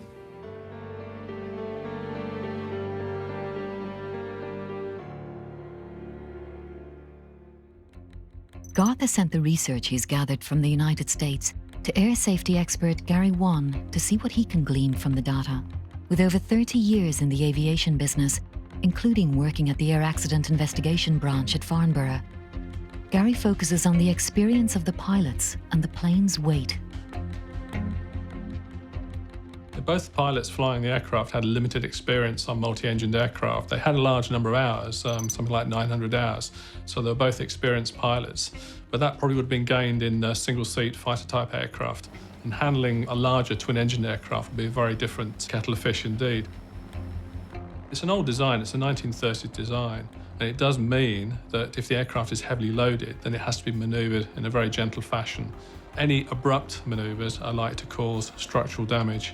And certainly, in the heat of the moment, it might have been possible for them to overstress the aircraft by pushing or pulling too hard on the controls when they're trying to recover, particularly if the aircraft was in an unusual attitude caused by the turbulence in the thunderstorm. And that could, again, have led to structural breakup. But why was the plane so heavy that evening? Gary believes the amount of fuel on board was at the heart of the problem. With the task in mind, you wouldn't have expected the pilot to fill the thing with 8 hours of fuel for what was effectively a 2-hour flight. So it does suggest the aircraft was taken as being the next aircraft available on the line. But the policy may have been just to fill the aircraft with fuel after each trip and then fill them up again as required. But certainly I think the weight of the aircraft was a contributing factor to the accident. With the plane at the limits of its loading capacity, did Gary believe Meadows was truly to blame for taking the plane into a dangerous situation? And how unusual was Napier 28? Certainly any flight, even flights today, Mother Nature is very, very dangerous. And in the early days when we're talking about the C-47, then they would have been much more susceptible to damage from severe weather. And there were known cases, certainly after the war, where C-47s were used by private airlines where the Dakotas did come apart in the air, so it wasn't completely unknown. As far as Meadows, the pilot's concerned, they do seem to place a lot of blame on him, but you do wonder whether or not there was any additional pressure on him to do the task, certainly with the weather as it was at the time. It seems that severe turbulence was a major cause of the Napier crash. But could something similar happen to modern commercial airliners? Chris Roberts has had a distinguished career as a military and aviation test pilot. He's flown commercial airliners and been part of the Red Arrows. He explains the dangers of turbulence to aircraft today. Turbulence is always, to an extent, an unknown quantity, because it's that little bit that you never know. However confident you are, your aeroplane's going to be all right. However well strapped in everybody is, crew and passengers, you're never sure how bad it can get. There's been 1 or 2 instances where a long-haul aeroplane over the Pacific flew into such bad turbulence that the pilots lost control of the aeroplane, and it took them some time to get it back, by which time there were a number of injuries on board and the aeroplane was overstressed due to the air loads that were experienced. But largely, when we talk about turbulence that causes problems, either to the structural integrity of the airplane or to throwing passengers up against the top of the cabin, which is something you read about in dramatic stories, then that's due to the huge up and down drafts that you can get associated with turbulence in a major thunderstorm. With the possibility of powerful and unexpected weather events, how does a modern airliner avoid the dangers? When you start talking about turbulence, you may be more concerned about what happens inside the airplane than to the airplane itself. No modern airliner is allowed to fly without weather radar. And this is on the nose of the airplane, and it shows the pilot where the worst of the weather is ahead of him. And the pilot then picks his way round the worst regions, which are color-coded. Running into turbulence, particularly if it's unexpected, could result in injuries inside the cabin. So when the captain comes on the PA and says, keep your seatbelt done up, I suggest you keep your seatbelt done up. Garth is now back from the United States and has had some time to go over all his findings. So what conclusions has he drawn? What does he think caused the Napier crash? Captain Meadows has always been held responsible for the loss of the 28 men and the crash. But there are other factors, and these mean that he just cannot be blamed. You just cannot blame this on one man. Garth believes that lightning wasn't to blame, but the pilots found themselves battling a weather system that strained the overloaded C-47's airframe to its limits. Their inexperience of flying in these conditions may have caused Meadows and Bowley to fly by instinct, which, as fighter pilots, meant aggressively throwing the plane around in the storm. The meteorologist had given Meadows a thorough weather forecast warning of the potentially dangerous storm clouds that he would face en route. But for whatever reason, he chose to ignore them. I believe that although Meadows' actions were the trigger for the accident, the plane encountered a huge force of nature which caused that wingtip to fail, then the wing failing, which then led to the ignition of the petrol tanks. We don't know how much pressure Meadows was under to get those men up to Pierre. Maybe he felt that he had to keep the men's training on schedule, and that if he didn't, he was accountable. As we've heard, structural failure in extreme weather was not uncommon on the C-47 or its sister aircraft, the DC-3. Maybe the portrayal of Captain Meadows as the villain of the tragedy is just too simplistic. It must be remembered that the damning verdict of Meadows' conduct was made by his base commander, a man who had just seen 25 young trainees killed, the very men he had been brought in especially to look after. Maybe McAllister's anger and frustration got in the way of a fair assessment. Meadows' actions were the catalyst for the accident, but he did not set out to kill those men, and I firmly believe he was doing what he thought was his duty to help America and the Allies by getting those men up to Pierre. The Napier tragedy lay buried amongst the many thousands of training deaths that happened in the chaos of the war, until Dale Husky and his fellow researchers finally tried to peer into the darkness to unearth the truth about 28 young men's fate. These people, these pilots, should know what happened to them. They should know what happened to them. The exact cause of their deaths may always be debated, but they will certainly never be forgotten. Those families suffered a loss just as much as the families whose men were killed overseas. And I think about those boys, and I've had 70 years on that they never had. I think about that.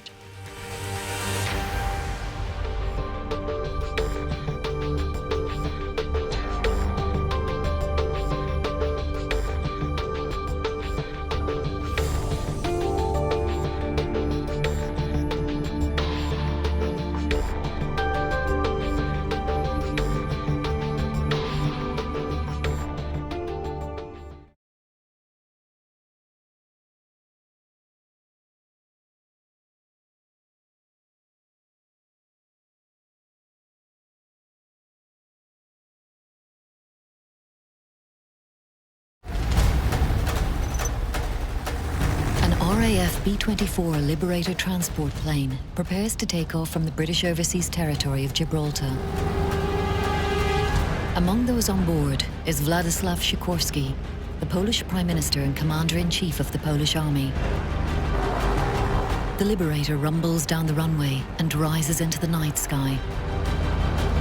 Just 16 seconds later, the aircraft plunges into the sea. The pilot miraculously survives, but everyone else on board the plane, including Sikorski himself, is dead. Was it a tragic accident, or was the crash the result of a sinister plot to have the Polish Prime Minister killed? There were a number of people for whom General Sikorski at that time was, if you like, an irritant. The death of Sikorski is surrounded by extraordinary tales of espionage and dark allegations of murder. Wartime Gibraltar was a real hotbed for espionage. But who could have wanted to silence Poland's wartime leader? They were very angry and they blamed Sikorski. Could the pilot have actually been an assassin? And they only recover one person alive, the pilot. Or was it all just a straightforward case of mechanical failure? The only thing that I can really think of that would cause an issue with that is if the control lock stuck. After being granted unique access to the current Polish investigation into the incident, can World War II air crash detective Garth Barnard sift through the evidence to finally discover the truth about Sikorski's last flight? I think this crash is probably the trickiest crash I've ever had to look into.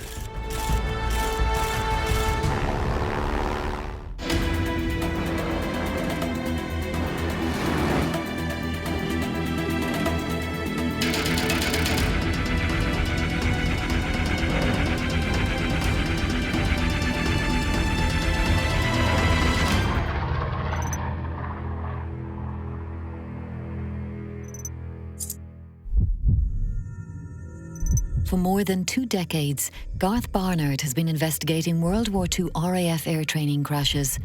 But this case is slightly different. The mysterious death of General Sikorski is of special interest to him.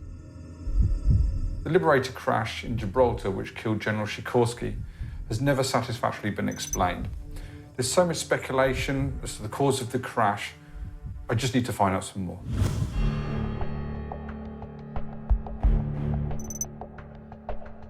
Lieutenant General Sir Frank Noel Mason MacFarlane, the governor of Gibraltar, bids Władysław Sikorski, his daughter Zofia Lechniowska, and their entourage farewell. The Polish party is leaving Gibraltar after a short stay there. After travelling from the Middle East, their final destination is London, where the Polish government is in exile. Many historians and many people said that Sikorski was vain, that it was important for him to be famous, to spend time with French and then with British politicians, to take photos with them, and that it was something what was very important for him, that he sometimes concentrated more on this kind of activity, not on politics. As General Sikorski and his fellow passengers make themselves comfortable for the nighttime flight, in the cockpit the plane's experienced Czech pilot, Flight Lieutenant Eduard Prahl, and his co-pilot, Squadron Leader Kip Herring, are running through their pre-flight checks and warming the aircraft's engines for takeoff. He was a very experienced pilot, but he has often, across the years, been accused of, in effect, being the assassin, the person who caused the death deliberately of General Sikorski. The checks take 20 minutes, and Governor MacFarlane and his party wait patiently in the cold night air. At last, the Liberator's engines light up, and the heavy bomber begins to rumble down the runway. The Liberator was considered a pretty reliable aircraft in flying terms. It was okay for handling, a bit heavy, wasn't fantastically responsive to the controls, according to many pilots. In the darkness, those on the ground can just make out the plane lumbering into the air. It rises for a couple of 100 feet, but then starts to descend. However, the governor is not alarmed. Having flown with Prahl a number of times, he's used to the pilot's unusual takeoff technique, which involves climbing steeply and then pushing the nose of the aircraft down to pick up more airspeed before making a second climb to cruising altitude. But this time something has gone wrong. 16 seconds into the flight, Prahl pulls back on the controls to begin his main climb, but nothing happens. The controls are jammed. Realizing to his horror that they're about to crash, Prahl screams to his passengers to brace for impact. Moments before hitting the water, Prahl cuts the engines and the aircraft plunges into the sea. Floodlights are switched on and a frantic search for the drowned plane begins. A small dinghy races out to the crash site, but finds only the shocked and injured pilot floating alongside 2 corpses. They are those of Brigadier J.P. Whiteley, a British Member of Parliament, and Sikorski himself. In all, 16 people died that night, but 5 of the bodies, including that of Sikorski's daughter, are never found. So was this crash an unfortunate accident, or was it an assassination? With so many wild stories concerning the death of General Sikorski, are we ever going to find out what actually happened? And why are the Polish authorities still investigating this crash 70 years later? Garth needs to find out more about General Sikorski. Why did he play such an important role in the Polish government during World War II? Garth learns that 62-year-old Sikorski was Prime Minister of the Polish government, who'd been driven into exile in London after the Nazi invasion of Poland on the 1st of September 1939, and the subsequent Russian invasion 17 days later. A charismatic man, Sikorski was the figurehead of the Polish struggle against the German and Russian occupations, but relations with his British, American and Soviet allies were not always easy. In July 1941, Sikorski signed the treaty with the Soviet Union. It is so-called Sikorsky-Maisky Treaty, and it regained political relationships with the Soviet Union. And thousands of Polish people were let free by the Soviets. But after January 1943, they weren't able to leave the Soviet Union because Stalin started to treat them as the Soviet citizens, so it was impossible to leave the Soviet state. Churchill and Stalin had agreed to carve up Poland, basically, post the war, and therefore a fly in the ointment, if you like, was Sikorsky, because this is not what he wanted. He wanted a free Poland after the Second World War. This is all that he'd fought for.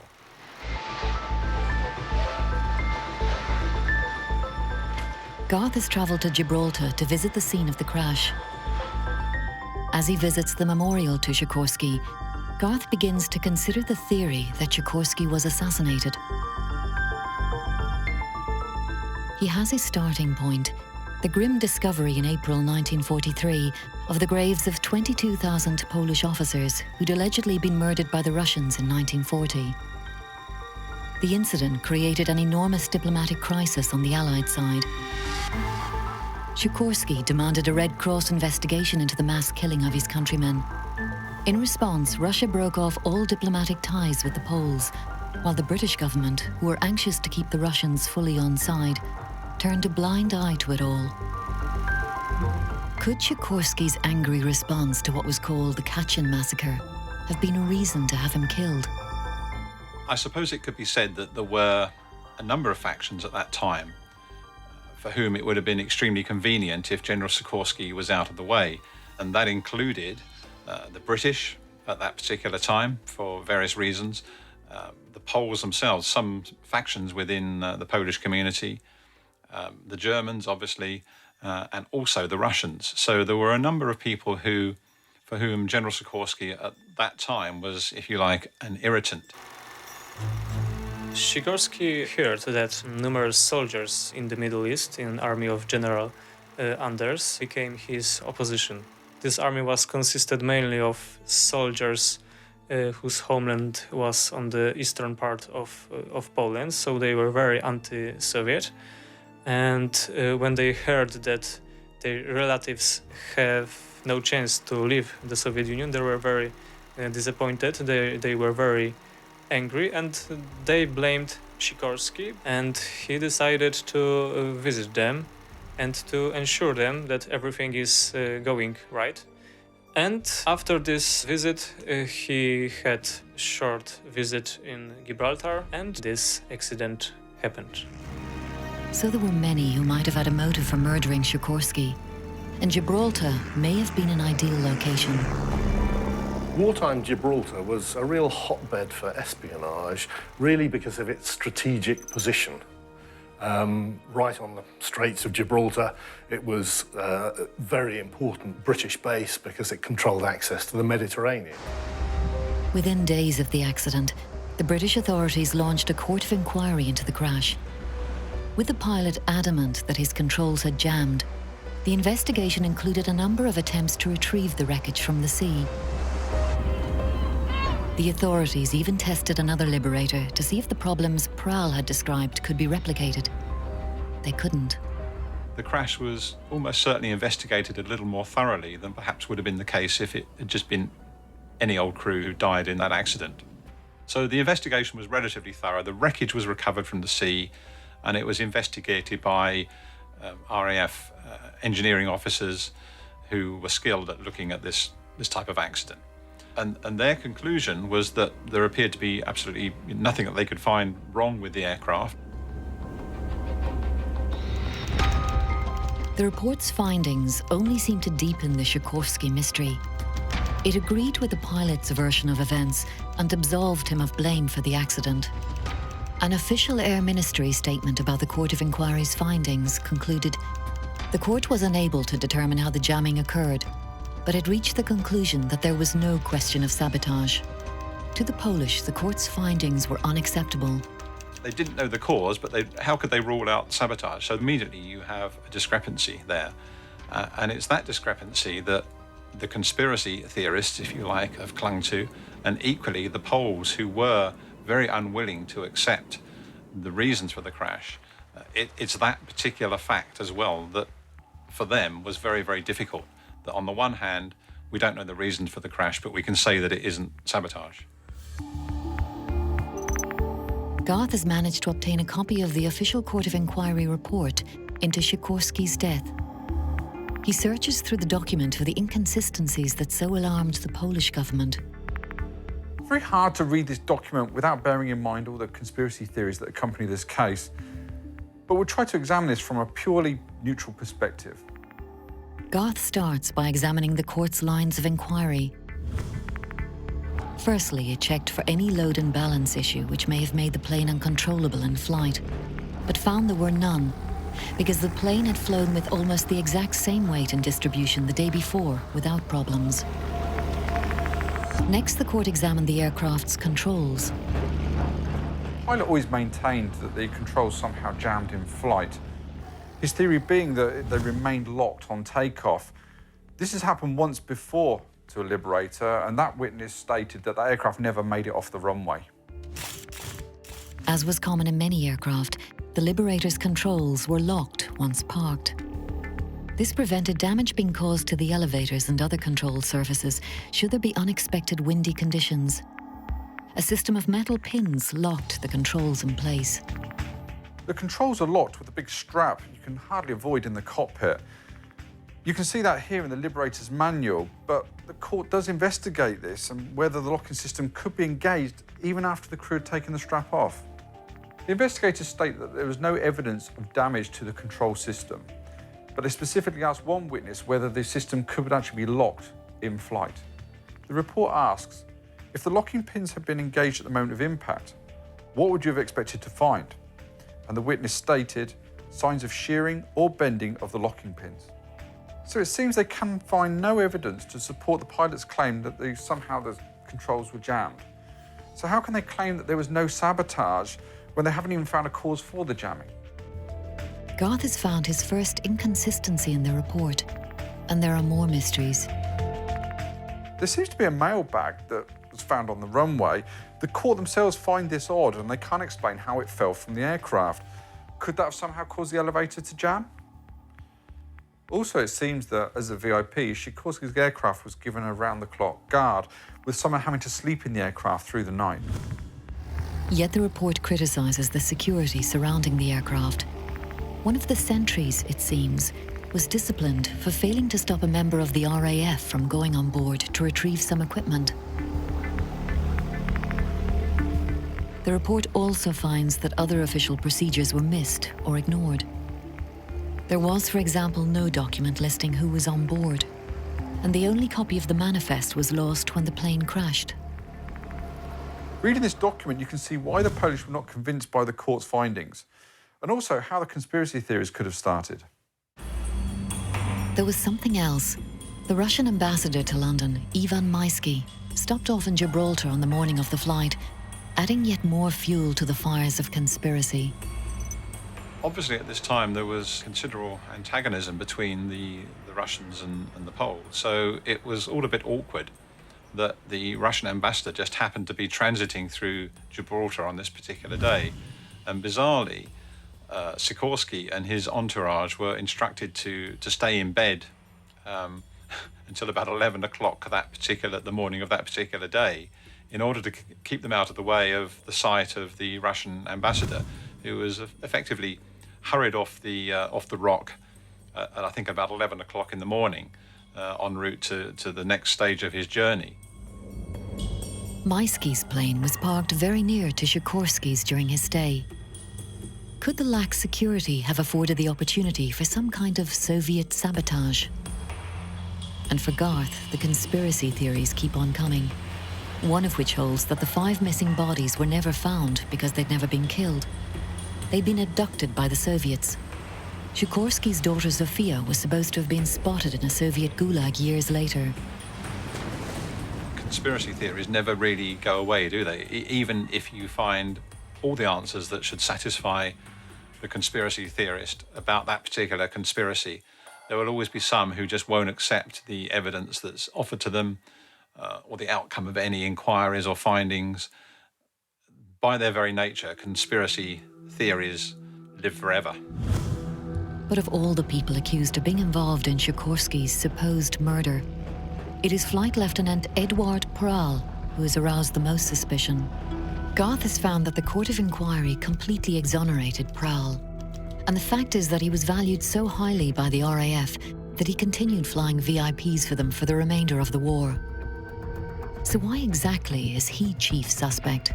Garth finds that answer partly stems from the question of whether Peral was wearing a life jacket known as a Mae West during the Sikorsky flight.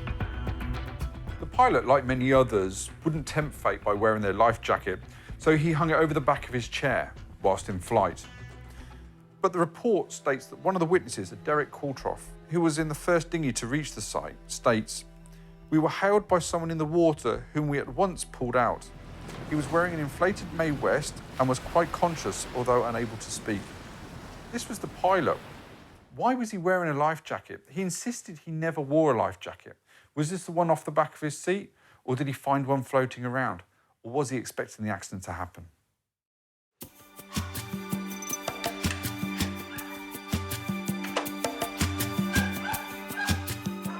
Garth meets with local historian Tito Vallejo. He has studied the crash for many years. What can he add to the investigation? Tito agrees that there are many inconsistencies, but has an explanation for the disappearance of the body of Sikorsky's daughter Zofia and the other 4 missing victims. Why did they disappear? I can only blame the currents. That beach there is very treacherous. I mean, many people have drowned there in the summertime and all that. And we know that when there are strong currents there, it's very, very dangerous. It happens with ships. A ship sinks in the Mediterranean and it might come out in the Atlantic and vice versa, according to the currents. Amazing strong currents. Tito also highlights other details not included in the official Court of Inquiry report. There was another chap who saw the crash, who was at the siege town or the upper galleries. There was an OP there, and he was an SOE wireless operator who actually saw the crash, and he was never asked to testify. And yet, he said that he saw people walking on the wings before the aircraft sank. Not one, but several people walking on the wings of the aircraft before the aircraft sank. And now that aircraft sinks, and they only recover one person alive, the pilot. So what does Tito think about the pilot? Does he believe that Peral intended to kill Sikorsky? I don't think anybody would, unless he was suicidal, try to kill this chap with crashing his own plane. You know, I don't think that would have gone through his mind. He seems to have been a person that he did what he jolly well liked. He may have not applied regulations as he should, and the thing I base myself mostly on is the question of the life jacket. You're supposed to have it on. Why did he have it off? God knows if he could have been responsible for the accident itself, for not following certain procedures.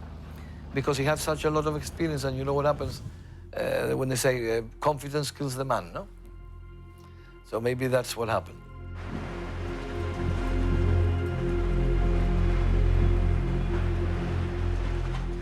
Garth's fascinated by Tito's revelation that another witness saw the crash. He climbs the rock and travels into the siege tunnels to see what kind of view the witness may have had of the accident.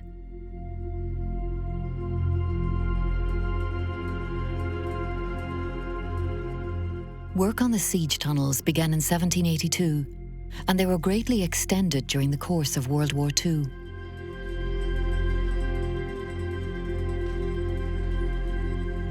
Amongst the labyrinth of dark corridors, Garth tries to discover where the wireless operator may have been sitting on the night of July 4th, 1943. I'm on the east side of the rocks. From here, I can see the end of the runway, and where the yellow buoy is, that's 150 yards from the end of the runway. The crash itself was 700 yards from the end of the runway, which puts the crash site right in the center of the arc of view from here. Some reports suggest the aircraft was about 30 feet Others say up to 150, but later in the 50s, the pilot himself said he was up to 300 feet off the runway. From this position, it'd be very, very difficult to tell the height of the aircraft from this elevation, and also it was dark, it was at night time. We know that searchlights were focused in on where the crash area was. We also know that a light aircraft dropped flares would have been incredibly dangerous if you consider the amount of fuel that would have been on the surface water. The rescue itself came from the west side of the airstrip, which meant they had to come all the way round to reach them. That launch was about 3 minutes after the crash itself. We also know from this side that a small dinghy was launched, and that would have been the first point of rescue. The new witness reported seeing people on the wings of the B-24, suggesting it may have not sunk immediately. It took approximately 8 minutes for the first small dinghy to reach the crash area. And by the time it arrived, the Liberator had sunk, taking any other survivors with it. But this new evidence does raise the possibility that there was time for Prowl to have instinctively put on his life jacket, even if he could not remember doing so. With the life jacket debate such a major feature of the Sikorsky conspiracy theories, could this new evidence help prove Prowl's innocence?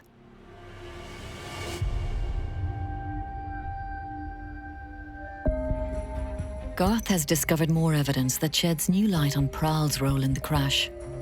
It seems that Prowl's unique takeoff technique is at variance with the instructions in the Liberator manual.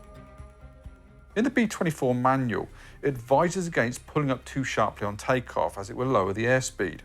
And it explicitly states, even if you have to get the airplane into the air at low airspeed, don't lower the nose. If you lower the nose to pick up airspeed, you decrease the lift. The aircraft cannot accelerate fast enough to compensate for this changed angle. Simply put, the aircraft will just drop out of the sky.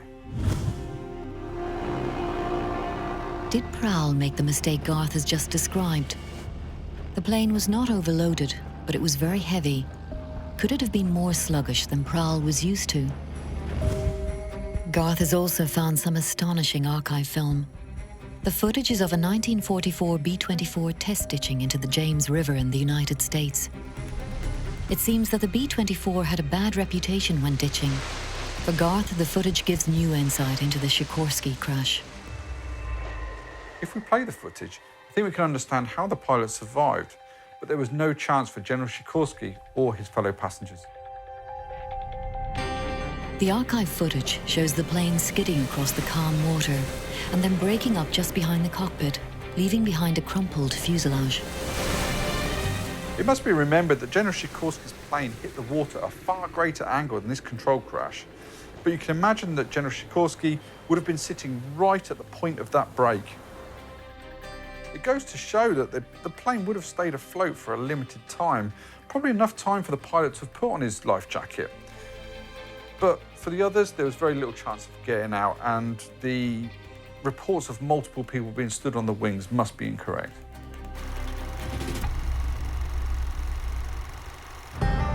Edward Prowl was an experienced pilot, but could he have made an error that led to disaster? Or was there a technical fault with the plane? Garth has travelled to America to talk to Jim Harley of the Collins Foundation. Jim has been flying Witchcraft, the Foundation's very own B-24, for many years. Can he help answer some of Garth's questions?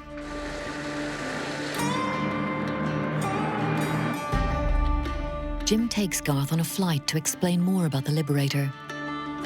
Garth wants to know if the B-24 was a particularly difficult aircraft to fly. As you can see on camera here, I'm always working the controls and always retrimming it, and you really can't relax with the airplane. It's always pitching and rolling and doing something with the wind, and you're always just correcting for it.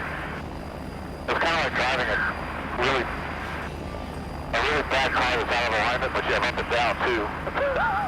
And second model most difficult with the worst weather? You know, any kind of wind or turbulence just adds to the workload of flying. It's not really that heavy on the control. I can fly with 2 fingers. But, you know, and having the trim here, the elevator trim, really relieves the workload on pushing and pulling on the yoke. So you can fly with the trim and rudder pedals, really pretty nice.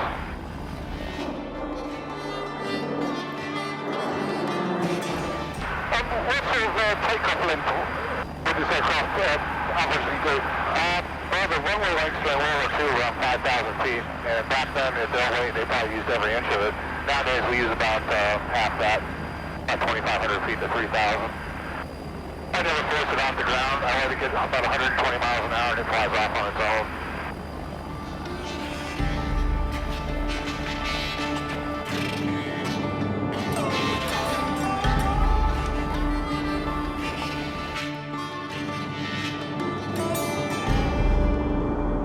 Back on the ground, Garth's also keen to find out if the B-24 controls could have become jammed, as Prowl claimed. The only thing that I can really think of that would cause an issue with that is if the control lock stuck or failed or in some way, but even that, it's a pretty reliable system. 70 years ago, those airplanes were brand new, and it's really hard to say. In the time I've flown this airplane, we've had one control column bearing failure that wouldn't have any issue with the control surfaces at all. And it is something that's prone to failure, but it would not impede the control surface actuation. So it's really hard to say. Jim takes Garth inside the plane to tell him more about the controls. Can you show me cables that control the elevator? Yeah, everything's exposed. You can see them right here, the pulleys and the cables run through, and they're on both sides of the aircraft. Again, they're redundant, so you get two sets. In case one side was shot out, you still have the other. And they run, obviously, right up to the control yoke. It's all Armstrong. There's no hydraulic assist in these airplanes, it's all cables. Is there any way that the elevators could be jammed from inside or outside? Only if they're tampered with. These cables rarely fail. They're very strong and very taut, and they're redundant. So there's two sets for each control surface, so there's really no way that they would fail on their own, or if they did fail, there's still a backup. Again, unless they were tampered with, I don't see any way that they could be disabled. And the outside? The outside of the aircraft, having them damaged in any way is probably pretty unlikely as well, unless they're being shot at. They're designed to be damaged and keep working. They're fabric covered, and bullets are meant to pass through them, and flak, and if flak did hit them, you can still overpower it. But while the Liberator was thought to be a dependable machine, Garth has unearthed evidence that suggests the B-24 was perhaps not always reliable. Sikorsky's Liberator was one of a number of Liberators specially adapted for the British. His plane was part of a batch delivered 2 months late because one crashed into the sea at San Diego Bay in America. That crash killed the entire crew. The reason? Its flight controls froze. Same model, same batch. Could the same fault that killed the US crew have brought down Sikorsky's plane? Even at this great distance, in Poland, the controversy surrounding Sikorsky's death has never gone away, and the Polish authorities have never fully accepted the British verdict on the incident. In fact, so determined are they to get at the truth that in 2008, the Polish Institute of National Remembrance, the IPN, began its own fresh investigation into the crash. The exhaustive investigation has taken 6 years, and during that time, the bodies of Sikorsky and some of the other victims were exhumed to search for evidence of any foul play. One conspiracy theory claims that Sikorsky was shot or strangled on the plane, and that the crash was used to cover up his killing. Garth has come to Poland to see if the question of Sikorsky's murder can be answered once and for all. W Polsce było wiele teorii na temat śmierci generała Sikorskiego. Pojawiało się mnóstwo często bardzo różniących się od siebie. A to miał zginąć w spisku, a to w ogóle miał nie być w samolocie, który był na Gibraltarze. No, pojawiało się mnóstwo hipotez i rolą takiej instytucji, jaką jest Instytut Pamięci Narodowej, jest zbadanie tego wszystkiego tak, aby wyeliminować wszystkie wątpliwości związane z katastrofą na Gibraltarze. Garth meets prosecutor Martin Gołębiewicz, who led the investigation. What inconsistencies did he find in the original report? Komisja w istocie nie ustaliła od strony technicznej przyczyn tej katastrofy. Stwierdziła, że przyczyną była blokada układu sterującego, przy czym swoje orzeczenie, swoje rozstrzygnięcie w istocie oparła o zeznanie, oświadczenie jedynej osoby, która przeżyła, pierwszego kapitana Edwarda Prchala. Komisja bardzo, uważam, w sposób niewystarczający potraktowała kwestię wypadnięcia worka z pocztą, który został odnaleziony, ujawniony na pasie startowym. What were the main areas of the case that needed further investigation? Nasze śledztwo koncentrowało się wokół 3 zasadniczych wersji śledczych. Mianowicie, pierwsza wersja, że uczestnicy pokrzywdzeni mogli zostać zabici przed, a sama katastrofa była pewnym upozorowaniem.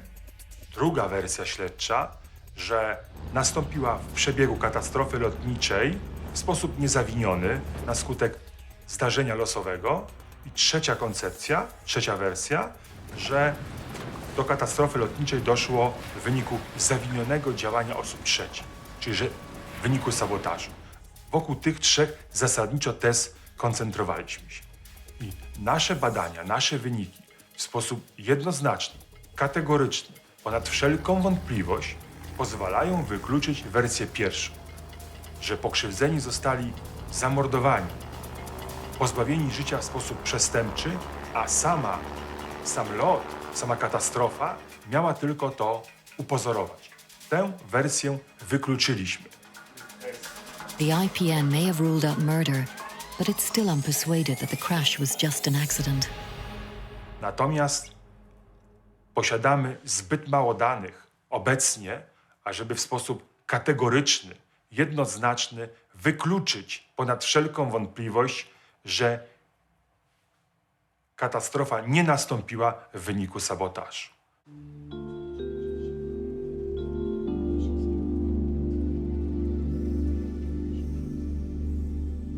Amazingly, even this high-level investigation can't fully dispel the conspiracy theories.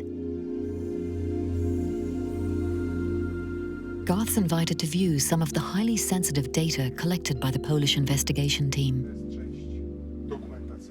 To są te akta, o których wcześniej mówiłem. To są materiały z sekcji zwłok generała Władysława Sikorskiego. To jest część dokumentacyjna, opisowa. Znajdują się także specjalistyczne już zdjęcia z sekcji zwłok, antropometryczne również zdjęcia, układ, także dalsze materiały z badań genetycznych, badań toksykologicznych, o których mówiliśmy. Przeglądając te materiały, pamiętać, że one zawierają dane delikatne, wrażliwe, dane, które nie powinny być z bliska filmowane. Dla ogólnego obrazu, proszę bardzo.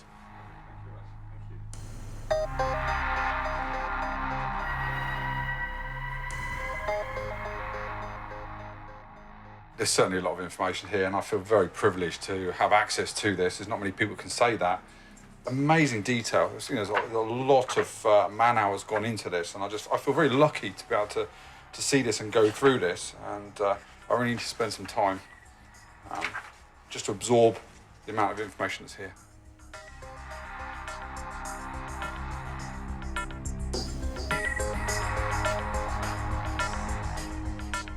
Such is the sensitivity surrounding the case, we're not permitted to show images of the documents in this program. But the autopsy examination of Sikorski's body found no evidence of strangulation or shooting. For Garth, this is conclusive proof that he was not murdered. And for most mainstream historians, the IPN has merely confirmed what they've always believed. We have no proofs that there were some kind of sabotage. Sikorski was a weak politician, so for the Soviet Union he wasn't outstanding enemy. He wasn't someone who was to be killed. British also haven't had interest in killing Sikorski. He was under their influence, and it was good situation for them for Germany, Poland wasn't main enemy. Poland was one of numerous countries which Germans occupied, so it wasn't very important who is the head of Polish government. The only force who would benefit after his death was the Polish opposition. But on the other hand, I think that opposition was too weak to organize such an assassination. Tragedy happened, but it was just an accident. Garth has sent all the evidence to noted aviation safety expert Gary Wan, a man with over 30 years of experience, to get his opinions. Gary begins by assessing the claims that the pilot was part of a plot to kill Sikorsky. It's very unlikely the pilot would have crashed the aircraft deliberately in order to kill General Sikorsky. The chances of the pilot surviving would be quite low, and there's also a chance that the person who's trying to kill might survive, so extremely unlikely. If you wanted to destroy the aircraft and kill Sikorsky, then there'd be far better ways of doing it, and one would be putting a bomb on the aircraft. The aircraft would have flown to a height, the bomb would have gone off, the aircraft would have disappeared over the water, there'd be no survivors, there'd be no wreckage, it'd be much more certain, as opposed to the chances of somebody surviving a controlled crash just off the end of the runway. Despite all the controversial theories, Gary is clear on the likely potential causes. In my view, there's two possible causes for the crash. Number one would be the control restrictions reported by the pilot, or secondly, the pilot becoming disorientated after takeoff and inadvertently flying into the sea. Control restriction is something that a pilot is presented with very occasionally, and depending on where the aircraft is and how high it is above the ground, it can either be very critical or it can be unimportant. It can be caused by anything, a loose article in the cockpit, a loose article somewhere in the airframe, something interfering with the control runs that's causing a restriction to control input. Often it can be released by pushing the control in the opposite direction, but in some cases that will make it worse rather than better. The possibility of the pilot becoming disoriented after takeoff might be caused by lights on the horizon that aren't actually on the horizon as he sees it. The takeoff technique he used probably wouldn't be the most sensible one to use at night because you've got less visual references, but that was the one he always used. And certainly if he'd misjudged where the horizon was, the aircraft may have been descending slightly rather than climbing or even staying level as he thought. By shutting the throttles, that does suggest that the pilot did have a control restriction and it was his last chance to try and slow down the speed of the impact with the water. But Gary has a word of caution for those that dismiss the original Court of Inquiry findings. Certainly the investigation of the control restriction was quite thorough. There was no evidence found of a control restriction, which doesn't mean it didn't happen. If there's a witness mark on two particular parts of the aircraft where something's been pinched between pulleys or levers, and that makes it quite clear. But in this case, there was nothing found whatsoever. However, doesn't mean it didn't happen. It's not unusual, so that's probably the best suggestion of what did happen in this crash. Some kind of mechanical problem with the Liberator's controls is a strong candidate for the cause of the accident. With modern airliners operating fly-by-wire control systems, whereby the pilot is not physically moving the control surfaces, can the same problems occur today? Once you've gone away from direct mechanical link through control rods, pulleys and wires to these hydraulic and electrical powered flying control units, they are duplicated or triplicated so that you're not going to, as a result of a single failure, end up in a very adverse situation. When you look at an incident like the Qantas Airbus A380, where due to a completely unexpected type of engine failure, the disintegrating turbine disc cut through a substantial number of aircraft systems, causing multiple failures in areas where you wouldn't have planned. Because of the multiple redundancy and capability of the aeroplane, the crew were still able to assess what to do and how to do it to retain full control of the aeroplane and then to bring it in to land very successfully without incident and without injury to any of the passengers. Back at home, Garth is still struggling to find the exact cause of the crash, despite the help of the thorough modern investigation by the IPN. I think this crash is probably the trickiest crash I've ever had to look into. And whilst there's reams and reams of data and research into this crash, we're still left with many questions to answer. For Garth, it all boils down to three main possibilities: pilot error, mechanical failure, or sabotage. The pilot wasn't part of a plot to kill General Sikorsky, But it's totally conceivable that a pilot with such a vast amount of experience could still make a small mistake in airspeed and altitude, which would stall the aircraft and lead to a crash, as explained in the Liberator's manual. Could Pral and his passengers have been the unlucky victims of mechanical gremlins? Although no mechanical problems were found, we know Liberators in the past have experienced problems with their controls, such as freezing, so this could quite possibly have been the case. The mailbag was found on the runway, which indicates there were loose items on board, and these may have failed the controls, but there was no evidence of this in the wreckage. The last possible cause is the one that is hardest to prove or disprove. I simply don't believe all the conspiracy theories out there. For one, the major powers really didn't have that much to gain by his death. And also, if you wanted to assassinate him, why not put a bomb on board, wait till the aircraft is way out at sea, blow the plane up, no wreckage, no evidence. But there are mysterious coincidences. For example, the lapse in security would have given a small opportunity for sabotage. And this was proven by the mailbag that was found on the runway, which shows there would have been access to the aircraft right up to the point in which it took off. I think this is one mystery that will never be solved.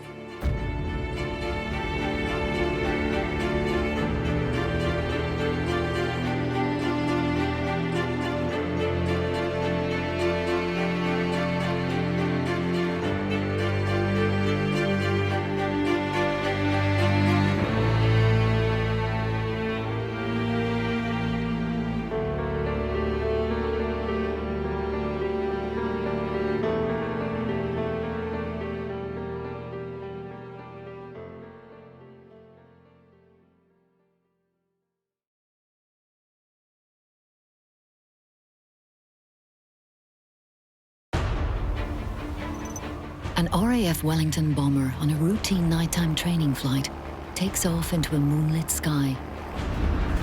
It's been in the air just 6 minutes when from the darkness, a second Wellington suddenly appears. Moments later, there's a terrific explosion and the two Wellingtons plunge to the ground, killing everyone on both planes. It is on the face of it another tragic wartime accident. The reality is that 13 people lost their lives. They're the forgotten heroes, aren't they? The two inexperienced crews are inevitably blamed for the crash. But is that the full story? Were the authorities too quick to denounce dead men? And did the real blame lay a little closer to home? The only people that really know what happened are the guys that are now dead. Was there a simple failure of procedure? Even though each aircraft had lights, it wouldn't be obvious to each of the pilots the other aircraft was there. Can World War II air crash detective Garth Barnard piece together the clues to discover what really caused the Turweston Wellington crash? The pilots just would not have seen that plane coming towards them. It's quite possible, yes. There was 2 pilots in the sky that night with no night flying hours. It was an accident waiting to happen. You're the pilot. It's your life on the line.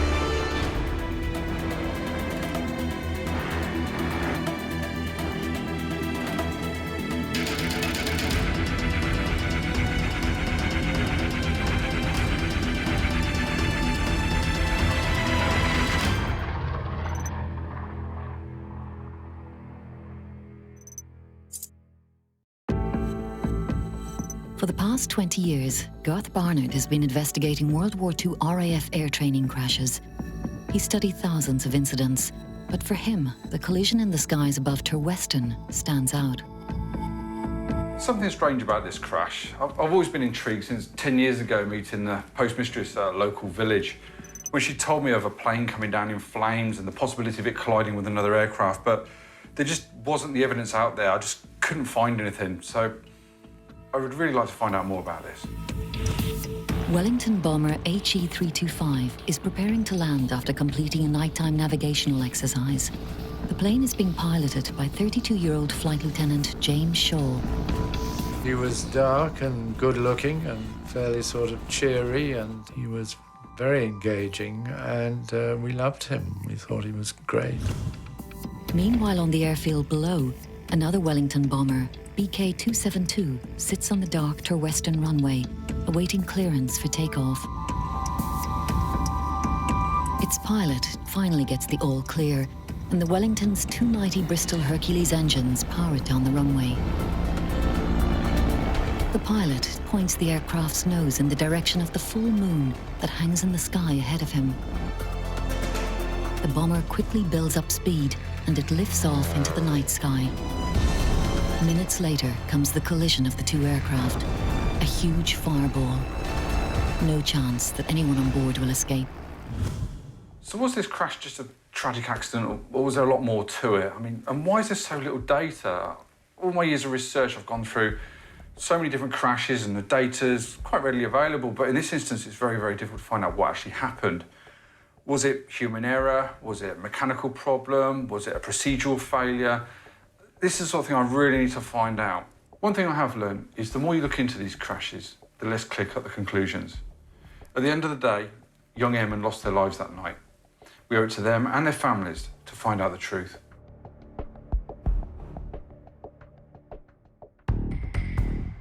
To begin his investigation, Garth needs to examine the official records.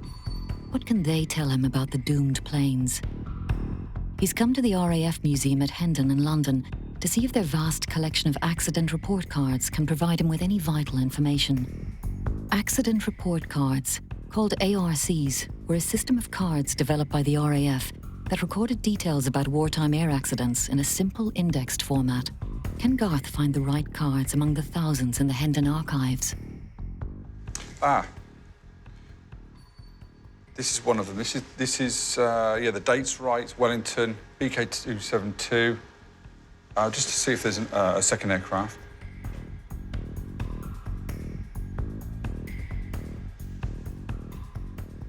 Yep, here's the second aircraft, yeah. So we've got both ARCs for both aircraft. What I'll do now is I'm going to print these both off and look at the details.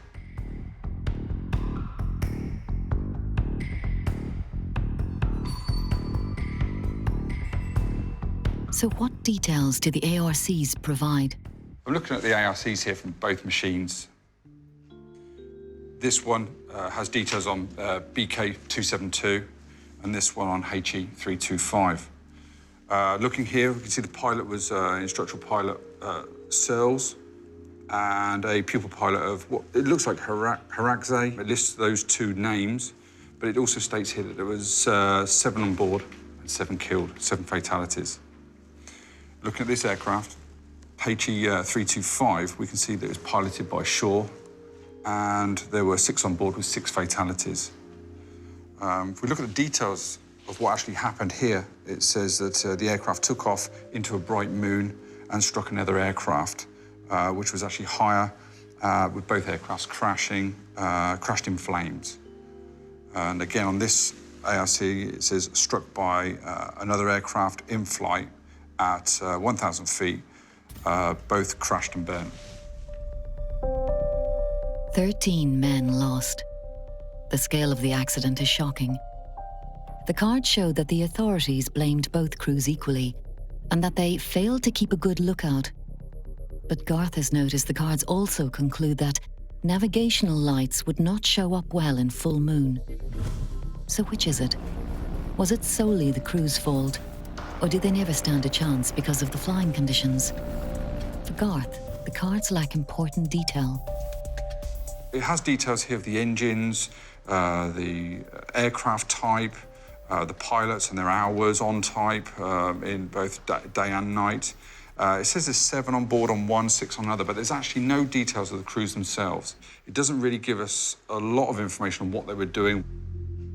What we do know is that both aircrafts hit each other, but that's pretty much it. The official explanation for the crash seems too simple. How is it possible for the two planes to fly into each other? Surely the controllers on the ground should have known that the close proximity of Shaw's plane posed a danger to Searles before he took off. If anything, the official records seem to have posed more questions and not given answers. On the accident report card, the names of the pilots have one letter written in a column coldly beside them. K for killed. He was always Uncle Jas to us, this rather dashing figure in uniform. A very glamorous figure at that stage, obviously, because anyone in uniform was a bit of a hero. His wife was called Helen, and he had a baby son at the time of his death. And he was always the sort of hero figure, if you like, who died during the war.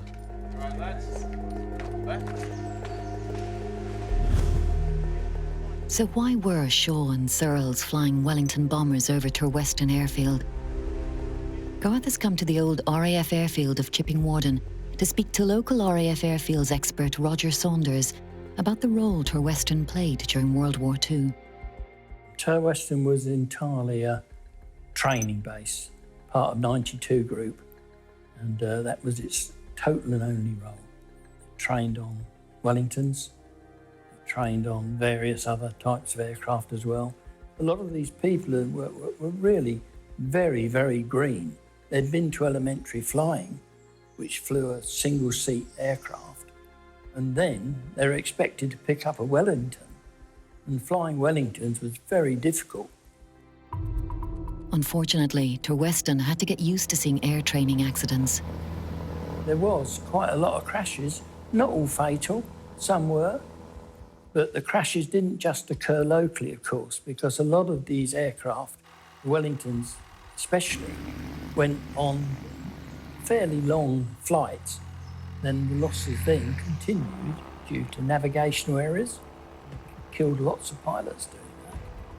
It was very busy looking at the airfields because they were very close together. And if you think that they've all got to take off, they've all got to land, they've all got to do their flight, and they've got to miss each other on the way back. Now, it sounds easy, but it's not. Just how close the airfields were together is staggering. Within a 15-mile radius of Brackley alone, there were no fewer than 13. Perhaps it was not surprising that accidents occurred regularly. There were more than 400 during the war in this small area of Britain. Some were lucky, of course, and managed to walk away from the wreckage relatively unscathed, but many more did not. The figures are sobering, to say the least. During World War II, almost 7,500 men were killed in training incidents in Britain. Most were men who died before seeing any frontline action. The inexperienced Turweston training crews faced a whole set of challenges and dangers. There were always the added dangers posed by mechanical failure. Could that have played a part in the accident? The fire that consumed the planes made it impossible to be sure. But how reliable an aircraft was the Wellington bomber considered to be? By July 1944, the Vickers Wellington had been replaced by the famous Lancaster heavy bomber as the leading aircraft in Bomber Command's operations. But it was still a formidable machine. The Vickers Wellington was a twin-engined medium bomber, and it was really the backbone of RAF Bomber Command's fleet until the advent of the really heavy four-engine bombers, so the Sterling, the Halifax and the Lancaster, a little bit later in the war. When the RAF staged its first 1,000-bomber raid on Cologne in May 1942, more than half the participating aircraft were Wellingtons. With its revolutionary aluminium-weaved geodesic frame, developed by Barnes Wallis of Dambusters fame, the Wellington was affectionately known as Wimpy. It was strong, it was solid, and it was able to take an extraordinary amount of punishment. It seems that mechanically the pilots of BK-272 and HE-325 should not have had a problem. The beauty of the geodetic method was it meant the Wellington could absorb huge amounts of punishment, huge amounts of battle damage, and still make it home. So from that point of view, it was a very reliable aircraft, although it did have the slightly disconcerting characteristic of weaving about a little bit, bending and creaking a bit in flight because of that very structure. The Wellington was a rugged aircraft, certainly, but those used by the operational training units were end-of-line planes that had seen a great deal of action in the field. Could that have affected their reliability? You'll hear reports of getting bogged down.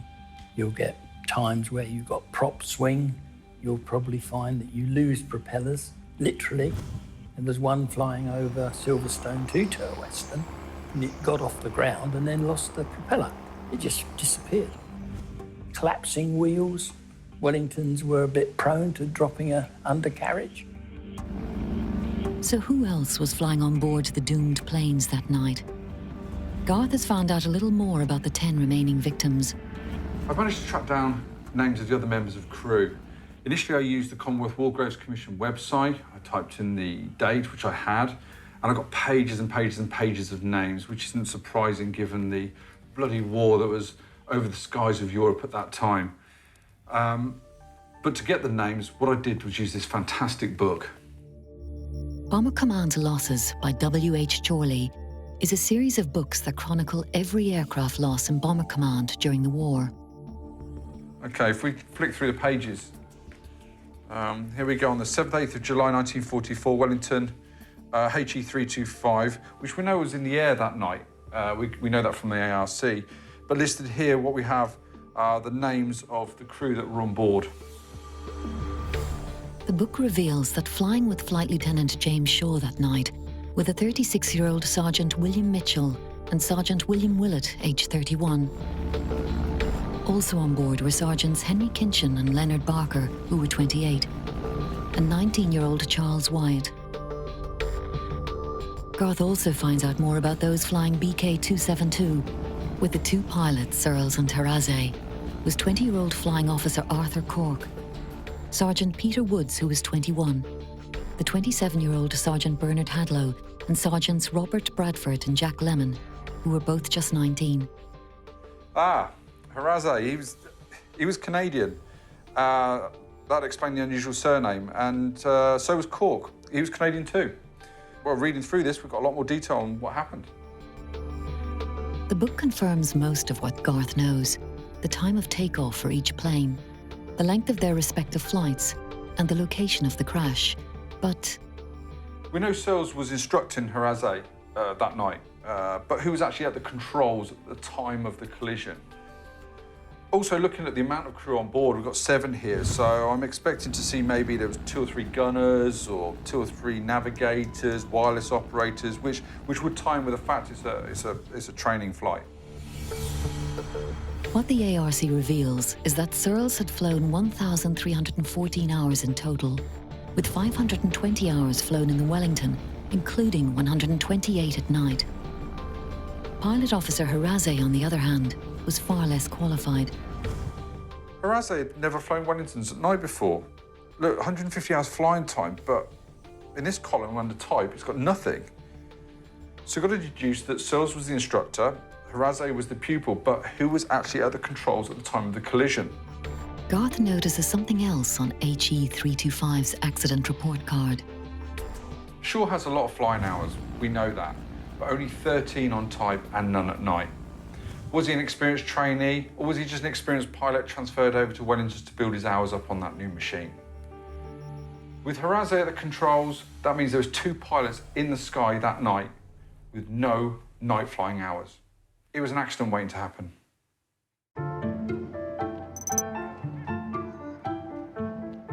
With the ARCs noting that the bright moon impaired visibility and that the navigational lights would not have been easy to see, Garth decides to visit one of only 2 surviving Wellingtons to see for himself what it was like inside the cockpit. This is my first time in a cockpit of a Wellington, what strikes me is the amount of vision that the pilot has. I mean, the instructor pilot would have been here, the pilot's here, but you've got to remember it's pitch black. There would have been a full moon. Suggestions there were he was dazzled by the moon, but he'd be using instruments primarily, and you'd have no real horizon being so dark. Of course, there was a blackout, so there's no lights on the ground to go by, so it must have been pretty difficult to be on the lookout for other aircraft that were in circuit at that time. And not forgetting that further down the fuselage would have been windows down the side, so there could have been lookout from there, but this aircraft would have been climbing, and the other aircraft would have been coming around in front of it. So the only person who really had a lookout was the pilot and the instructor pilot. The records state, or the Court of Inquiry states, that the crew should have been, or had a proper lookout But it's difficult to have done that with your cockpit drills, with taking off, and the other aircraft would have been circling anyway. And also, they're not very, very well lit. So I really can't see how the crews could have been blamed as such. And what of the visibility outside of the plane? How illuminated was the bomber?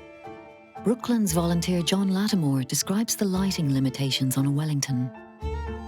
Basically, I think you can say there's not very much of it.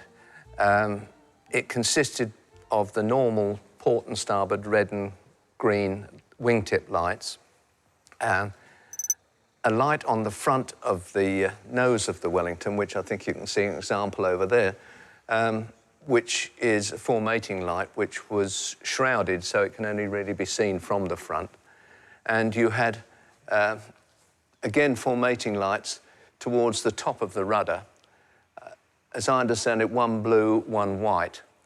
And underneath the nose of the aeroplane, which is for signalling purposes, so it can be used for signalling to the ground. Hence, it's underneath the aeroplane. And that's it, as far as external lights are concerned. The lighting you talk of wasn't like the big bright lights you see on modern aircraft now? No, not at all. You're talking about car tail light bulbs, basically. So you know what that is. It's not very bright, no. And certainly not from a distance in the air. But they weren't designed to tell anybody on the ground where the aeroplane was, for obvious reasons. Interestingly, John is not convinced by the ARC's findings that the crew were to blame. To be honest with you, it seems to me that you had the unfortunate set of circumstances where the only people that really know what happened are the guys that are now dead. So if your airplane that's now in circuit, flying on its own, probably would not have his formating lights on. So he's only got his wingtip nav lights. He's sideways on to the aeroplane that's taking off. So we've only, if he's on an anti-clockwise circuit, he's only got his port nav light, which will be visible to the aircraft taking off, which is, you know, a little red light in the sky, and it's a bit difficult for some pilot who's taking off to know that. This was a convenient let out. You've got a crash or a collision that occurred, killed a number of people. Somebody's got to come up with an answer, so you come up with an answer that says, well, they weren't really doing their job very well, were they? You know, which is unfortunate, but I think it's convenient. Why would the authorities want to find a quick and convenient excuse for the collision? By this time in the war, RAF Bomber Command, under the leadership of its commander, Arthur Bomber Harris, was becoming a formidable weapon for the British.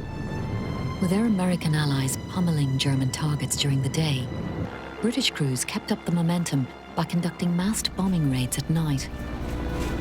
But this effort came at a cost. In 16 operations launched against Berlin in early 1944, over 1,000 aircraft and 7,000 airmen were lost. And all these men and machines needed to be hastily replaced for Harris by the RAF and their OTUs.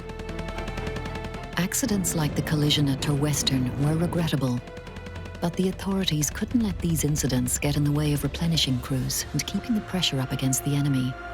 By the beginning of July 1944, the bombing campaign was still pretty much in full swing, even though we were then well into Europe. There was still a need for crews. I mean, we know now that the war was beginning to come to an end, but they kind of didn't know that then. They still had the Japanese threat. They thought there were going to be many more years of war against Japan. So really, the training system was pretty much in full swing, although, as it happened, by July 44, that was actually when the size of the Royal Air Force reached its peak.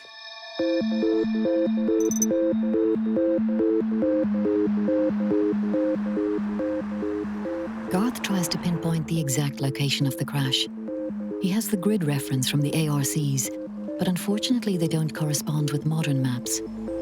Happily, there's a solution.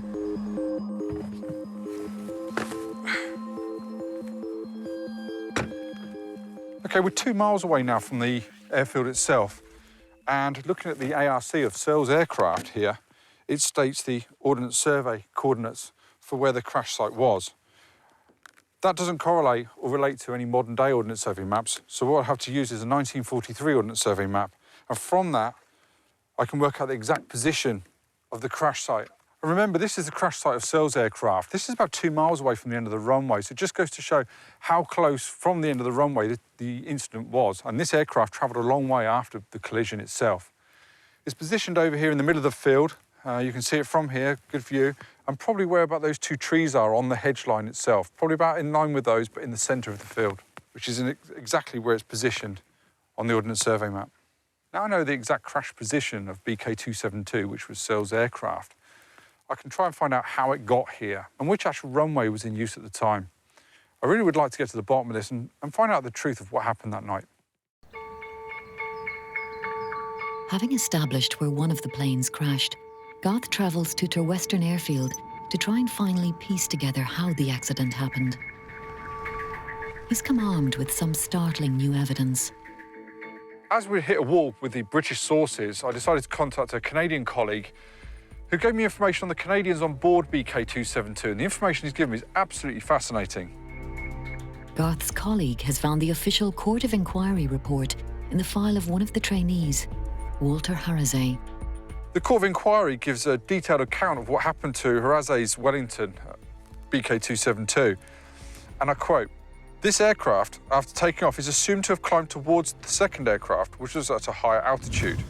The climb was made almost directly towards the moon, and the pilot looking in that direction may not have seen the other aircraft due to dazzle. Navigation lights displayed by aircraft under the prevailing atmospheric conditions of light and haze are almost ineffective. With the lower portion of the tail light blacked out on the Wellington aircraft, there is a sector below the aircraft in which no light is visible. This was a possible cause of the pilot being unaware that another aircraft was dangerously near." The report also gives a graphic account of what happened to Shaw's plane, HE-325. It records that after circling the airfield at 1,000 feet, Shaw was given permission to land at 1:17 a.m. The planes collided just outside the circle of airfield lighting on the perimeter of the base. Garth explains what happened next.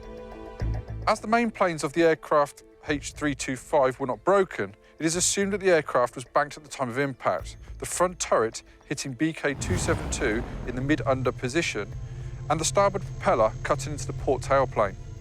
The starboard engine of HE-325 dropped out after impact. The aircraft caught fire and did a flat spin to the ground. The tail unit of BK-272 appears to have broken off, and the rest of the aircraft crashed straight ahead, dropping pieces along the way.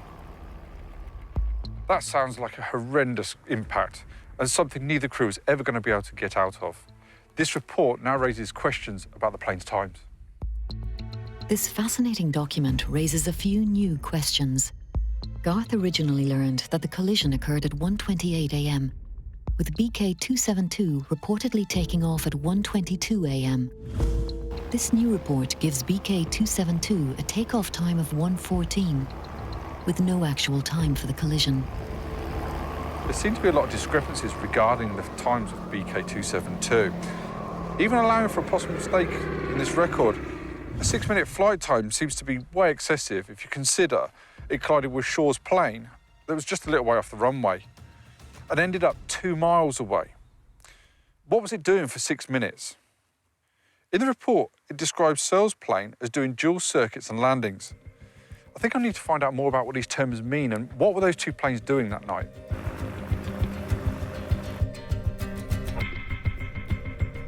Steve French is a pilot who flies regularly from Terwestern. He's agreed to take Garth up on a flight and to explain what a circuit is.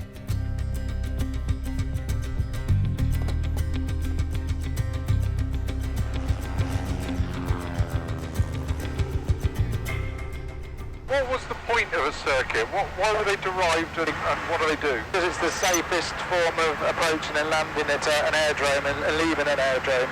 There's a specific circuit, which is basically a box in the sky. You take off, you climb out, you turn right, you turn right, you turn right, and you land. So it's like a box in the sky. And what determines whether we turn right for right-handed or left for left? Because that's being determined by the aerodrome. So they've made this a left-hand or a right-hand circuit. So it's down to the controller to specify which way the circuit is going to be. So how many aircraft could be in a circuit? It could be up to six or seven. You know, in which case it gets really busy. And some aircraft are slower than other aircraft, and this is a particularly fast aircraft. So unless you can slow it down, you might encroach too much on the plane in front, and thereby you would turn out and circle away from the field and then come back. So if I've got a box and I'm turning right in a right-hand circuit, what do they call that to the left then? How do they reference that? That's the dead side. It's the dead side of the runway. So if we were coming to join the circuit, we would join on the dead side because there's no aircraft flying that side. So we would descend, and we'd aim to descend over the end of the runway at about 1,500 feet, 1,600 feet, and then we would be dropping down to 1,000 feet. By the time we got to downwind, we would be then in the circuit downwind and joining. But the dead side is the side of the runway that there's no aircraft, and obviously that's the side you want to join if you were joining this circuit. So how do they miss each other? Is it purely height when you're joining? Yeah, it's purely height. If you're joining dead side, you wouldn't be at 1,000 feet over the end of the runway. You would ideally be at 15, 16 or 1,700 feet as you cross the end of the runway. So any planes taking off are still only going to be at 400 or 500 feet. And then by the time you've joined the circuit, you're at 1,000 and you've sort of meshed in with everybody else. But ultimately, the pilot has the last word. You know, if you don't think it's safe, then you make the decision, you know, because you're the pilot. So it's your life on the line. As Garth circles the airfield, he can see how close the crash site is to Terweston. One detail missing from the records is which runway Searle's plane used. Could finding that information yield more clues?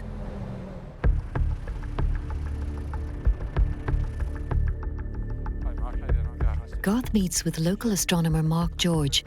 Can he shed more light on the question of the runway? Mark, what I do know is that the crash site was in this direction. But what I can't confirm and what I don't know is the actual runway in use that night. What I do know is from looking at the official data that the moon had an important part to play in that. Is there any way you can tell me where the moon was on that night? Yes, absolutely. We've got a fantastic piece of software here that allows us to turn back time. So by using this, we can see exactly where the moon was on that night. So if you have a look on here, we turn the time back to 1944, and it shows us that the moon, if we have a look in this direction, we're about 28 degrees in the sky. So we're looking at about this patch of sky just here. So then, if we position the map then, right now we're stood at the intersection of these two runways, so it could have been anywhere of those. We know Westbury's in this direction. From what you've said with the moon being in this direction, it does confirm that this was the runway in use at the time. Absolutely, yes. I mean, for any pilot taking off from this particular runway, they're going to have the full glow of that moon in their eyes as they take off. Would the moon have been very bright that night? Would it have had an influence? It would have. It would have been very bright. On that particular night, it was a waning gibbous, and it would have been giving out about 90% of its moonlight. It's quite plausible then that the pilots just would not have seen that plane coming towards them. It's quite possible, yes. The moon would be that bright. It'd be akin to having a torch shone in your eyes, really. And for any pilot heading into that, it's going to be quite dazzling for them and confusing. From the information he's gathered so far, Garth has come up with a timeline of events. At 1:14 a.m., Charles Searles is given permission to take off with his crew of 7. As it's Haraze's first nighttime flight, Wellington BK-272 remains stationary as he, Searles, continues teaching him. After returning to the airfield and circling, Flight Lieutenant Shaw in Wellington HE-325 is given permission to land. At some time between 1:17 a.m. and 1:28 a.m., Searles Wellington takes off to the southeast into the face of the full moon. Now Shaw's plane is beginning to turn and drop to 1,000 feet at the head of the runway, so that he can come around and fly to the far side, where he'll start his final approach to land. Shaw's Wellington smashes into the tail of BK-272 and slices it off. Shaw's craft flat spins to the ground and impacts on the perimeter of the airfield. while Searle's Wellington manages to remain in the air before it too crashes near the village of Westbury. But Garth believes that it was the controllers on the ground who may have been at fault. The flight time of 6 minutes must have been a delay on Searle's part. He must have been sat on the end of that runway for the whole of those 6 minutes. And what I don't understand is why those flight controllers did not abort his takeoff when they knew shore was still circling and still in a dangerous close proximity. Perhaps the staff at Turwestern knew that they were partly to blame for the accident. But this was wartime. Keeping morale high was all important, and it might have been that the authorities wanted nothing to discourage or dispirit trainees. Pilot error was perhaps a neat, tidy, convenient, non-controversial explanation for the crash.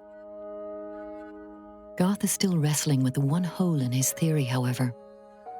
I think I can explain the 6 minutes. It's probably Searles going through his cockpit drills while teaching. But what I don't understand is how Searles managed to get his aircraft up to 1,000 feet and collide with shores off the end of the runway. Either that or the official records that state 1,000 feet are incorrect and the collision between Searles and Shore's aircraft was much, much lower. Luckily, pilot Steve French may have unlocked the entire mystery. His theory accounts for the lost 6 minutes and both planes' altitude.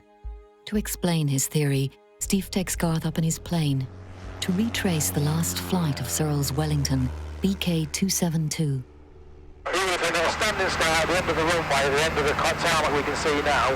He would have been there, engines full power, and he would have started his run. So we can time it if you want. Okay, I would start it about now. He would have been powering down there. It's obviously been cut short.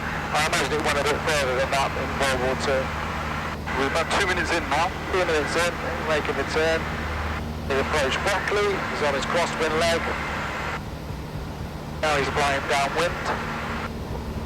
That's 3 minutes. That's 3 minutes. We're turning now. Nearly 4 minutes now. We're on base leg now. Okay, so now we're turning finals. And we're now on final approach. The aircraft would either land from here, or it would touch and go, or it would power up and go around, depending on the exercise that the instructor's putting the students through. The runway was extended like it used to be. We're probably touching down around about now. What time have we got? Go up on that. We're just got to 5 minutes. 5 minutes, but okay, we're a smaller plane, so maybe we would be a little bit more agile than a large bomber. So, you know, 6.5 minutes is not going to be far off.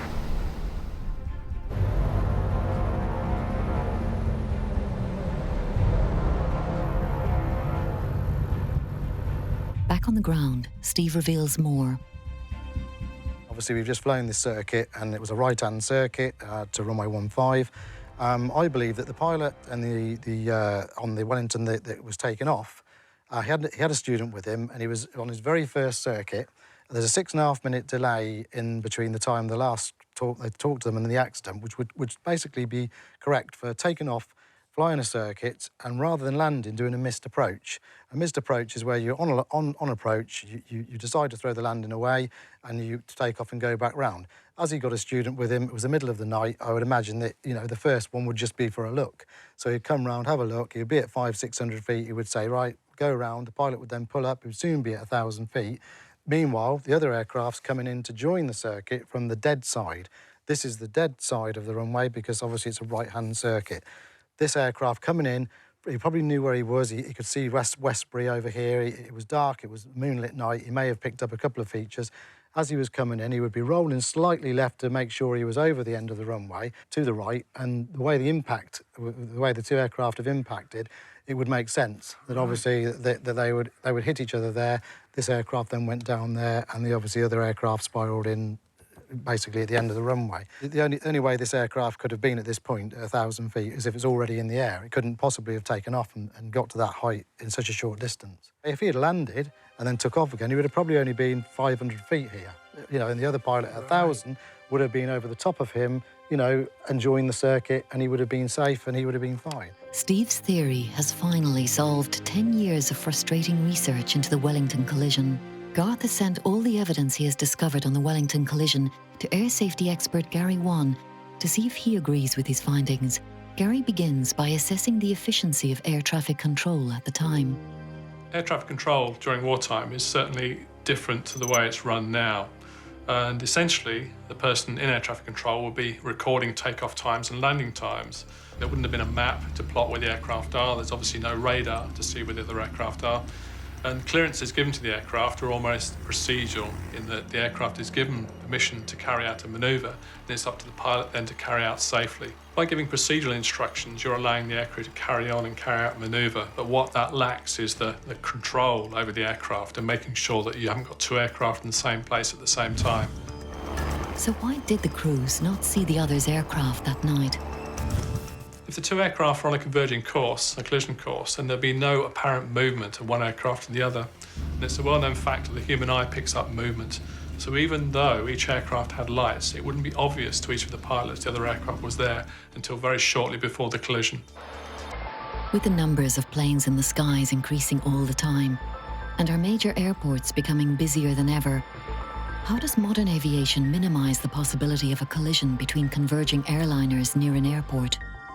Former RAF and commercial test pilot Chris Roberts explains the systems that have been developed to keep the modern traveller safe, even in limited visibility. You have on board your aeroplane a thing called a TCAS, which is a collision avoidance system.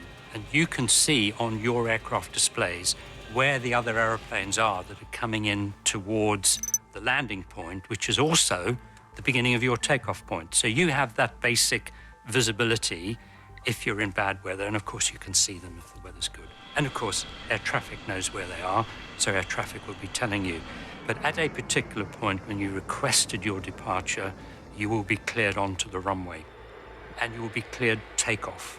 And the two calls may come together, they may not. Air traffic now never use the term takeoff unless you're cleared to take off. So once you're cleared to take off, you have to go very quickly, because everybody is working on the assumption that you will move very quickly after you've been given clearance, and that will allow you to slot in to your place in the pattern of aeroplanes that are coming into land and have already taken off. Now he has finally discovered the truth. Garth can tell the relatives of the Wellington crash what he's found, and a 70-year-old mystery can at last be resolved. Emma Bonner Morgan is the great-niece of Flight Lieutenant James Shaw. The family had believed that James was killed while training in Scotland. Garth meets Emma to tell her more. It was 1:15 in the morning, so it's pitch black. Very, very dark. But also, there was a full moon, so that some of the land was lit up. So you've got an aircraft which, by all accounts and reading through this research, was taking off into the moon, so he had the bright moon in front of him, and then you had another aircraft that was circling around. So the aircraft couldn't really see each other. So when it comes to fault, the Court of Inquiry states that perhaps both crews didn't keep proper lookout, but to me that's a bit harsh because the two aircraft, very, very dark night, just collided with each other. How much information had your family received regarding this crash, and what did you actually know? My grandma told me about him and had said there'd been an accident, but she didn't go into details, and I suppose she didn't even know that much. But actually seeing it all here again brings it back to life. But I mean, she was very sad, and obviously I didn't want to ask too many questions because I could see how much it affected her. I think it's, you know, fantastic to have this information and fills in some of the gaps that we didn't know. It's quite emotional, really. Here's his photo. Brings him to life, actually. Seeing the written word really brings him to life as well. The reality is that 13 people lost their lives, which is desperate. They're the forgotten heroes, aren't they? For Garth, this is a very satisfying end to his 10 years of research. I'm afraid, after looking at the evidence, this is just a tragic accident where neither crew can be portioned absolute blame. There's a lot of factors involved here. Firstly, it was a very inky, dark night, but for Searles and his trainees, he had the brilliant, bright moon, which had a dazzling effect on him. Also, the Wellington's got to be portioned blame here, to a degree, simply because the lights are very, very small and they would have been painted out. They're very, very dim, very, very difficult to pick out. And on a night like that, where it was incredibly dark, it would have been virtually impossible to see the other aircraft. That terrible crash in July 1944 was just one of many hundreds that cost the lives of so many young airmen during World War II. The thousands of deaths that happened in training are a footnote in history. But by researching crashes such as the collision of the two Wellingtons at Weston, hopefully people are made aware and understand the bravery and sacrifice these men made behind the front line. It is something we should not forget. God bless the finest, bravest souls, no more to fly or walk. Their precious blood was spilled, no more to flourish, love or talk. May they always be remembered, and may they rest in perfect peace. God bless their souls and families, and pray that evil wars may someday cease.